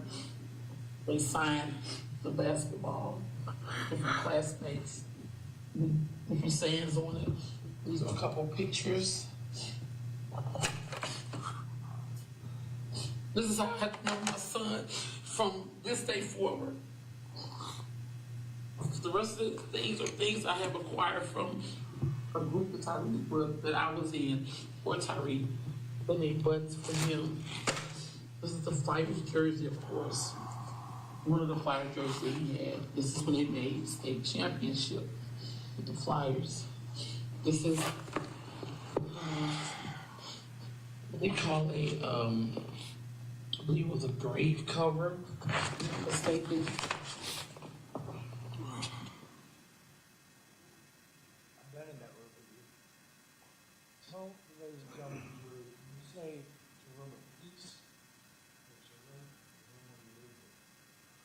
You're talking about that dichotomy and what you think about when you think about the future without Tyre. That room is a room of peace because everything that I knew that meant something to him, I tried to keep. And I just, different things that people sent to me for my son. It's a group out for him as well, and they sent him plenty of things, football, teddy bears, t-shirts, all that type of things. That room there is when I want to go in there and just to remember my son, because this is how I had to remember my son. Through a button, through a shirt, through cardboard images of him. This is how I had to remember my son from this day forward. It's peaceful because I know that these are things that he loved. The basketball, the football, it was a lot more to it. It's a lot of things that was in that room. This was his room that he came to, the bed that he laid in, the things that he acquired and loved to play with and touch and all that. But it's also the same room that gives me peace and that I get a sense of peace. It's the same room I break down in. Because, again, I'm looking at images now of my son. I can't touch him. I'm touching him on a shirt, hugging a pillow, hugging a blanket, smelling jerseys. That's the room I break down to every day. It's not a day that don't go by that this room, I'm not in this room. I'm in here every day. I speak to my son. I'm asking him questions, asking him, what should I do? Tyre, I'm going to do this. I'm about to do this. What do you think? Knowing I'm not getting a response. But this is my way of still being connected with my son that I know never is going to come back.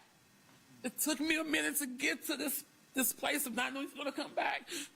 But I don't. This is my room of peace. I mean, this is where I go to. I just sit there and I just look around and just, what else? I wonder, how would you look? What would you be doing? I put him in my day-to-day tasks every day. Tyre, don't forget you got a school today. Tyre, don't forget you have a game. This is every day.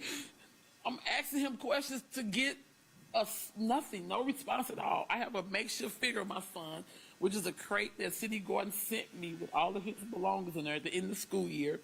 And it was like a journal, like report card, anything that he left at the end of the year, they put in the crate. So I took the crate and I put the jersey over the crate and the helmet on top of the jersey, and it literally sits up on the crate. And that's my Tyre. That's who I confirm in. That's my confidant. That's my peace. I have to sit on the floor to talk to my makeshift of my son because I was robbed of him. They took an innocent kid, man. Tyre should still be here. I should not be sitting here. You guys should not be in the jury box. We should be doing other things than debating what we should get. Money. I want my son back. I never wanted to be in this situation to put money on the life. No, I was going to get the money. Why you say he was going to be an NFL player? It was coming. I was going to get it. My son was going to be a beast in football. That's known. My son was 6'6", 25 at the age of 14. He was winning the same as the Eastside High senior that was coaching him. My son was going to he was going to be known. So all this deliberating money, I don't want this. I want my son back. And I would love to rewind, go back to March the 22nd, where he had just taught Mom, I'm living my best life. I love it here. I want to go back to that. I don't want to have to wake up and go through my phone and on Facebook looking at memories. Why? Why am I robbed? Why?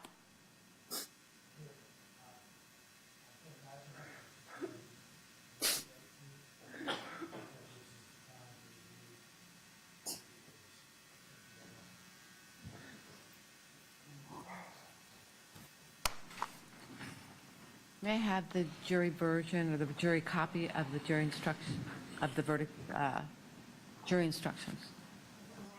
Yes. You have 7 sets? Yeah, that's fine. I just want to look at these while you're finishing. How many? I only have 4 copies. Okay. Thank you. All right. Plaintiff may call their next witness. You may proceed.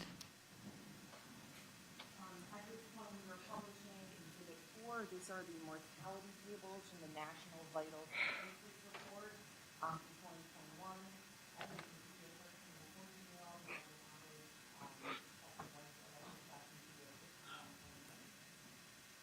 Thank you, Judge. You will rest it. Did you move the evidence in?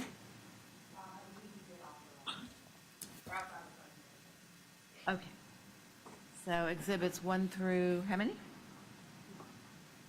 10. All right. Thank you.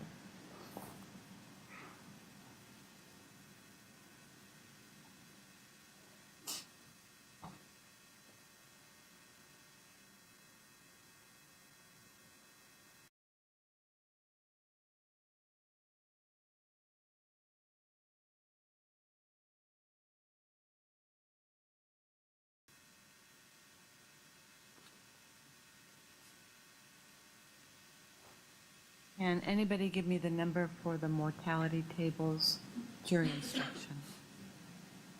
I need the number for the jury instruction addressing mortality tables, please.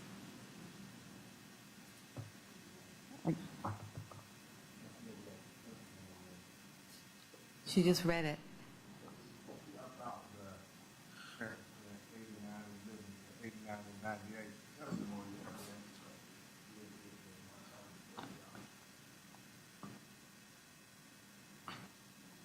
So you're not moving, so the mortality tables are not in evidence? No, Your Honor, they are in evidence. Okay.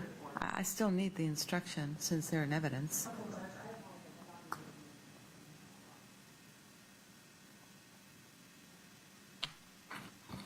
And they're in this big book somewhere, so stand by.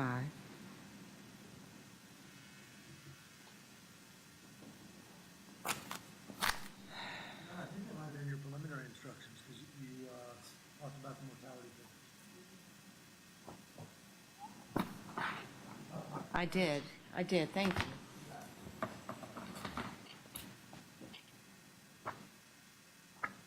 Okay. Just give me the number. Thank you.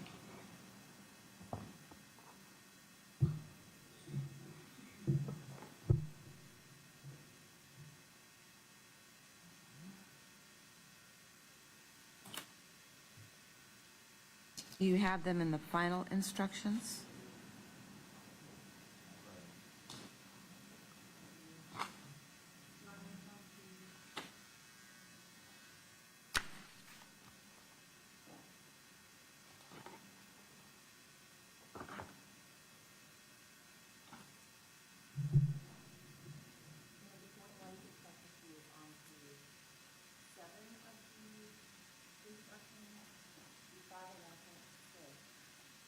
All right, hold on.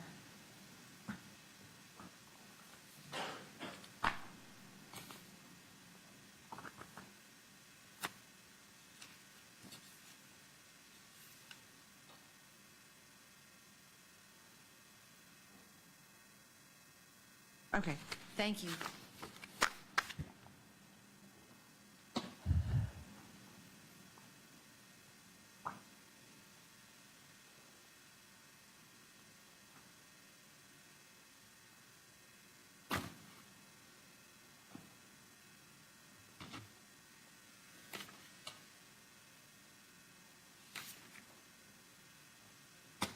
Members of the jury, I'm going to read you the final jury instructions. When you retire to deliberate, I'll send back a few of the copies of what I'm about to read so that you can have them at hand when you begin your deliberations. So you won't need to take notes now unless you want to. You will have exactly what I'm going to be reading in the jury room. Members of the jury, you have now heard and received all of the evidence in this case. I'm now going to tell you about the rules of law that you must use in reaching your verdict. You will recall at the beginning of the case, I told you that if at the end of the case I decided that different law applies, I would tell you. These instructions are not different from what I gave you at the beginning, and it is these instructions of law that you must now follow.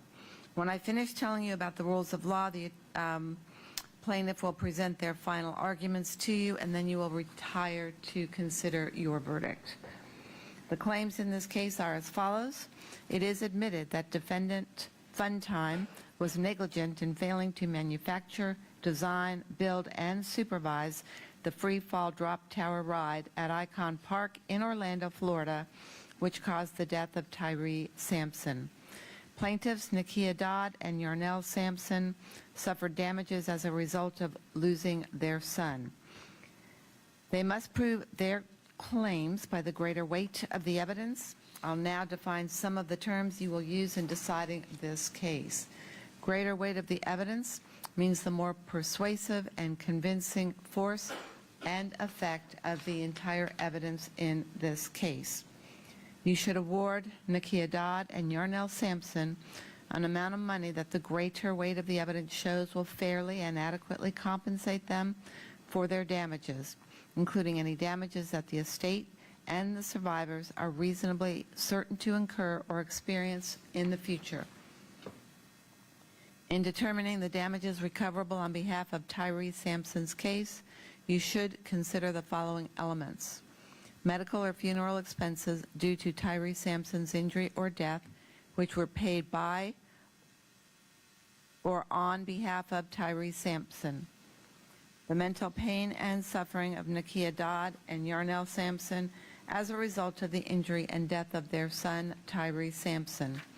In determining the duration of mental pain and suffering, you may consider the life expectancies of Nakia Dodd and Yarnell Sampson, together with the other evidence in the case. In determining the duration of any future loss sustained by Nakia Dodd and Yarnell Sampson by reason of the death of Tyre Sampson, you may consider the joint life expectancy of Nakia Dodd, Yarnell Sampson, and Tyre Sampson.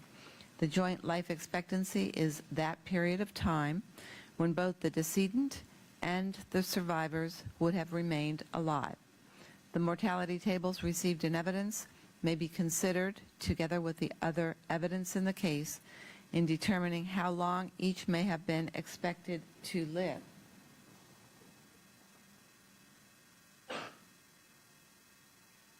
Mortality tables are not binding on you, but may be considered together with other evidence in the case bearing on the claimant's health, age, and physical condition in determining the probable length of their lives.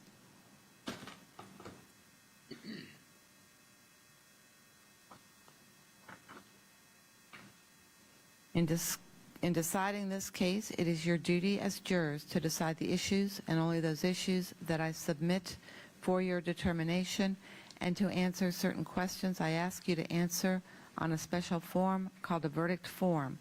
You must come to an agreement about what your answers will be. Your agreed upon answers to my questions are called your jury verdict. The evidence in this case consists of the sworn testimony of the witnesses, all exhibits received in evidence, and all facts that were admitted or agreed to by the parties. Your job is to determine what the facts are. You may use reason and common sense to reach conclusions.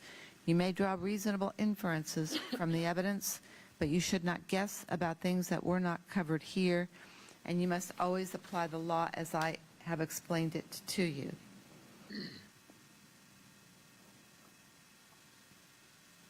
In evaluating the believability of any witness and the weight you will give the testimony of any witness, you may properly consider the demeanor of the witness while testifying, the frankness or lack of frankness of the witness, the intelligence of the witness, any interest the witness may have in the outcome of the case, the means and opportunity the witness had to know the facts about which the witness testified,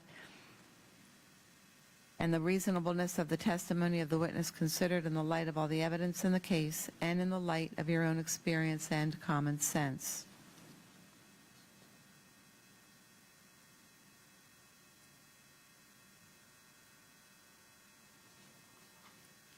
That is the law you must follow in deciding this case. The attorneys for the plaintiff will now present their final argument, and when they are through, I will have a few final comments for you. Counsel, whenever you're ready.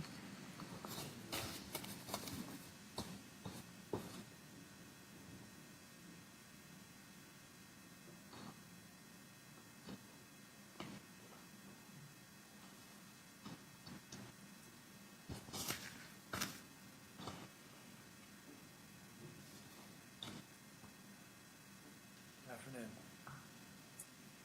I want to thank you on behalf of myself and Michael and Riley. I really want to thank you on behalf of the PA. You did something that some others have not done. You showed up. You served your community. You served your fellow citizens. This case is about one thing, ladies and gentlemen. This case is about accountability. That's all it's about. You've heard that liability has been determined. You, as a jury, have endured a very, very emotional day in a case that has rocked this community for the last 2.5 years. You, as citizens, came here and endured that. Endured hearing about this incredible loss, this incredible grief, because you, as citizens, stood up. Despite the unimaginable, absolutely unimaginable and tragic way that Tyre Sampson lost his life. Despite the fact that these two parents have had to live with this for 2.5 years. Got on planes yesterday from St. Louis to come bare their souls to you. They showed up. When this news traveled not just to Orlando, that video that we saw was played all around the world. This case, when it happened, went all around the world. When somehow this boy fell out of a ride. Fun Time knew about it. They knew about it when the Department of Agriculture of the state of Florida found them responsible, found them culpable for this. They knew about it. When the court of the Ninth Circuit said, you are responsible, they knew about it. And each time, they didn't show up. They threw that summons in the garbage and never bothered to be accountable in the United States of America, in the state of Florida, and in Orlando. But you saw where they are. They're everywhere. They're in over 20 states. They're in over 30 countries. They come to those trade shows. They're in this convention center. The convention center all around the country to sell their rides. They're making deals in America all the time. You saw the evidence. Because they're there to make that money. But they're not here for responsibility. There's only one group who can make them responsible. You know, Yarnell and Nakia stood tall to take that ride down. They went to the Florida legislature to get a bill passed to save future kids. They did all that. They can't make them accountable. They can't make them responsible. Only the Tyre Sampson jury can do that. And that is what is so amazing about this system. That 7 strangers came here today and had no idea what type of case they were going to be on. We all were selected for this case. That will not only live with this family for the rest of their lives, but with all of us.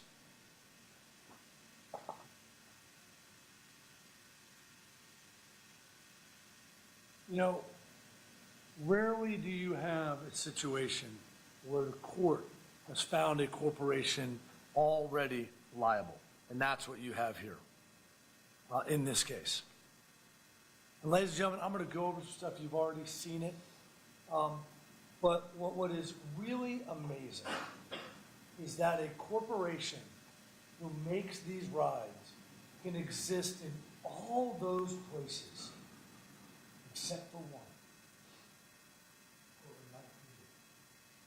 Can't be here. They can't be bothered. They can't look these two parents in the eyes and say, this is what happened. And we know why. What were they saying? Their behavior, their conduct is absolutely egregious and indefensible in this case. And they just said the heck of it. They absolutely held their noses up, not only to this family, but to this court. And to our entire system of justice. Because, well, we're from Austria. Well, it doesn't look like it. You got a pretty good presence in the United States of America, except for when it counts. And you've seen all these slides.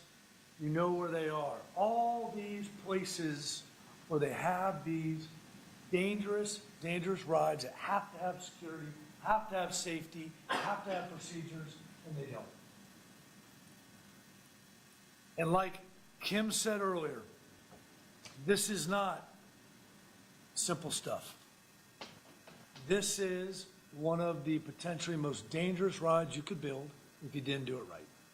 And they absolutely didn't do it right. You saw the advertisements where they brag about it. The tallest in the world. We're going to do everything different. Even though we have a ride not as tall at Dollywood up in Gatlinburg, Tennessee, we're not going to tilt that one forward 30 degrees. We're not going to build it 430 feet. But I tell you what they do have on that one. Have a seatbelt. You've seen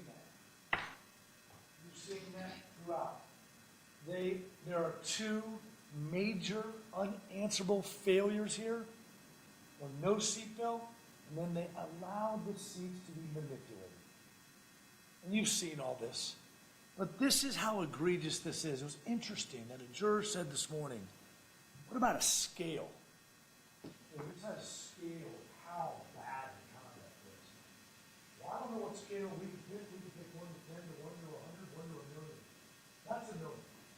When you know what safety is and what you have to have on the tallest drop tower in the world, that's going to go 75 miles an hour and stop. Why in the world wouldn't you have what you have on every other ride? Their behavior is absolutely unconscionable. And their own documents, where they say, oh, there's no need for an extra safety or seatbelt because the seat restraint system will fill more than the requirements. That's what they tell everybody. They sell one to Baxter College World. They sell one to Icon Park. Or they sell one down to Disney World or Universal Park. That's what the manufacturer says. You don't need a seatbelt. They're telling the park owners you don't need this. We're the manufacturer. That's how reckless they are. And that's why the court has found them absolutely negligent in this case. And if that's not enough, let's make sure that the seats can be changed. The only safety requirement we have, because we said the heck of the seatbelt, is that guardrail can absolutely keep you in place. Can't be touched. There's no way with that. It's all within the ride. It's like somebody messing with a pitch. You can't do it. And that's exactly what they did. And you've seen all this. We know they directed Tyre to seat 1. We know that prior time to the accident, seat 1's harness proximity sensor was manually loosened, adjusted because this manufacturer, fun time, allowed it to happen. And again, these are the findings that the state of Florida paid for. The state of Florida did an exhaustive examination because the Department of Agriculture said this cannot happen again. This has never happened again. This is unacceptable. It's unthinkable. And this is exactly what happened. Why Tyre came out of that chair. And you've seen all this evidence, and it is uncontroverted, and the court has ruled on it. But it is absolutely egregious. There is no way in the world this happens. And when we talk about damages, when we talk about what we talked about in Bridgeside, how do you measure damages in Bridgeside? One thing you have to think about, and we've all talked about how losing a child is something we can't allow our minds to go there. We talked about it earlier. There's no word for it in our dictionary. Absolutely no word for it. It's not like you're supposed to be allowed to do it. You're not supposed to bury your child. It's the most unnatural thing that happen in life. Moms need this. No matter how you do your child, it is the most annoying. Why not unexplained? There's no way to know. Everybody in the world has seen that video since it's just happened. How in the world could this happen?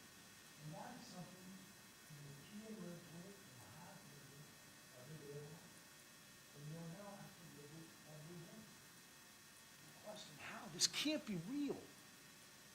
Nakia goes into that room. This cannot be real. He has to be here. Darnell wakes up in the morning. This has to be the day. It has to be the day that he is coming back because this could not have happened here. And that is what, ladies and gentlemen, the jury, I keep saying ladies and gentlemen, I apologize. This is the jury instruction. We're going to divert them. We're going to get two of these. One for the PA and one for the other. And we talked about it. We talked about in the jury instruction, the verdict form, it says medical and funeral expenses.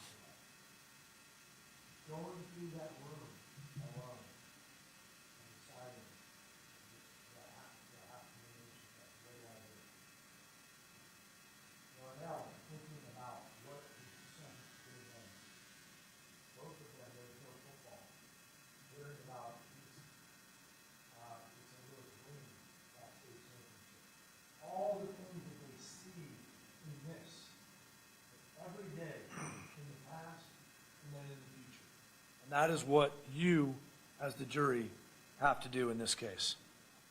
And I'll tell you something that I believe is really, really unfair. You heard both parents up there pouring their souls to you, talking about they feel bad. It should have been their protection. That's like someone, God forbid, in 9/11, who didn't get on that flight thinking the guilt surviving. If I was on that plane, how did I not get on that plane? We all know they did absolutely nothing wrong. They let their child be rewarded who deserved it. We heard about Tyre. And what an incredible kid, young man. He deserved to go on vacation with his best friend. But the kids right now are loving parents who they're protective. Who says, I could have done something. I guess that's part of being just a loving, wonderful parent. But that pain that they have, it's so unfair that they feel that pain, yet Fun Time doesn't have the absolute courage to come not only face them, but face the court and face you. I'm really struck with the kid. Their pain, I could have protected my child. Might be irrational, but yet the true company, the true entity that should have protected him, doesn't even have the guts to do this. All that factors in when you think about this young man and the loss of his life. You've seen all the pictures. It's been a one day, but I think you have gotten an incredible view at this young man who not only this incredible family lost, but truthfully, we all lost. The well-roundedness. Yes, he was going to be a football star, but he was going to be so much else to so many people, to so many kids. You saw him in class. I mean, these pictures of him as the gentle giant in this class with these young kids who looked up to him like a god. What did he do? How did he meet that? With humbleness, with kindness, with everything that Nakia, Yarnell, and the whole family put into him to make him what he was. And you heard both of them say from that stand, it's not fair, and they were robbed of him. They were robbed of him for the rest of his life.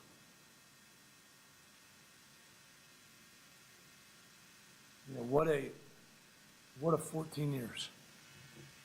You look at this experience that we've only seen in this one day to look through it and see how absolutely amazing he was.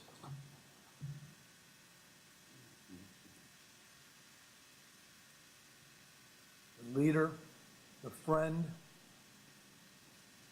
I think it was said from the stand that he was the perfect thing. The absolute perfect thing. And the problem is when you have complete innocence on one side and it meets up with absolute corporate indifference and uncaring, you have a tragedy. And that's what happened on March 24th of 2022.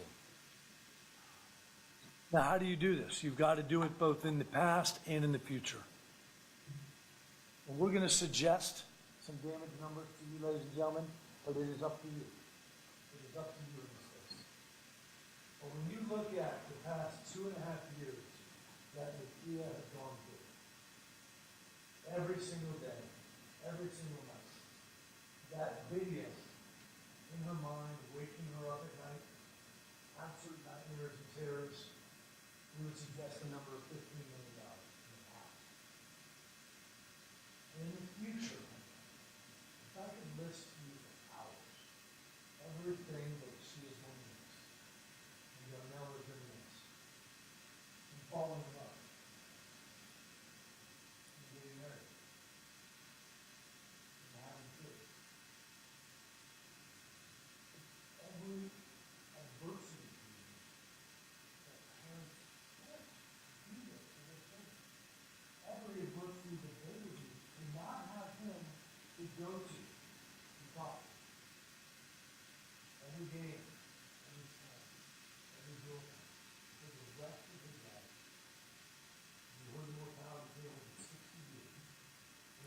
suggest in the future, $35 million. And the same, obviously, we limit. We talked about this in voir. Talked about this is a monumental case. Absolutely monumental case that you have two separate claims. Sometimes people, they talk about the loss and they don't differentiate everything that a mother feels for their son, everything that a father feels. They're different, but they're the same. And that's what you have in this case. And we talked about it before. Juries are powerful. You are incredibly powerful because you're the only entity that can hold them accountable. But you're not all powerful. Because just like both of these parents set in stand, if you were all powerful, you were at March 23rd, 2022, you were powerful. Nobody. That will encourage one. Yes, they come and pass it on.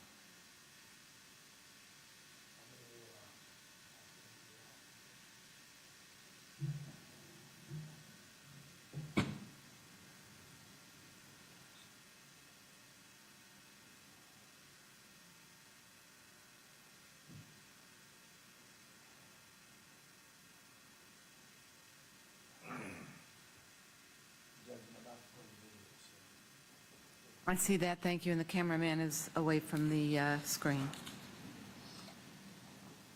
I'm about to show you the video again, and you've seen it. And if you don't want to look at it again, I can ruin it. Because every time I see it,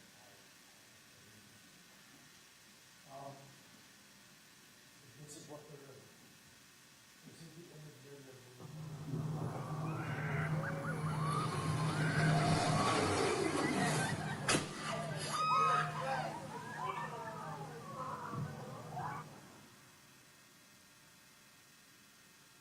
That is what they do. I don't know what other adjectives to use other than unimaginable, unthinkable.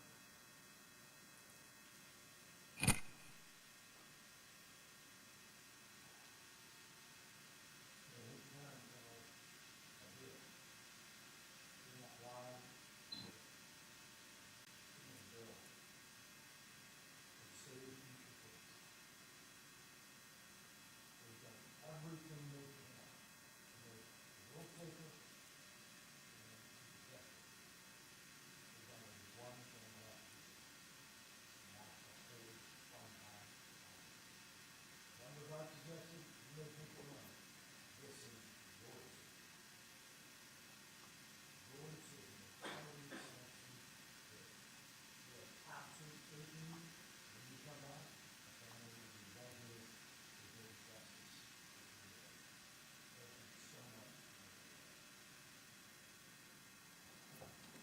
Thank you, counsel. Can you turn the lights back on? Members of the jury, you have now heard all the evidence, my instruction on the laws that you must apply in reaching your verdict, and the closing argument of the plaintiff. You will shortly retire to the jury room to decide this case. Before you do, I have a few final instructions for you. During deliberations, please communicate only about the case with each other and only when all jurors are present in the jury room. I will shortly send back to the jury room all of the evidence that was received during the trial. In reaching your decision, do not do any research on your own or as a group. Do not use any outside legal sources, the internet, or any other reference materials. You are not to communicate with any person outside the jury about this case or talk with anyone about this case until you have reached a verdict. Do not contact anyone to assist you, such as a family accountant, doctor, or lawyer. These communications rules apply until I discharge you at the end of the case. If you become aware of any violation of these instructions, please tell the court deputy so that information can be relayed to me. You may take any notes that you have taken during the course of this trial with you into the jury deliberation room. Your notes are simply an aid to your own memory, and neither your notes nor those of any other juror are binding or conclusive. Your notes are not a substitute for your own memory or that of other jurors. Instead, your verdict must result from the collective memory and judgment of all jurors based on the evidence and testimony presented during the trial. At the conclusion of the trial, the court deputy will collect all of your notes and immediately destroy them. No one will ever read your notes. In reaching your verdict, do not let bias, sympathy, prejudice, public opinion, or any other sentiment for or against any party to influence your decision.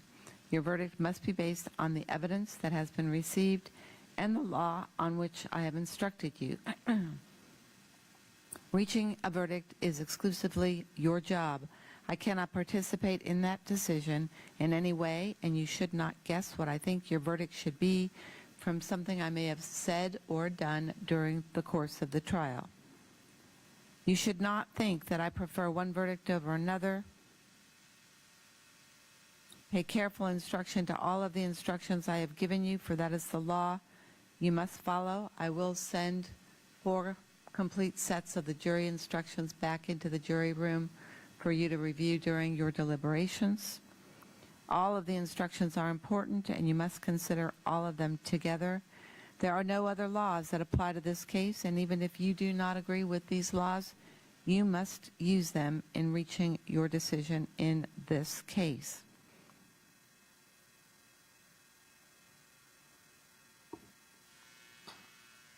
When you go to the jury room, the first thing you should do is choose a presiding juror to act as a foreperson during your deliberations.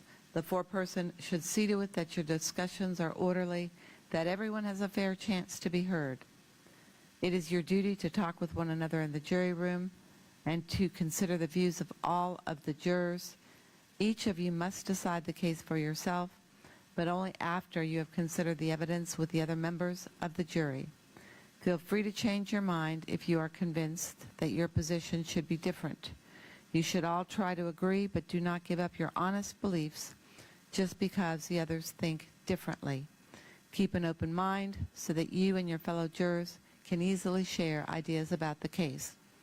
I'll give you a verdict form with questions you must answer.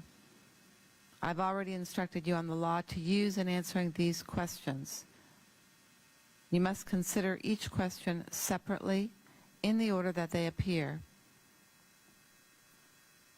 The verdict form reads as follows. We, the jury, return the following verdict. Question number 1.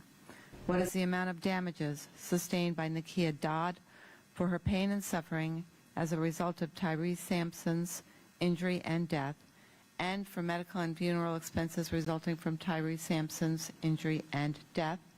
Subparagraph A, in the past, there's a line for you to complete. Subparagraph B, in the future, and there's a line for you to complete. Question number 2, what is the amount of damages sustained by Yarnell Sampson for pain and suffering as a result of Tyre Sampson's injury and death, and for medical or funeral expenses resulting from Tyre Sampson's injury and death? In the past, there's a line for you to complete. In the future, there's a line for you to complete. So say we all, this blank day of blank, 2024, there's a place for the foreperson to sign. Please print the foreperson's name underneath the signature.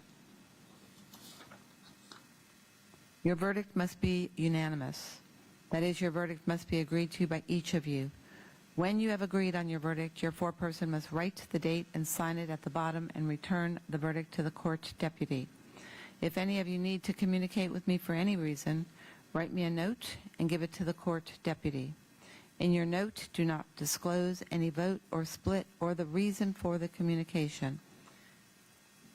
Is there any objection to the form of the jury instructions that was just read? No? Okay. Thank you.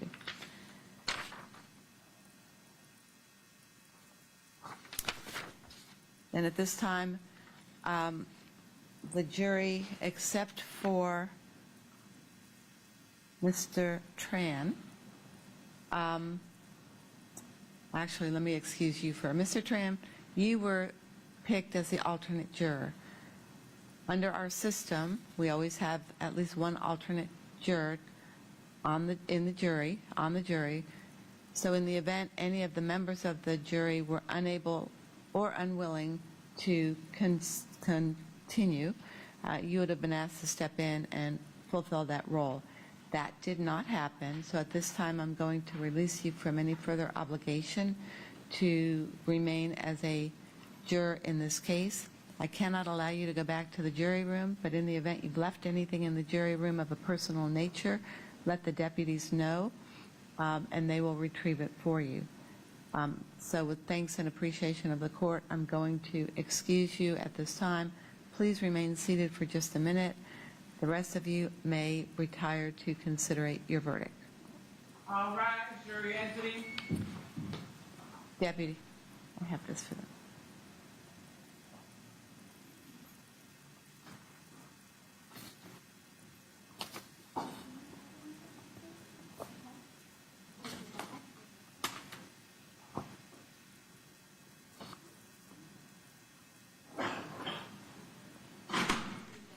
He's free to go, yes, if he didn't leave anything in the room that he needs to get.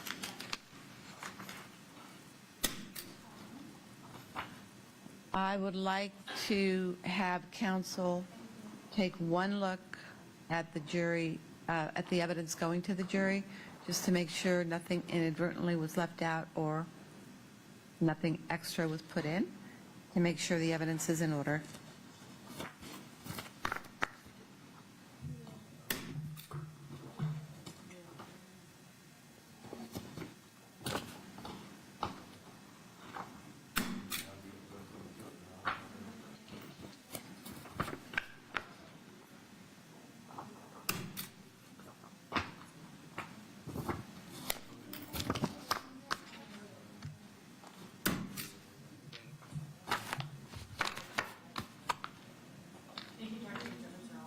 All right, if the deputy would take, thank you.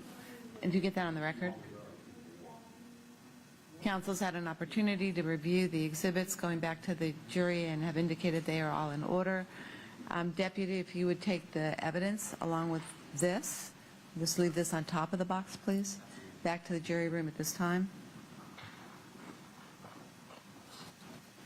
And folks, we are in recess until we have a verdict or a question.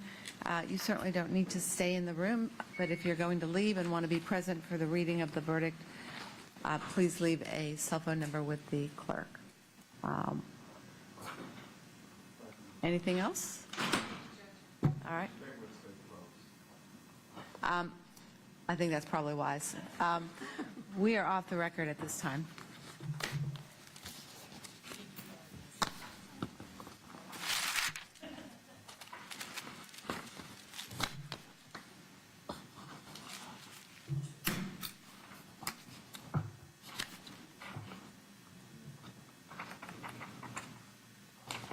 Madam Clerk, this is the one I read, so that's for filing. Let me ask you something.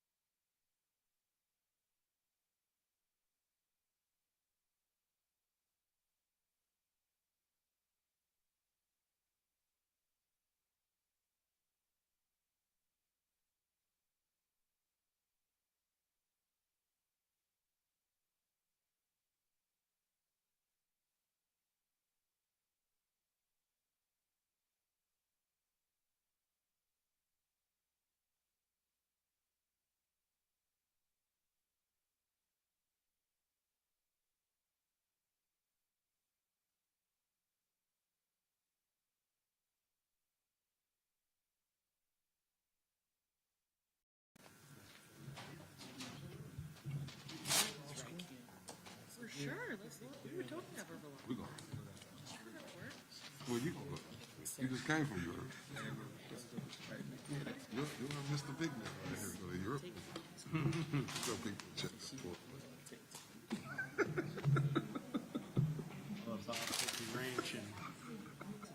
Oh, well, I can't wait to see Bob, man. I heard he got like 400 acres or something. Oh, okay.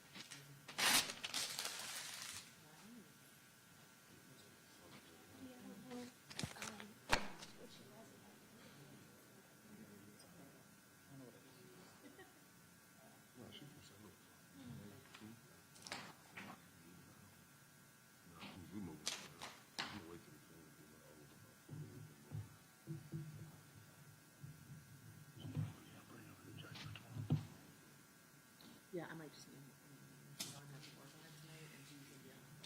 He just had surgery. Surgery is to keep her. So I was, I've been like, damn, I didn't want to leave her,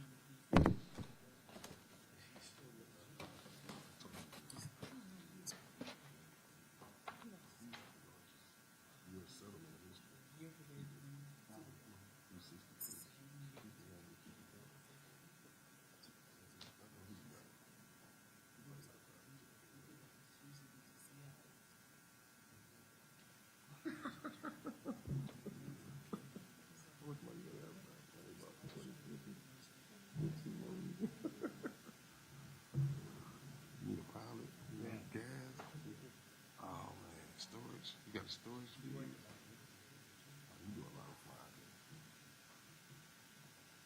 What's your next purchase? What's your plan?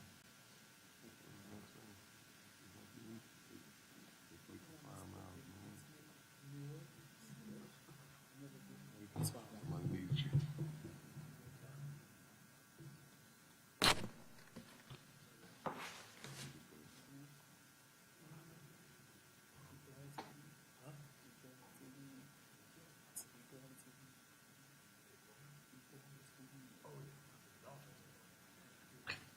I just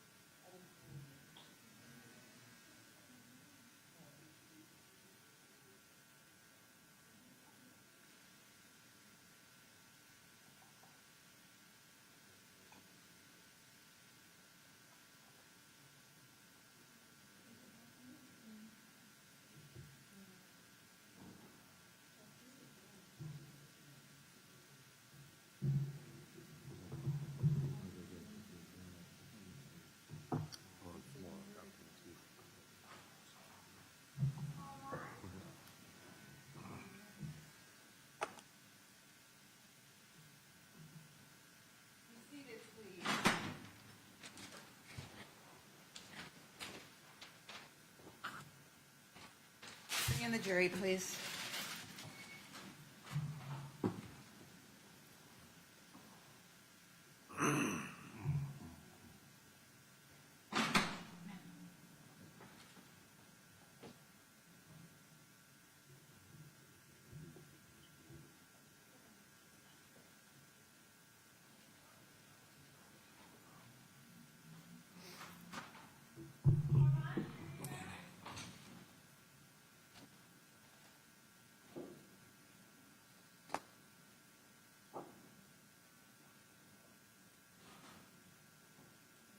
Be seated, everyone. All right. Members of the jury, I've been advised that you've reached a verdict. I would ask the foreperson to hand that verdict to the court deputy.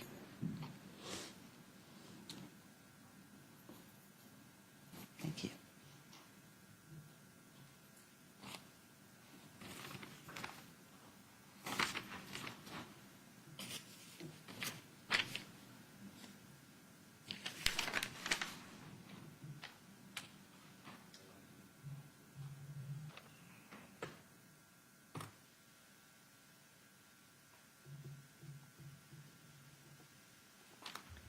Madam Clerk, would you publish the verdict, please?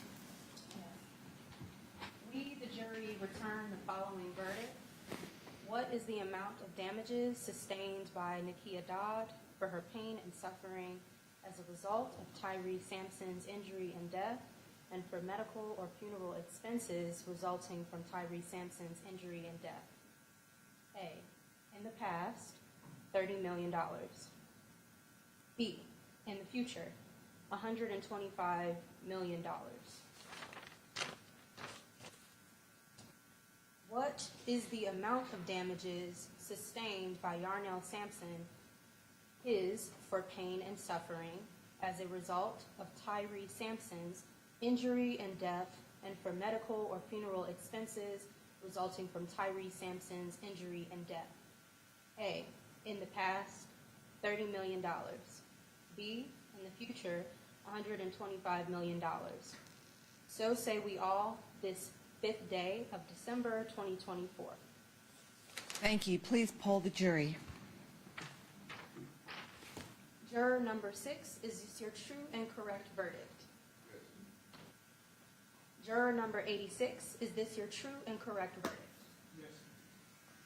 Juror number 51, is this your true and correct verdict? Yes, it is. Juror number 61, is this your true and correct verdict? Yes. Juror number 4989, is this your true and correct verdict? Juror number 78, is this your true and correct verdict? Yes.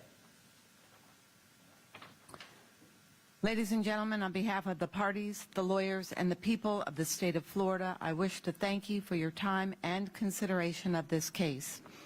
I also wish to advise you of some very special privileges enjoyed by jurors. No juror can be required to talk about the discussions that occurred in the jury room except by court order. For many centuries, our society has relied upon juries for consideration of difficult cases. We have recognized for hundreds of years that a jury's deliberations, discussions, and votes should remain their private affair as long as they wish it. Therefore, the law gives you a unique privilege not to speak about the jury's work. The lawyers and their representatives are not permitted to initiate any communication with you about the trial. However, you may speak to the lawyers or anyone else about the trial. You also have the right to refuse to speak with anyone. A request may come from those who are simply curious or from those who might seek to find fault with you. It will be up to you to decide whether to preserve your privacy as a juror. Any matters remaining before I release the jury? All right. Thank you. Again, on behalf of the Ninth Judicial Circuit Court, as well as the people of the state of Florida, as well as all of the parties and participants in this process, I want to thank you for being here today. I will be back momentarily to hand you your jury verification forms. Thank you. You are dismissed.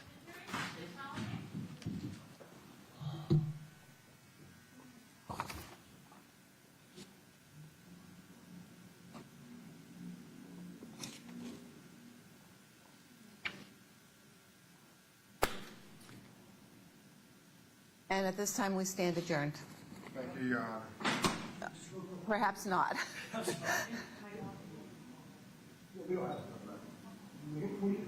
Who's going to get a judgment to you that's kind of specific for the collection process? Yes, Judge, we'll submit either to you or your JA, our foreign counsel has advised us there's certain things in place just for the collection. How would you prefer to handle that next? Contact your JA? Typically, it is, well, it depends if you want it electronically filed, then send it to my assistant in Word format, and I'll electronically sign and file it. If you want a hard copy that's filed the old way, then get a hard copy to her. If it's electronically filed and I need to tweak it, I can do that, so it's typically easier. Electronic, so we'll get that to you by tomorrow afternoon. Okay, thank you. Thank you so much.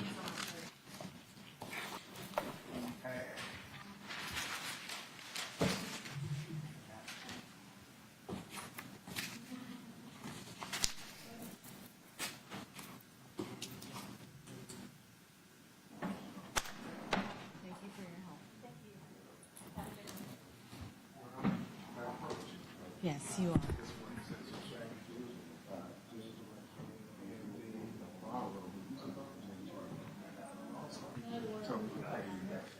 Well, thank you. Yeah, Alvaro had this case. He said, please go with this case.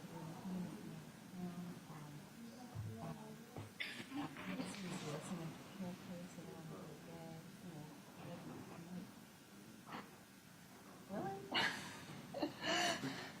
It's not an easy case.